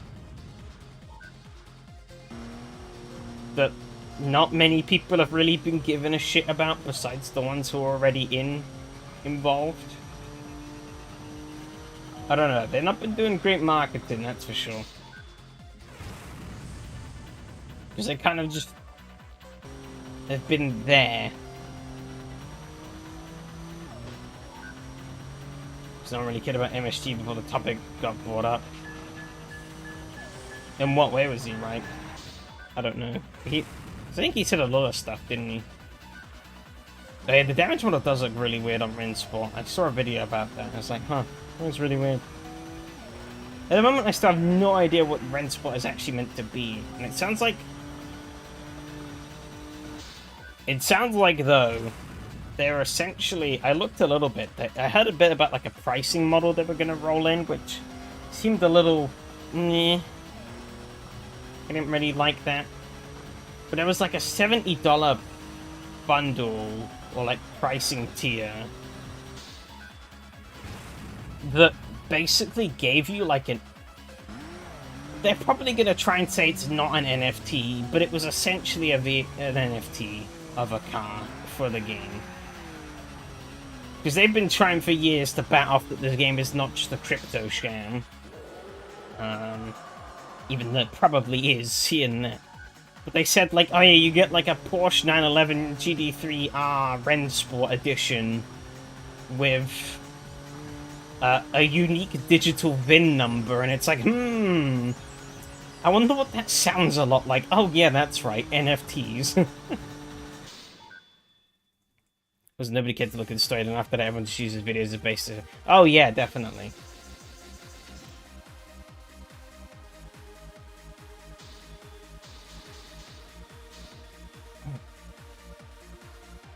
Damn, so close to being a 208. Not that that really means anything, but you know. Should have more like see a skin system. Maybe. But they're essentially kind of NFTs as well. Well, I guess they... I wonder if they were sort of the basis as to what eventually would form NFTs. I don't know. Counter-Strike skin system kind of sucks. Is what I'm saying. I don't like it any evil ways. I mean, I think that banana game that appeared is prime proof of how wonky the Steam Marketplace can be.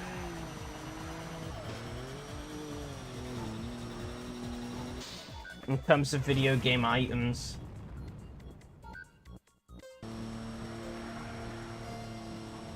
I'm surprised Valve hasn't done anything about cracking down on those, because I'm pretty certain the massive player counts of those games were mostly just bot accounts. Playing to keep the game going and collect things. And just hoover up shit en masse. That's what happens. When games can be exploited like that.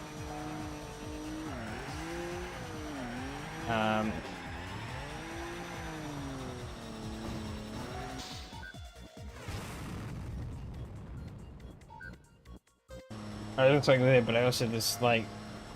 I hate that the keys need to be bought too. Yeah, there's definitely a bit of a stinger to it.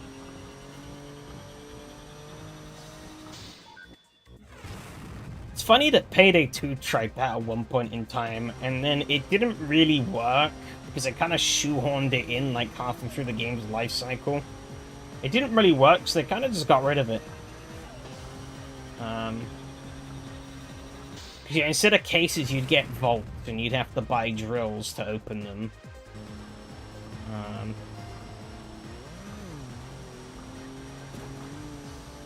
I might still have a vault. No, I think I opened. I think they gave. I think they just allowed you to open them for free. I think when they can the system, that you didn't just have empty or like locked vaults. Oh, it's still in. Oh, okay. But I guess you can open them for free. Oh, the skin itself. I think the skins were always in the game. But they tried to implement like a case system into the game. And it didn't really work. Backfired on them pretty big. They got rid of it.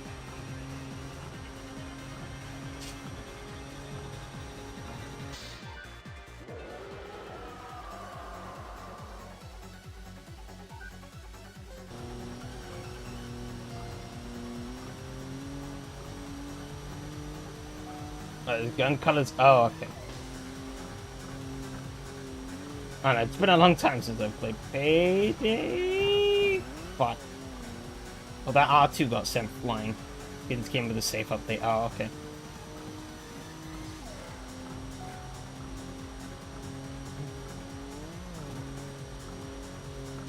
I think I have a couple still. I might have sold them. I don't think they were worth anything. But maybe I haven't.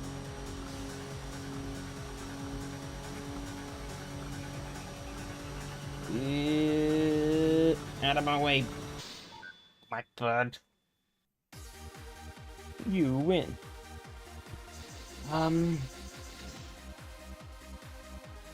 That does remind me though. I saw a little bit of that Payday 3 video you posted of the guy saying they aren't even worth to sell. Yeah, I imagine. But of that, of the I assume a developer saying that, like, you know, if people liked people liked what they were cooking. We need you now, not later. And it's like... I mean, I'm pretty certain he's not wrong by that. It's not the most convincing marketing tactic, but if anything, that's probably more. It's probably more of a plea. But you know, it's their fault for the game ended up in the situation it is. Because he's essentially asking for the players to bail them out from their fuck up, really. But, you know, players have the right to, you know, purchase when they want. If they don't think the product is satisfactory enough to purchase, then they don't buy. Easy. I mean, obviously, company needs... The conflict there, though, is that obviously company needs money to survive. A constant stream of money to survive. Depending on its ownership, can determine different targets and stuff that it has to meet in order to secure funding and yada yada yada.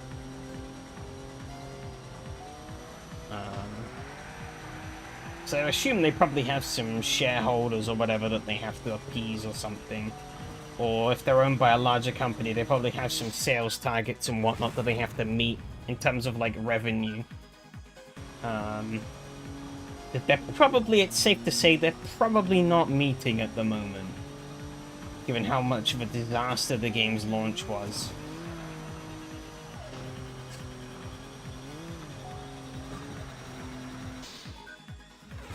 And so, you know, it's either recuperate or get fucked.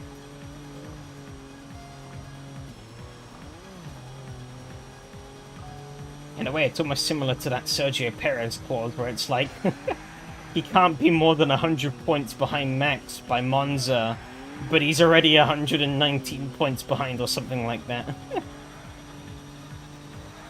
Basically, oh shit.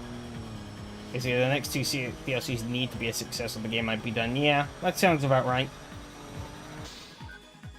But obviously, given how much of a success Payday 2 was, they've probably put a lot of money behind this game, and a lot of very lofty expectations.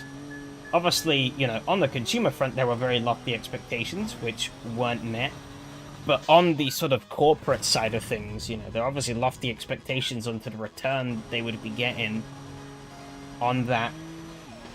And obviously, probably didn't make those. So...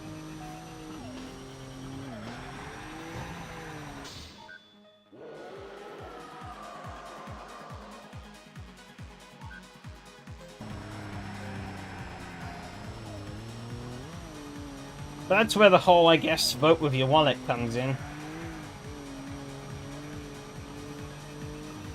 If you think Payday 3 can survive, then you buy it.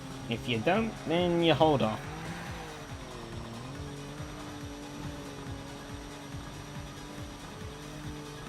Damn, Akio's blocking me, bastard. Oh my god. Come on, let me through. I maybe should have shifted up. But anyway, PD3 still doesn't have an offline mode. Solo mode beta is just an empty lobby with tweaks. Jeez. That's kind of scuffed. It was so bugged on launch. As expected, I guess.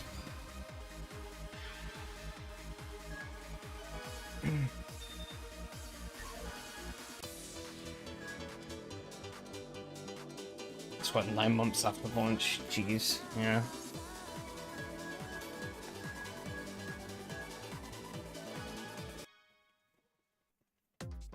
It's like it reaches a point where it's like, yeah, this is not funny anymore. I guess it never was funny to begin with, but yeah. And I'm happy at least though that people, I feel like people to some extent are more willing to stand up against things these days in the gaming space.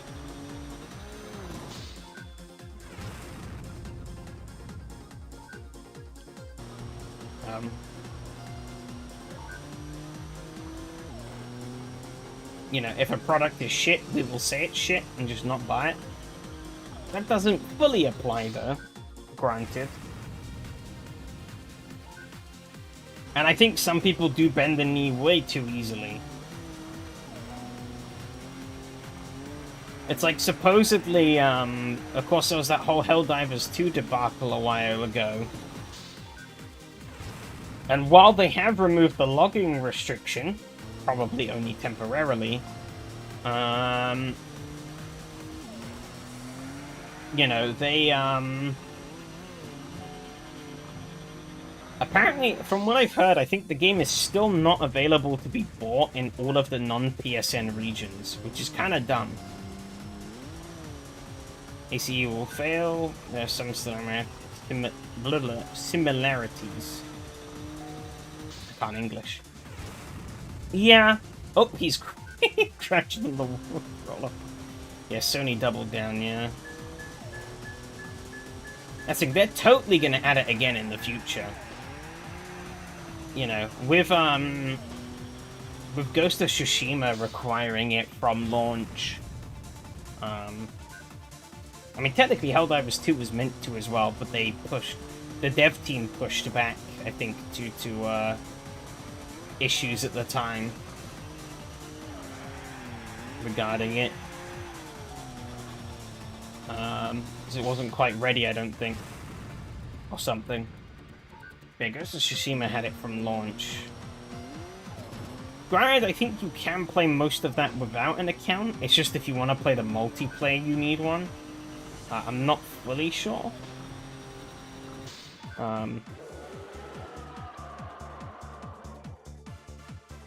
But yeah. But if ACE sucks, I don't know, actually. That would be a very interesting one. Which I think is a very real threat to think about, because, I mean... Ever since AC Evo was announced, I've kind of been worried that they're gonna take the R-Factor 2 route. Of overcomplicating everything and breaking everything.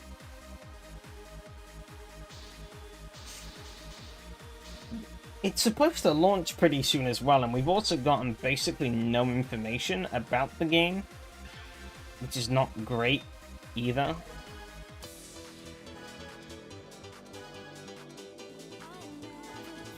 Like, we got those pretty images on Steam, whatever. That's it, really. And it's like, what does the actual game look like, you know? What are we actually gonna have? Sure, I could see some of the content, but... How does the game play? What does the game... I guess we also got the system requirements, but that's not really much anyways.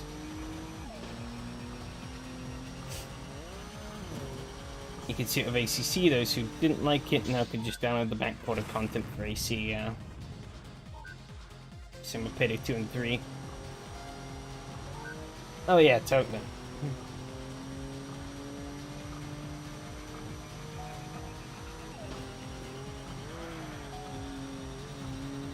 I mean, I don't know how much money AC really makes Kunos, really. The original, because I think most of the people who buy it, even though the player counts are really high, most of the people who buy it, I think, still just buy it on sale.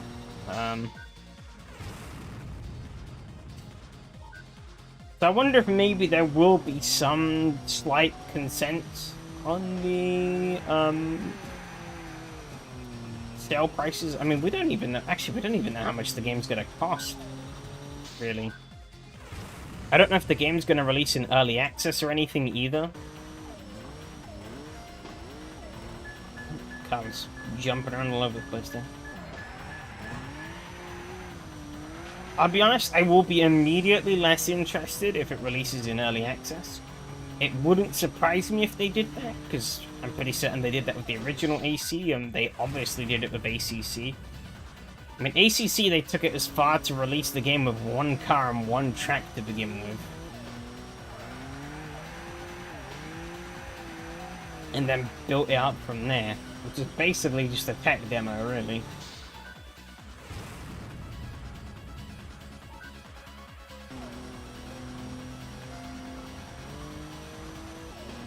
But yeah, I don't know. I'm not really... I don't mind early access as much, but at the same time, it's going to be another Automobilista 2, where it's like... everything gets, like, updated constantly. Or it's like you just about get comfortable with the current update, and then they drop another new massive update that overhauls, like, a huge part of the game. And then you have to go and readjust and retest everything again. It's like, I can't be bothered with that.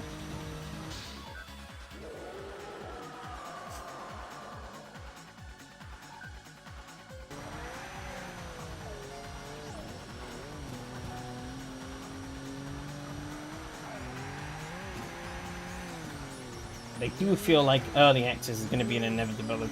Or new songs are falling for mods. Some guns must back for it too. Yeah, I'm not surprised. There'll no doubt be backports of AC Evo's content once AC comes out. That's the thing, I really just want to know more about the game from a technical level. You know, not just some fancy pictures. That's what I'm really looking forward to. And that's...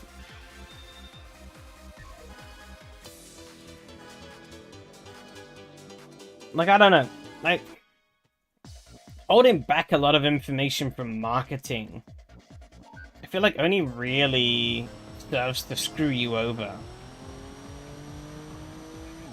Because the less you reveal, or the longer it takes you to reveal stuff, the more people are going to assume, and the more people are going to be disappointed when the product comes out. Or once you eventually release these little tidbits of information. But if you lay the groundwork right away, as to like, this is all the information you need to know about the game, like as soon as possible, then like, I feel like that helps, because even if you announce stuff that's like a bit shit, like, oh, the game's gonna have like $100 price tag, hopefully it's not, but like, say the game is, you know, that's gonna go down like a bag of sick. If you drop that a week before the game comes out, that's gonna go down even more like a bag of sick. But if you drop it like 6 months before the game comes out, people are gonna be annoyed, but once the game comes out, they're probably gonna be over it. Also, in the case of stuff like that, it does give you a chance to maybe adjust them. The screenshots are already available for AC as mods. Yeah, I'm not surprised by that. I mean, half of it is like base content as well, I think. Like, all the tracks, I think, were base tracks. I don't think I saw any new tracks that AC doesn't have by default. The cars, I guess they're newer cars, but I think I did see a couple of cars there that are just in AC already.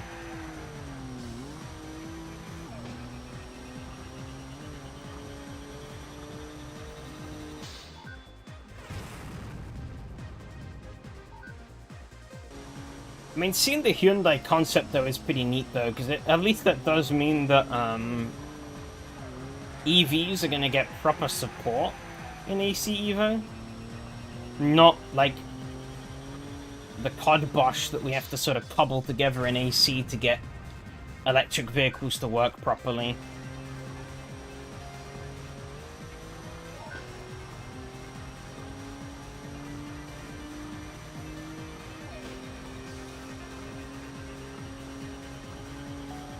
I mean, it's not like, I don't think it's that hard to implement, like, electric. Will they, though? I mean, hopefully. You'd sure fucking think they would, if they're adding electric cars into the game. At least better support than what AC has. And I mean, heck, Live for Speed managed it on a dime. And I'm sure Kunos has much more money and resources than Live for Speed has. Like, when Live for Speed dropped the mod tools, they dropped EV support as well for the game. So you can have, like, electric powertrains. There are no official cars in the game that support EV, but they made, like, a test. They made a mod that was one of the base game cars, like the Formula XR, but converted to electric. It's sort of like, here's an example of what you can do with it. EV stuff. But, yeah, no, they added it in, and it's not like some hacked up stuff like AC, it just kind of works. Shame, though, they don't have hybrids. It's just either full electric or full combustion. But, I mean, hybrids are a lot more complicated, I guess. So, I don't fully blame them.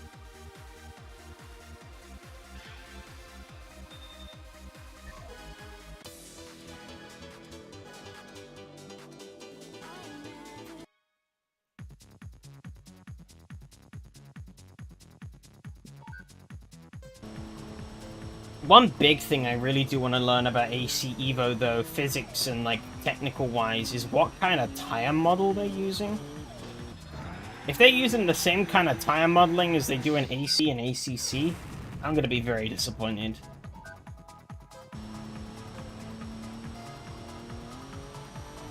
Because it's just... It does the job, but, like, that's about it. Yeah, it's a very outdated solution. A very simplistic and outdated solution.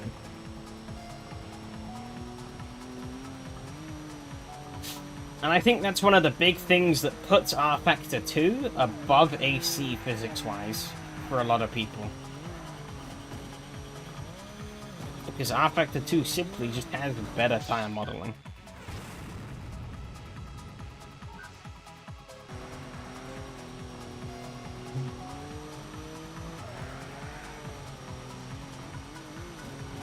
Like, when you're driving, like, older cars in AC that, don't have, like, downforce, but rely a lot more on mechanical grip, you can really tell it there. It's a lot harder to keep traction with those than it is in, say, like, R Factor 2, AMS2, iRacing, Lift for Speed, and the likes. AC... I can't English. ACC should be the reason to be worried for the driving field because holy... Yeah, I agree totally. I'm hoping that part of that was Unreal 4 being kind of shit. And hopefully the move back to a, back to an in-house engine? A new in-house engine, I think, for this. That they, have been able to cook something that'll be better, but that's the thing, we don't know. Like I said earlier, I'd rather them just give as much like a load of information now as to everything, rather than like waiting till like, I don't know, like a week before launch and then dropping it all. Or not saying anything and just wait until launch. Because then when, like, the bad stuff hits, it hits like a bag of sick right in the face.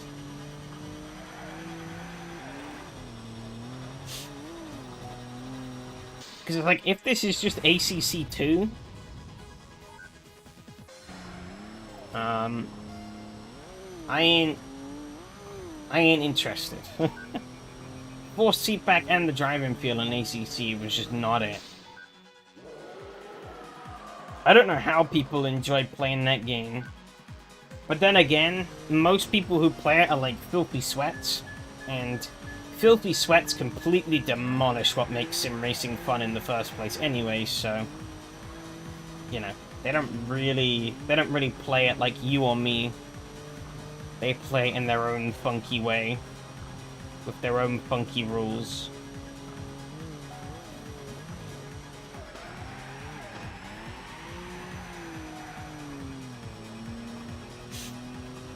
Damn it, now all I hear is me when someone says cooking. And I must so cringe if you like what we're cooking. Yeah. Bro was really proud of what he was cooking. Shame the community aren't.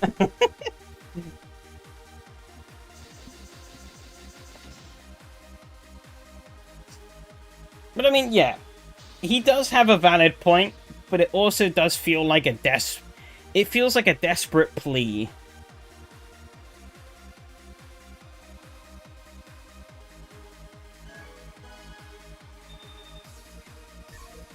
He's like, please, we need your money or I'm out of a job.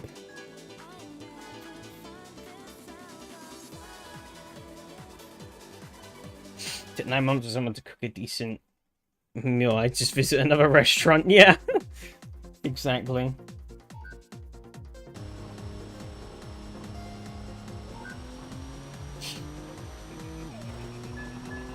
Like your community, you can't expect your community to bail you out all the time, especially if you've done this to yourself. And by doing so, you've pissed off the community. You know, if it was like the game was really good, but they got absolutely fucked over by corporate, different story. But they have fucked up on their own accord. They have released a pretty rubbish product. And are desperately scrambling to make it better. The thing is, though, as well, actually... Good reminder, we also don't know how Kunos will price him for the game. And yeah, exactly. I made a little reference to that earlier. Like, there's so much, there's too much we don't know about AC Evo, and that's one of my things I really don't like about it. But we just don't know a lot. You know, people are getting hyped out about it, but there's nothing really to get hyped over. Sure, there's a new AC game coming. It looks pretty. It's gonna require a pretty beefy computer to run. What else? Fucked if I know. Could just be a bunch of really high quality wallpapers. You never know. Might not actually be a video game in there. That's how much we know of the information we have.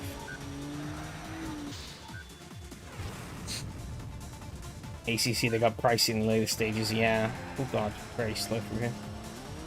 Oh, it's catching. I said it could kill iRacing video now. Is it 2080 to lag ratio? I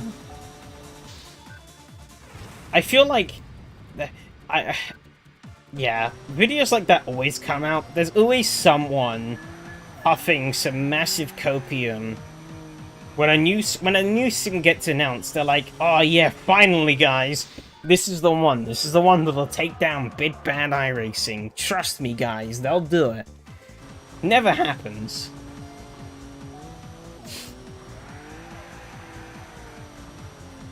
Because the problem is, iRacing was allowed to kind of just cook for years on its own. Wasn't interfered really by anyone. And now that kind of game is really popular. And so people flock to the one that did it right and did it first? Wow, who guessed? That's the thing, yeah, trying to compete with iRacing, you're realistically only fighting a losing battle. Because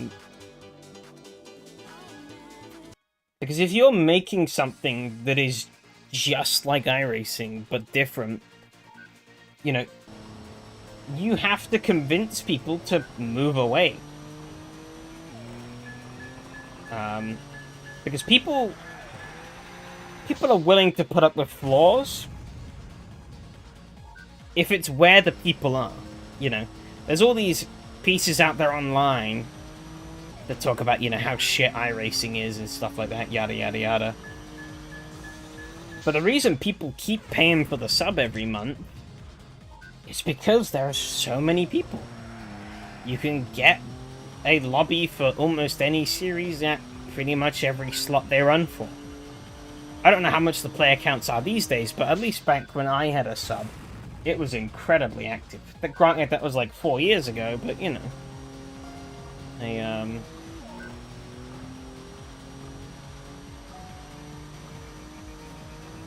I think SimRacing has only really grown since then. So it feels like no one wants to. Yeah, I mean, that's the thing as well, is you've also got to think about what sort of target you're going for. And in a lot of cases, fighting iRacing is a losing battle as well for most sim developers, because they're very small. These are very small teams. In comparison to iRacing, iRacing is a Goliath. in comparison. These teams likely don't have the budget or the resources that iRacing has access to. So why compete? You know? Instead, you try and do your own thing, and people come to you for that. And that's always been the big strong suit of, like, AMS, you know? AMS 1 and 2. If AMS 2 was just full of the same old boring shit, nope, I don't think anyone would buy it, really. It's just a slightly better Project Cars 2, but slightly worse in some other ways, too.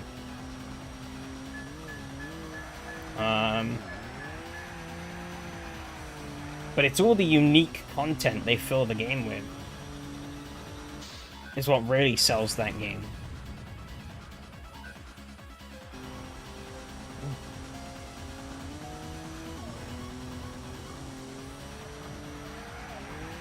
AC, obviously, with its modding, it, you know, that sells that still to this day. But I think that's also why R-Factor 2 struggles to really gain much of a footing these days. Is because it's like, I mean, obviously it's a technical minefield to run. But even disregarding how much of a minefield it can be to get that game working properly, you know, if you do and it all works and stuff, what is there really to differentiate R-Factor 2 from AC, besides the physics, really? There isn't. They're kind of the same. That's why I held off buying R-Factor 2 for so long.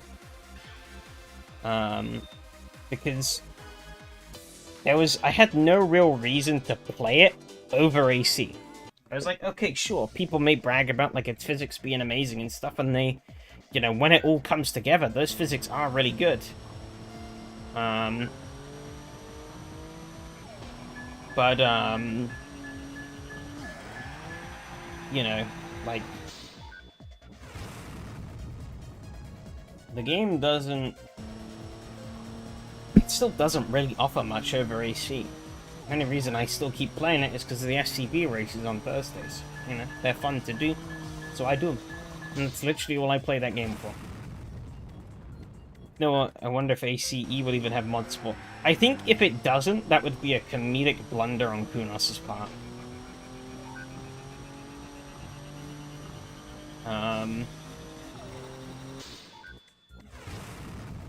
Granted, they might try some Creation Club bullshit stuff. I wouldn't surprise me if they tried something like that, so that they can get their hand into some of that monetized modding pie.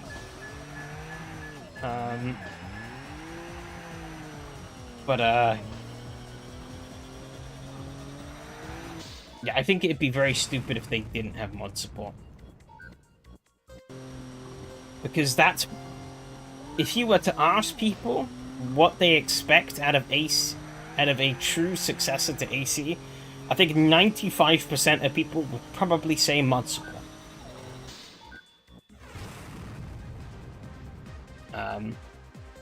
But we've seen more tone-deaf things in the past, so who knows?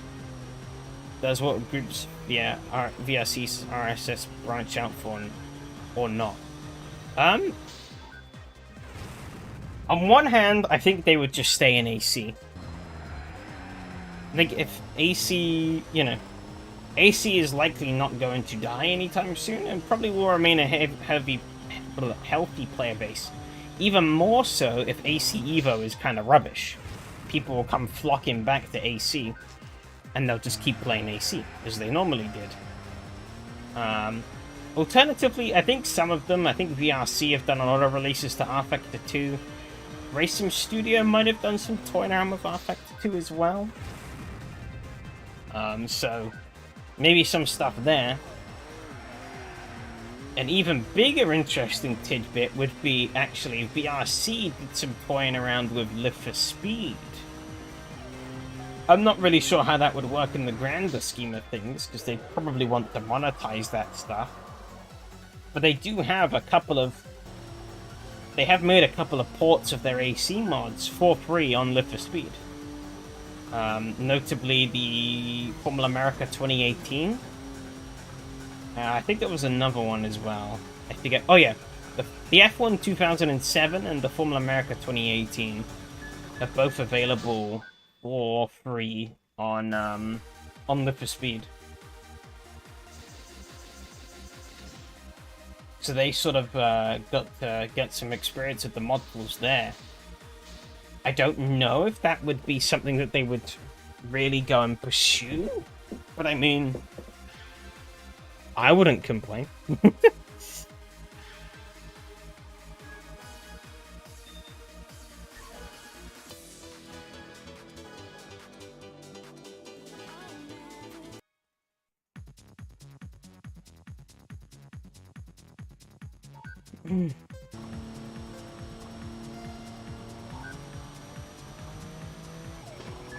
But yeah, I mean, I think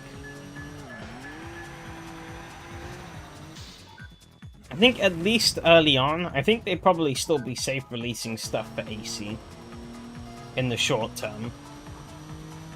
Because it's going to take a while for everyone to migrate to AC Evo, especially if it has a pretty hefty price tag. More of a sample. Yeah, but that's what I mean. Them testing the waters alone is pretty big.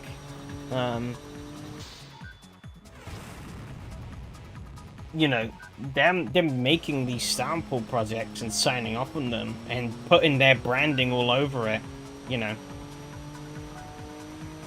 It's clearly them saying, like, you know, let's see if there is something here, maybe, you know? Could mean a lot of things. Yeah, there's a couple of the Castle Project Cars 2 and AMS2 too, yeah. But, you know, by them making these samples, you know, they can learn the process and see how it all works and stuff. And see if, you know, if there is potential, if they like what they see, and if there is potential there to maybe do more.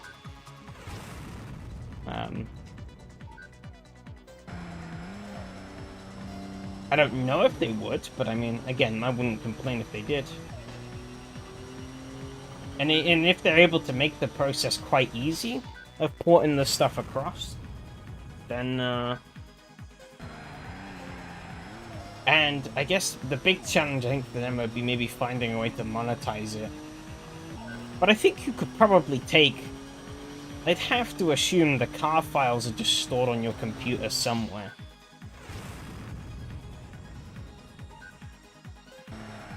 So you probably could download them from an external source and then just plop them into your game. Like you do with AC and all other sims.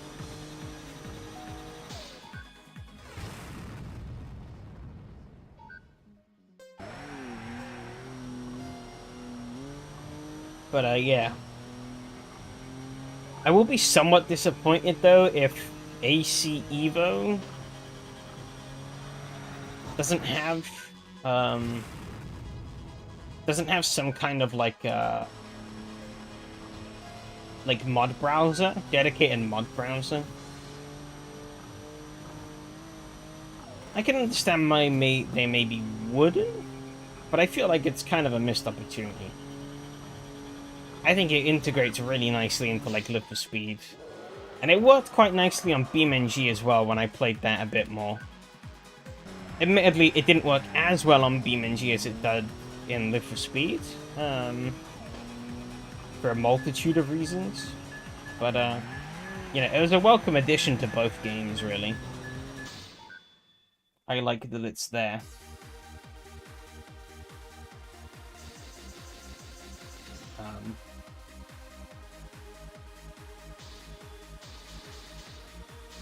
I mean, Steam Workshop is another alternative, but if they want to put this on more platforms than just Steam, that kind of, that does restrict them a bit, because obviously Workshop is only really available on Steam, so it's not really gonna work out. But,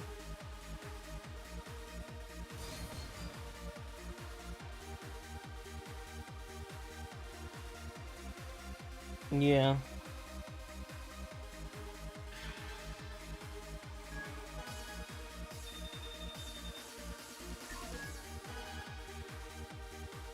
Who knows?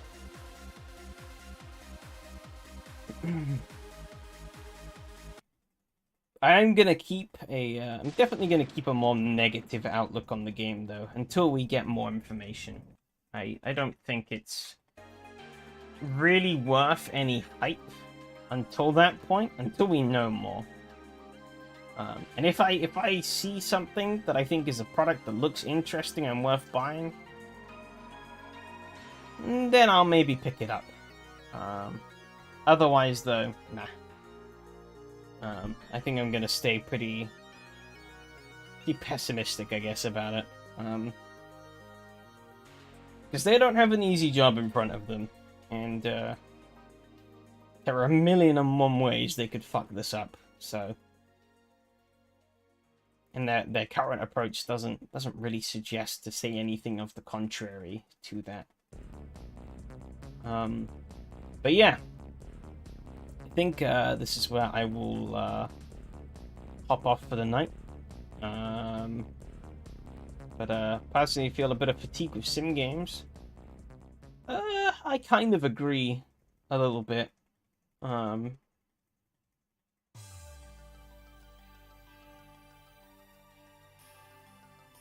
don't have a lot of the motivation that I used to like just play. I don't really play them single player. Every time you end up playing sim class and Tranks, yeah. I don't do solo like sim racing stuff very often anymore. I only really bust out the wheel for like stuff like this, like doing the SRS stuff, joining the SCB guys for the R Factor 2, and that's it really. Maybe if I picked up a little more stuff, then I'd maybe do that as well. But yeah,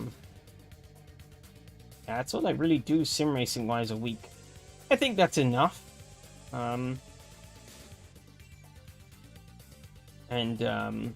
I do quite enjoy doing it still, but yeah, when I'm not doing those things, I am just playing other games, not really doing much sim racing.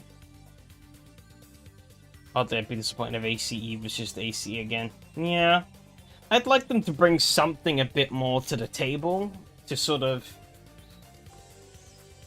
give the sim racing industry a bit of a kick, in a way. Yeah,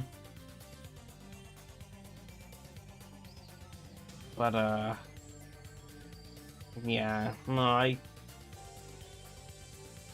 don't think they will.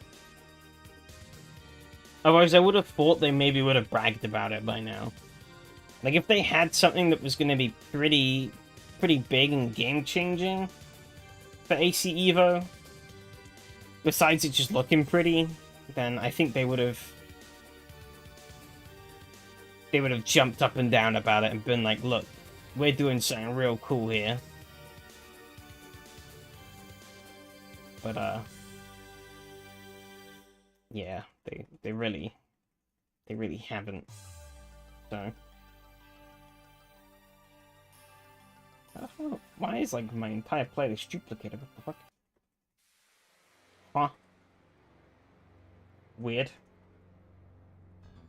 Yeah, you can definitely see it of AMS too. Yeah.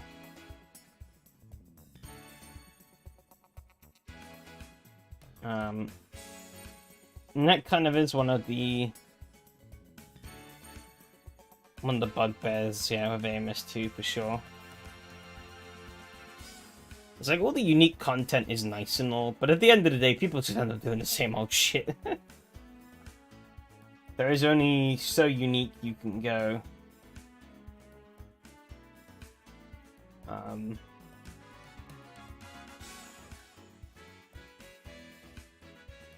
But yeah.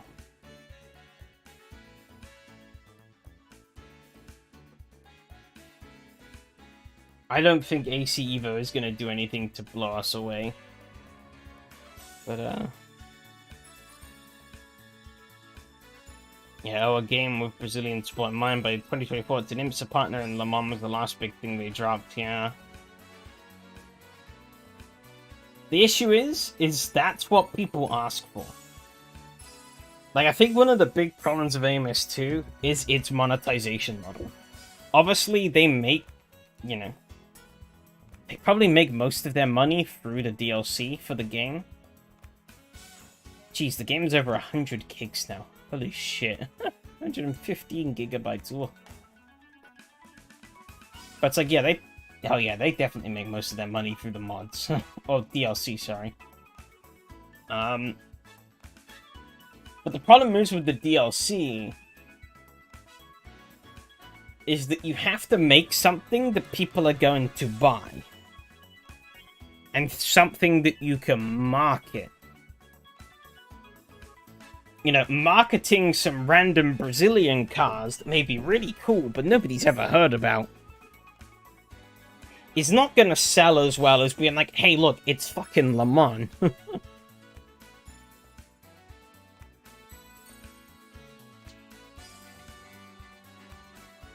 You know, which kind of sucks, but that's just how it is, really.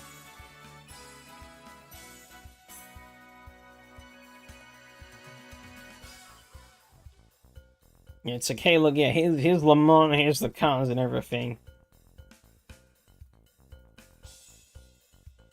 So people are more likely to chime up for that. I mean, there's a reason why the Nordschleifer is probably the biggest scam in sim racing, because it's a DLC in just about every fucking game going. It's because people will keep buying it over and over again. They fall for the same trick every time. But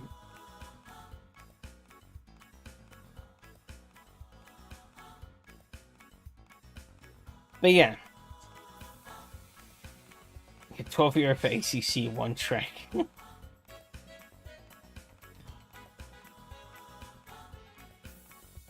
Yeah. One layout.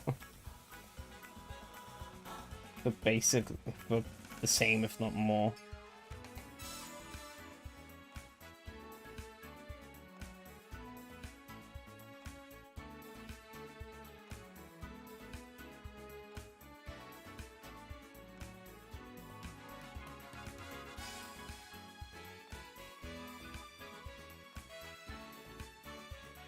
But that's the thing, is like, I'm tired of Nords by now. I think quite a few people are. But apparently not enough.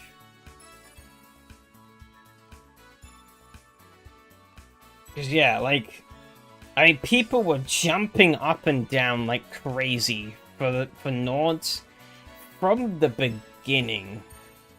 From the beginning. And it's like,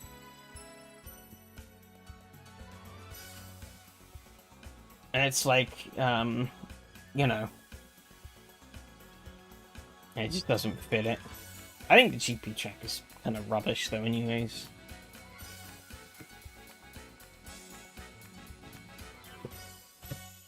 But, yeah. You know, people were so desperate for the Nordschleifer and ACC that they didn't read the room and be like, oh yeah, SRO doesn't have the Nordschleifer in any of its series. Huh. That would maybe make it a bit difficult to get it into the game, given that this is SRO, the game. But no, they were like, yep, we should get it. Fuck you guys.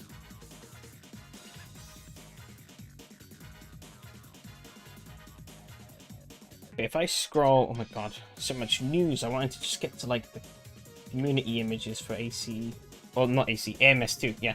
Looking at the community images for AMS2, we have, what's this? Oh, 80s Formula 1, Le Mans, 963 at Long Beach, 70s Formula 1, 90s Formula 1. Oh, there's the Cup of Fusca. So that's a Brazil car. That was just a funny gif of AI. Ultima, BMW M3, modern Formula 1 car. Some GR86. Porsche 911. Oh, yeah, you can't see. I don't have it up on the stream. Hang on. Let me do this. That did not work.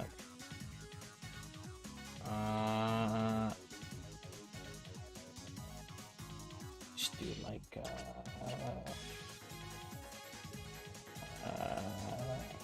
play capture. There you go.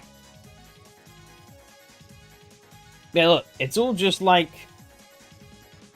Formula 1, Formula 1, Formula 1, Model MDH at Le Mans, Model MDH at Long Beach, Formula 1, Formula 1, GT3, Ultima.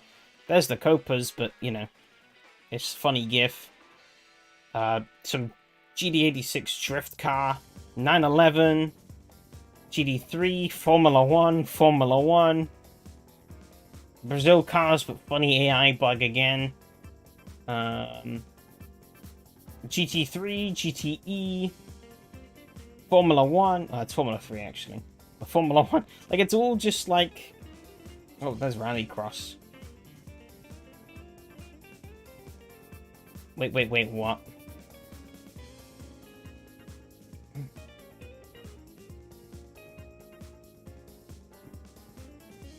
Is GT86 a port? From what, like...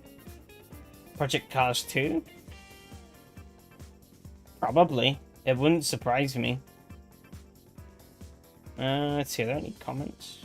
No, no comments. But like, yeah, it's all just the same old shit. And it's like, that's what people want, you know?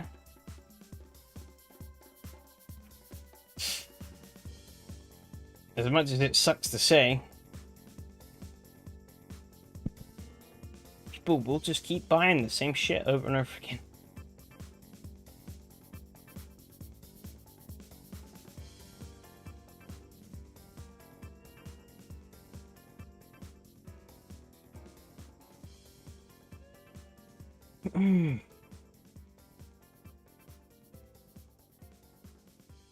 But, I don't know what the age range is. I mean, I think it's one of the widest, actually. I think it's one of the widest in all of gaming. I could be wrong on that, but at least out of every game community I've been in, I think this is the one with the widest age range. You know, because you've got people that are like teenagers, kids, but it goes all the way up. You know, it's one of the rare game genres that really transcends generations and still puts to, you know, brings in, you know, people from the older generations who are like retired even. You know, which not a lot of other games do.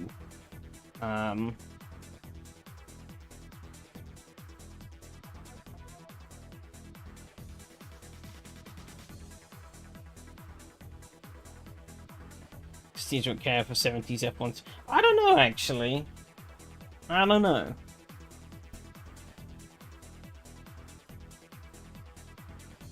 If you can convince people that it's fun enough, then they can and will. You know, historic stuff has always held a pretty chunky... Well, not really pretty chunky, but they've always been a pretty vocal minority, I think, in the sim space, you know. You can't escape someone chirping on about some historic car.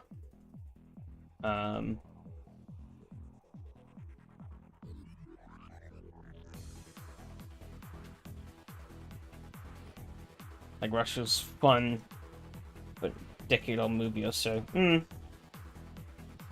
But yeah, I feel like you can't escape. It's inevitable. You'll eventually. And it also depends on how people were brought up, you know. I was always, growing up as a kid, I was quite into some older cars. Like kid me liked these old muscle cars and, you know, stuff like the AC Cobra and the lights.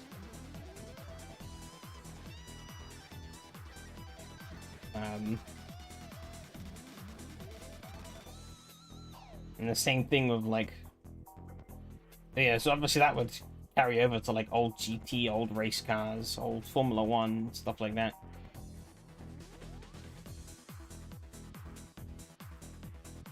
But yeah, most people will be interested in the new shiny stuff. You know, the latest and greatest of whatever GT3 has to offer. Modern day Formula One, modern day hypercars, modern day road cars also, and whatnot.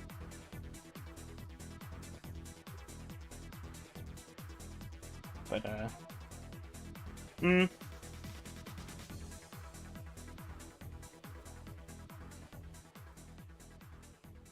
it is definitely a bit of a disparity in sim racing that is kind of, I don't know. I don't really know where I sit on it. I feel like there are people on both sides of the coin that maybe are a bit too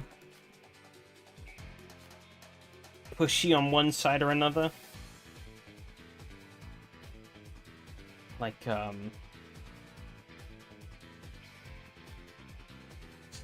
you know, there are some old guys who are very anti-new stuff, and there are some new guys who are very anti-old stuff, and it's like, who cares? I enjoy both. I don't give a shit what year a car came out. If it gives me a fun driving experience, I like it. Could be some box on wheels from the 80s that has about 2 horsepower. Could be a pre-war behemoth. Could even be the latest and greatest in, like, spaceship race car technology. As long as it's fun, I don't care. Some people, it's just like, I don't know. I feel like they bash on one side a lot too much.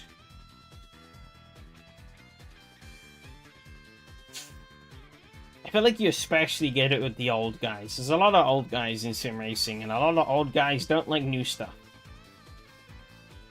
They like the good old days, how it was back when they were growing up.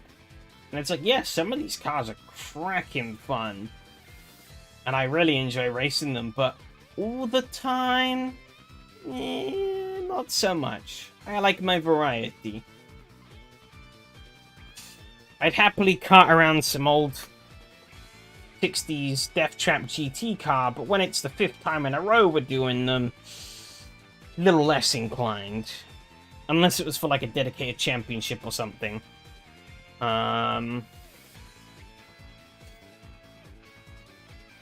at the same time, you know, just doing new stuff is also like,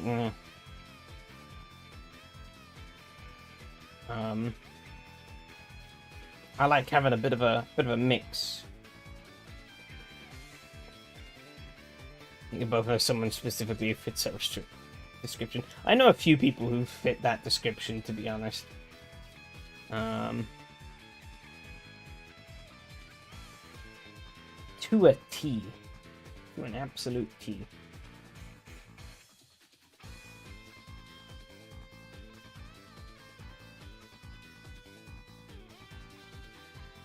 But it is what it is. People enjoy things for different reasons. You know, that is just how it is.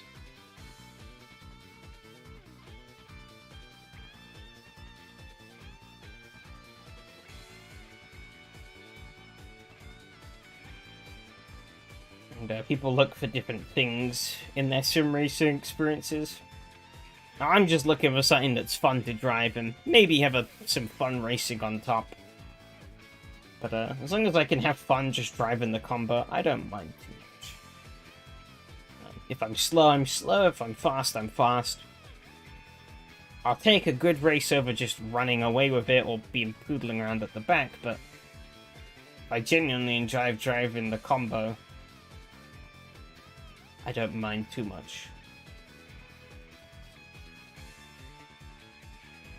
Like Hakuro Pagua tonight, I was kind of at the back there, and I finished 4th, but I didn't really have the pace to change anyone further in front of 4th.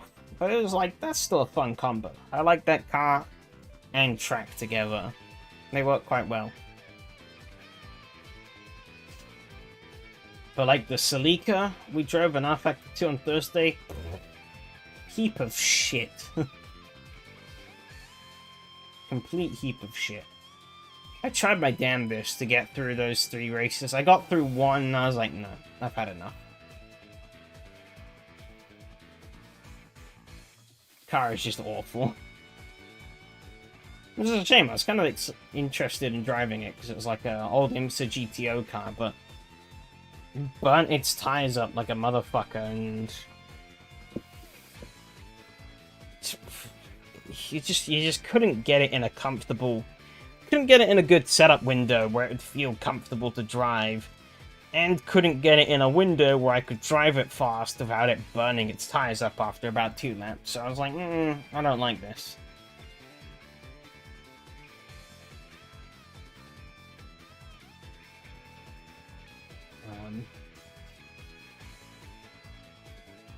But yeah, fun.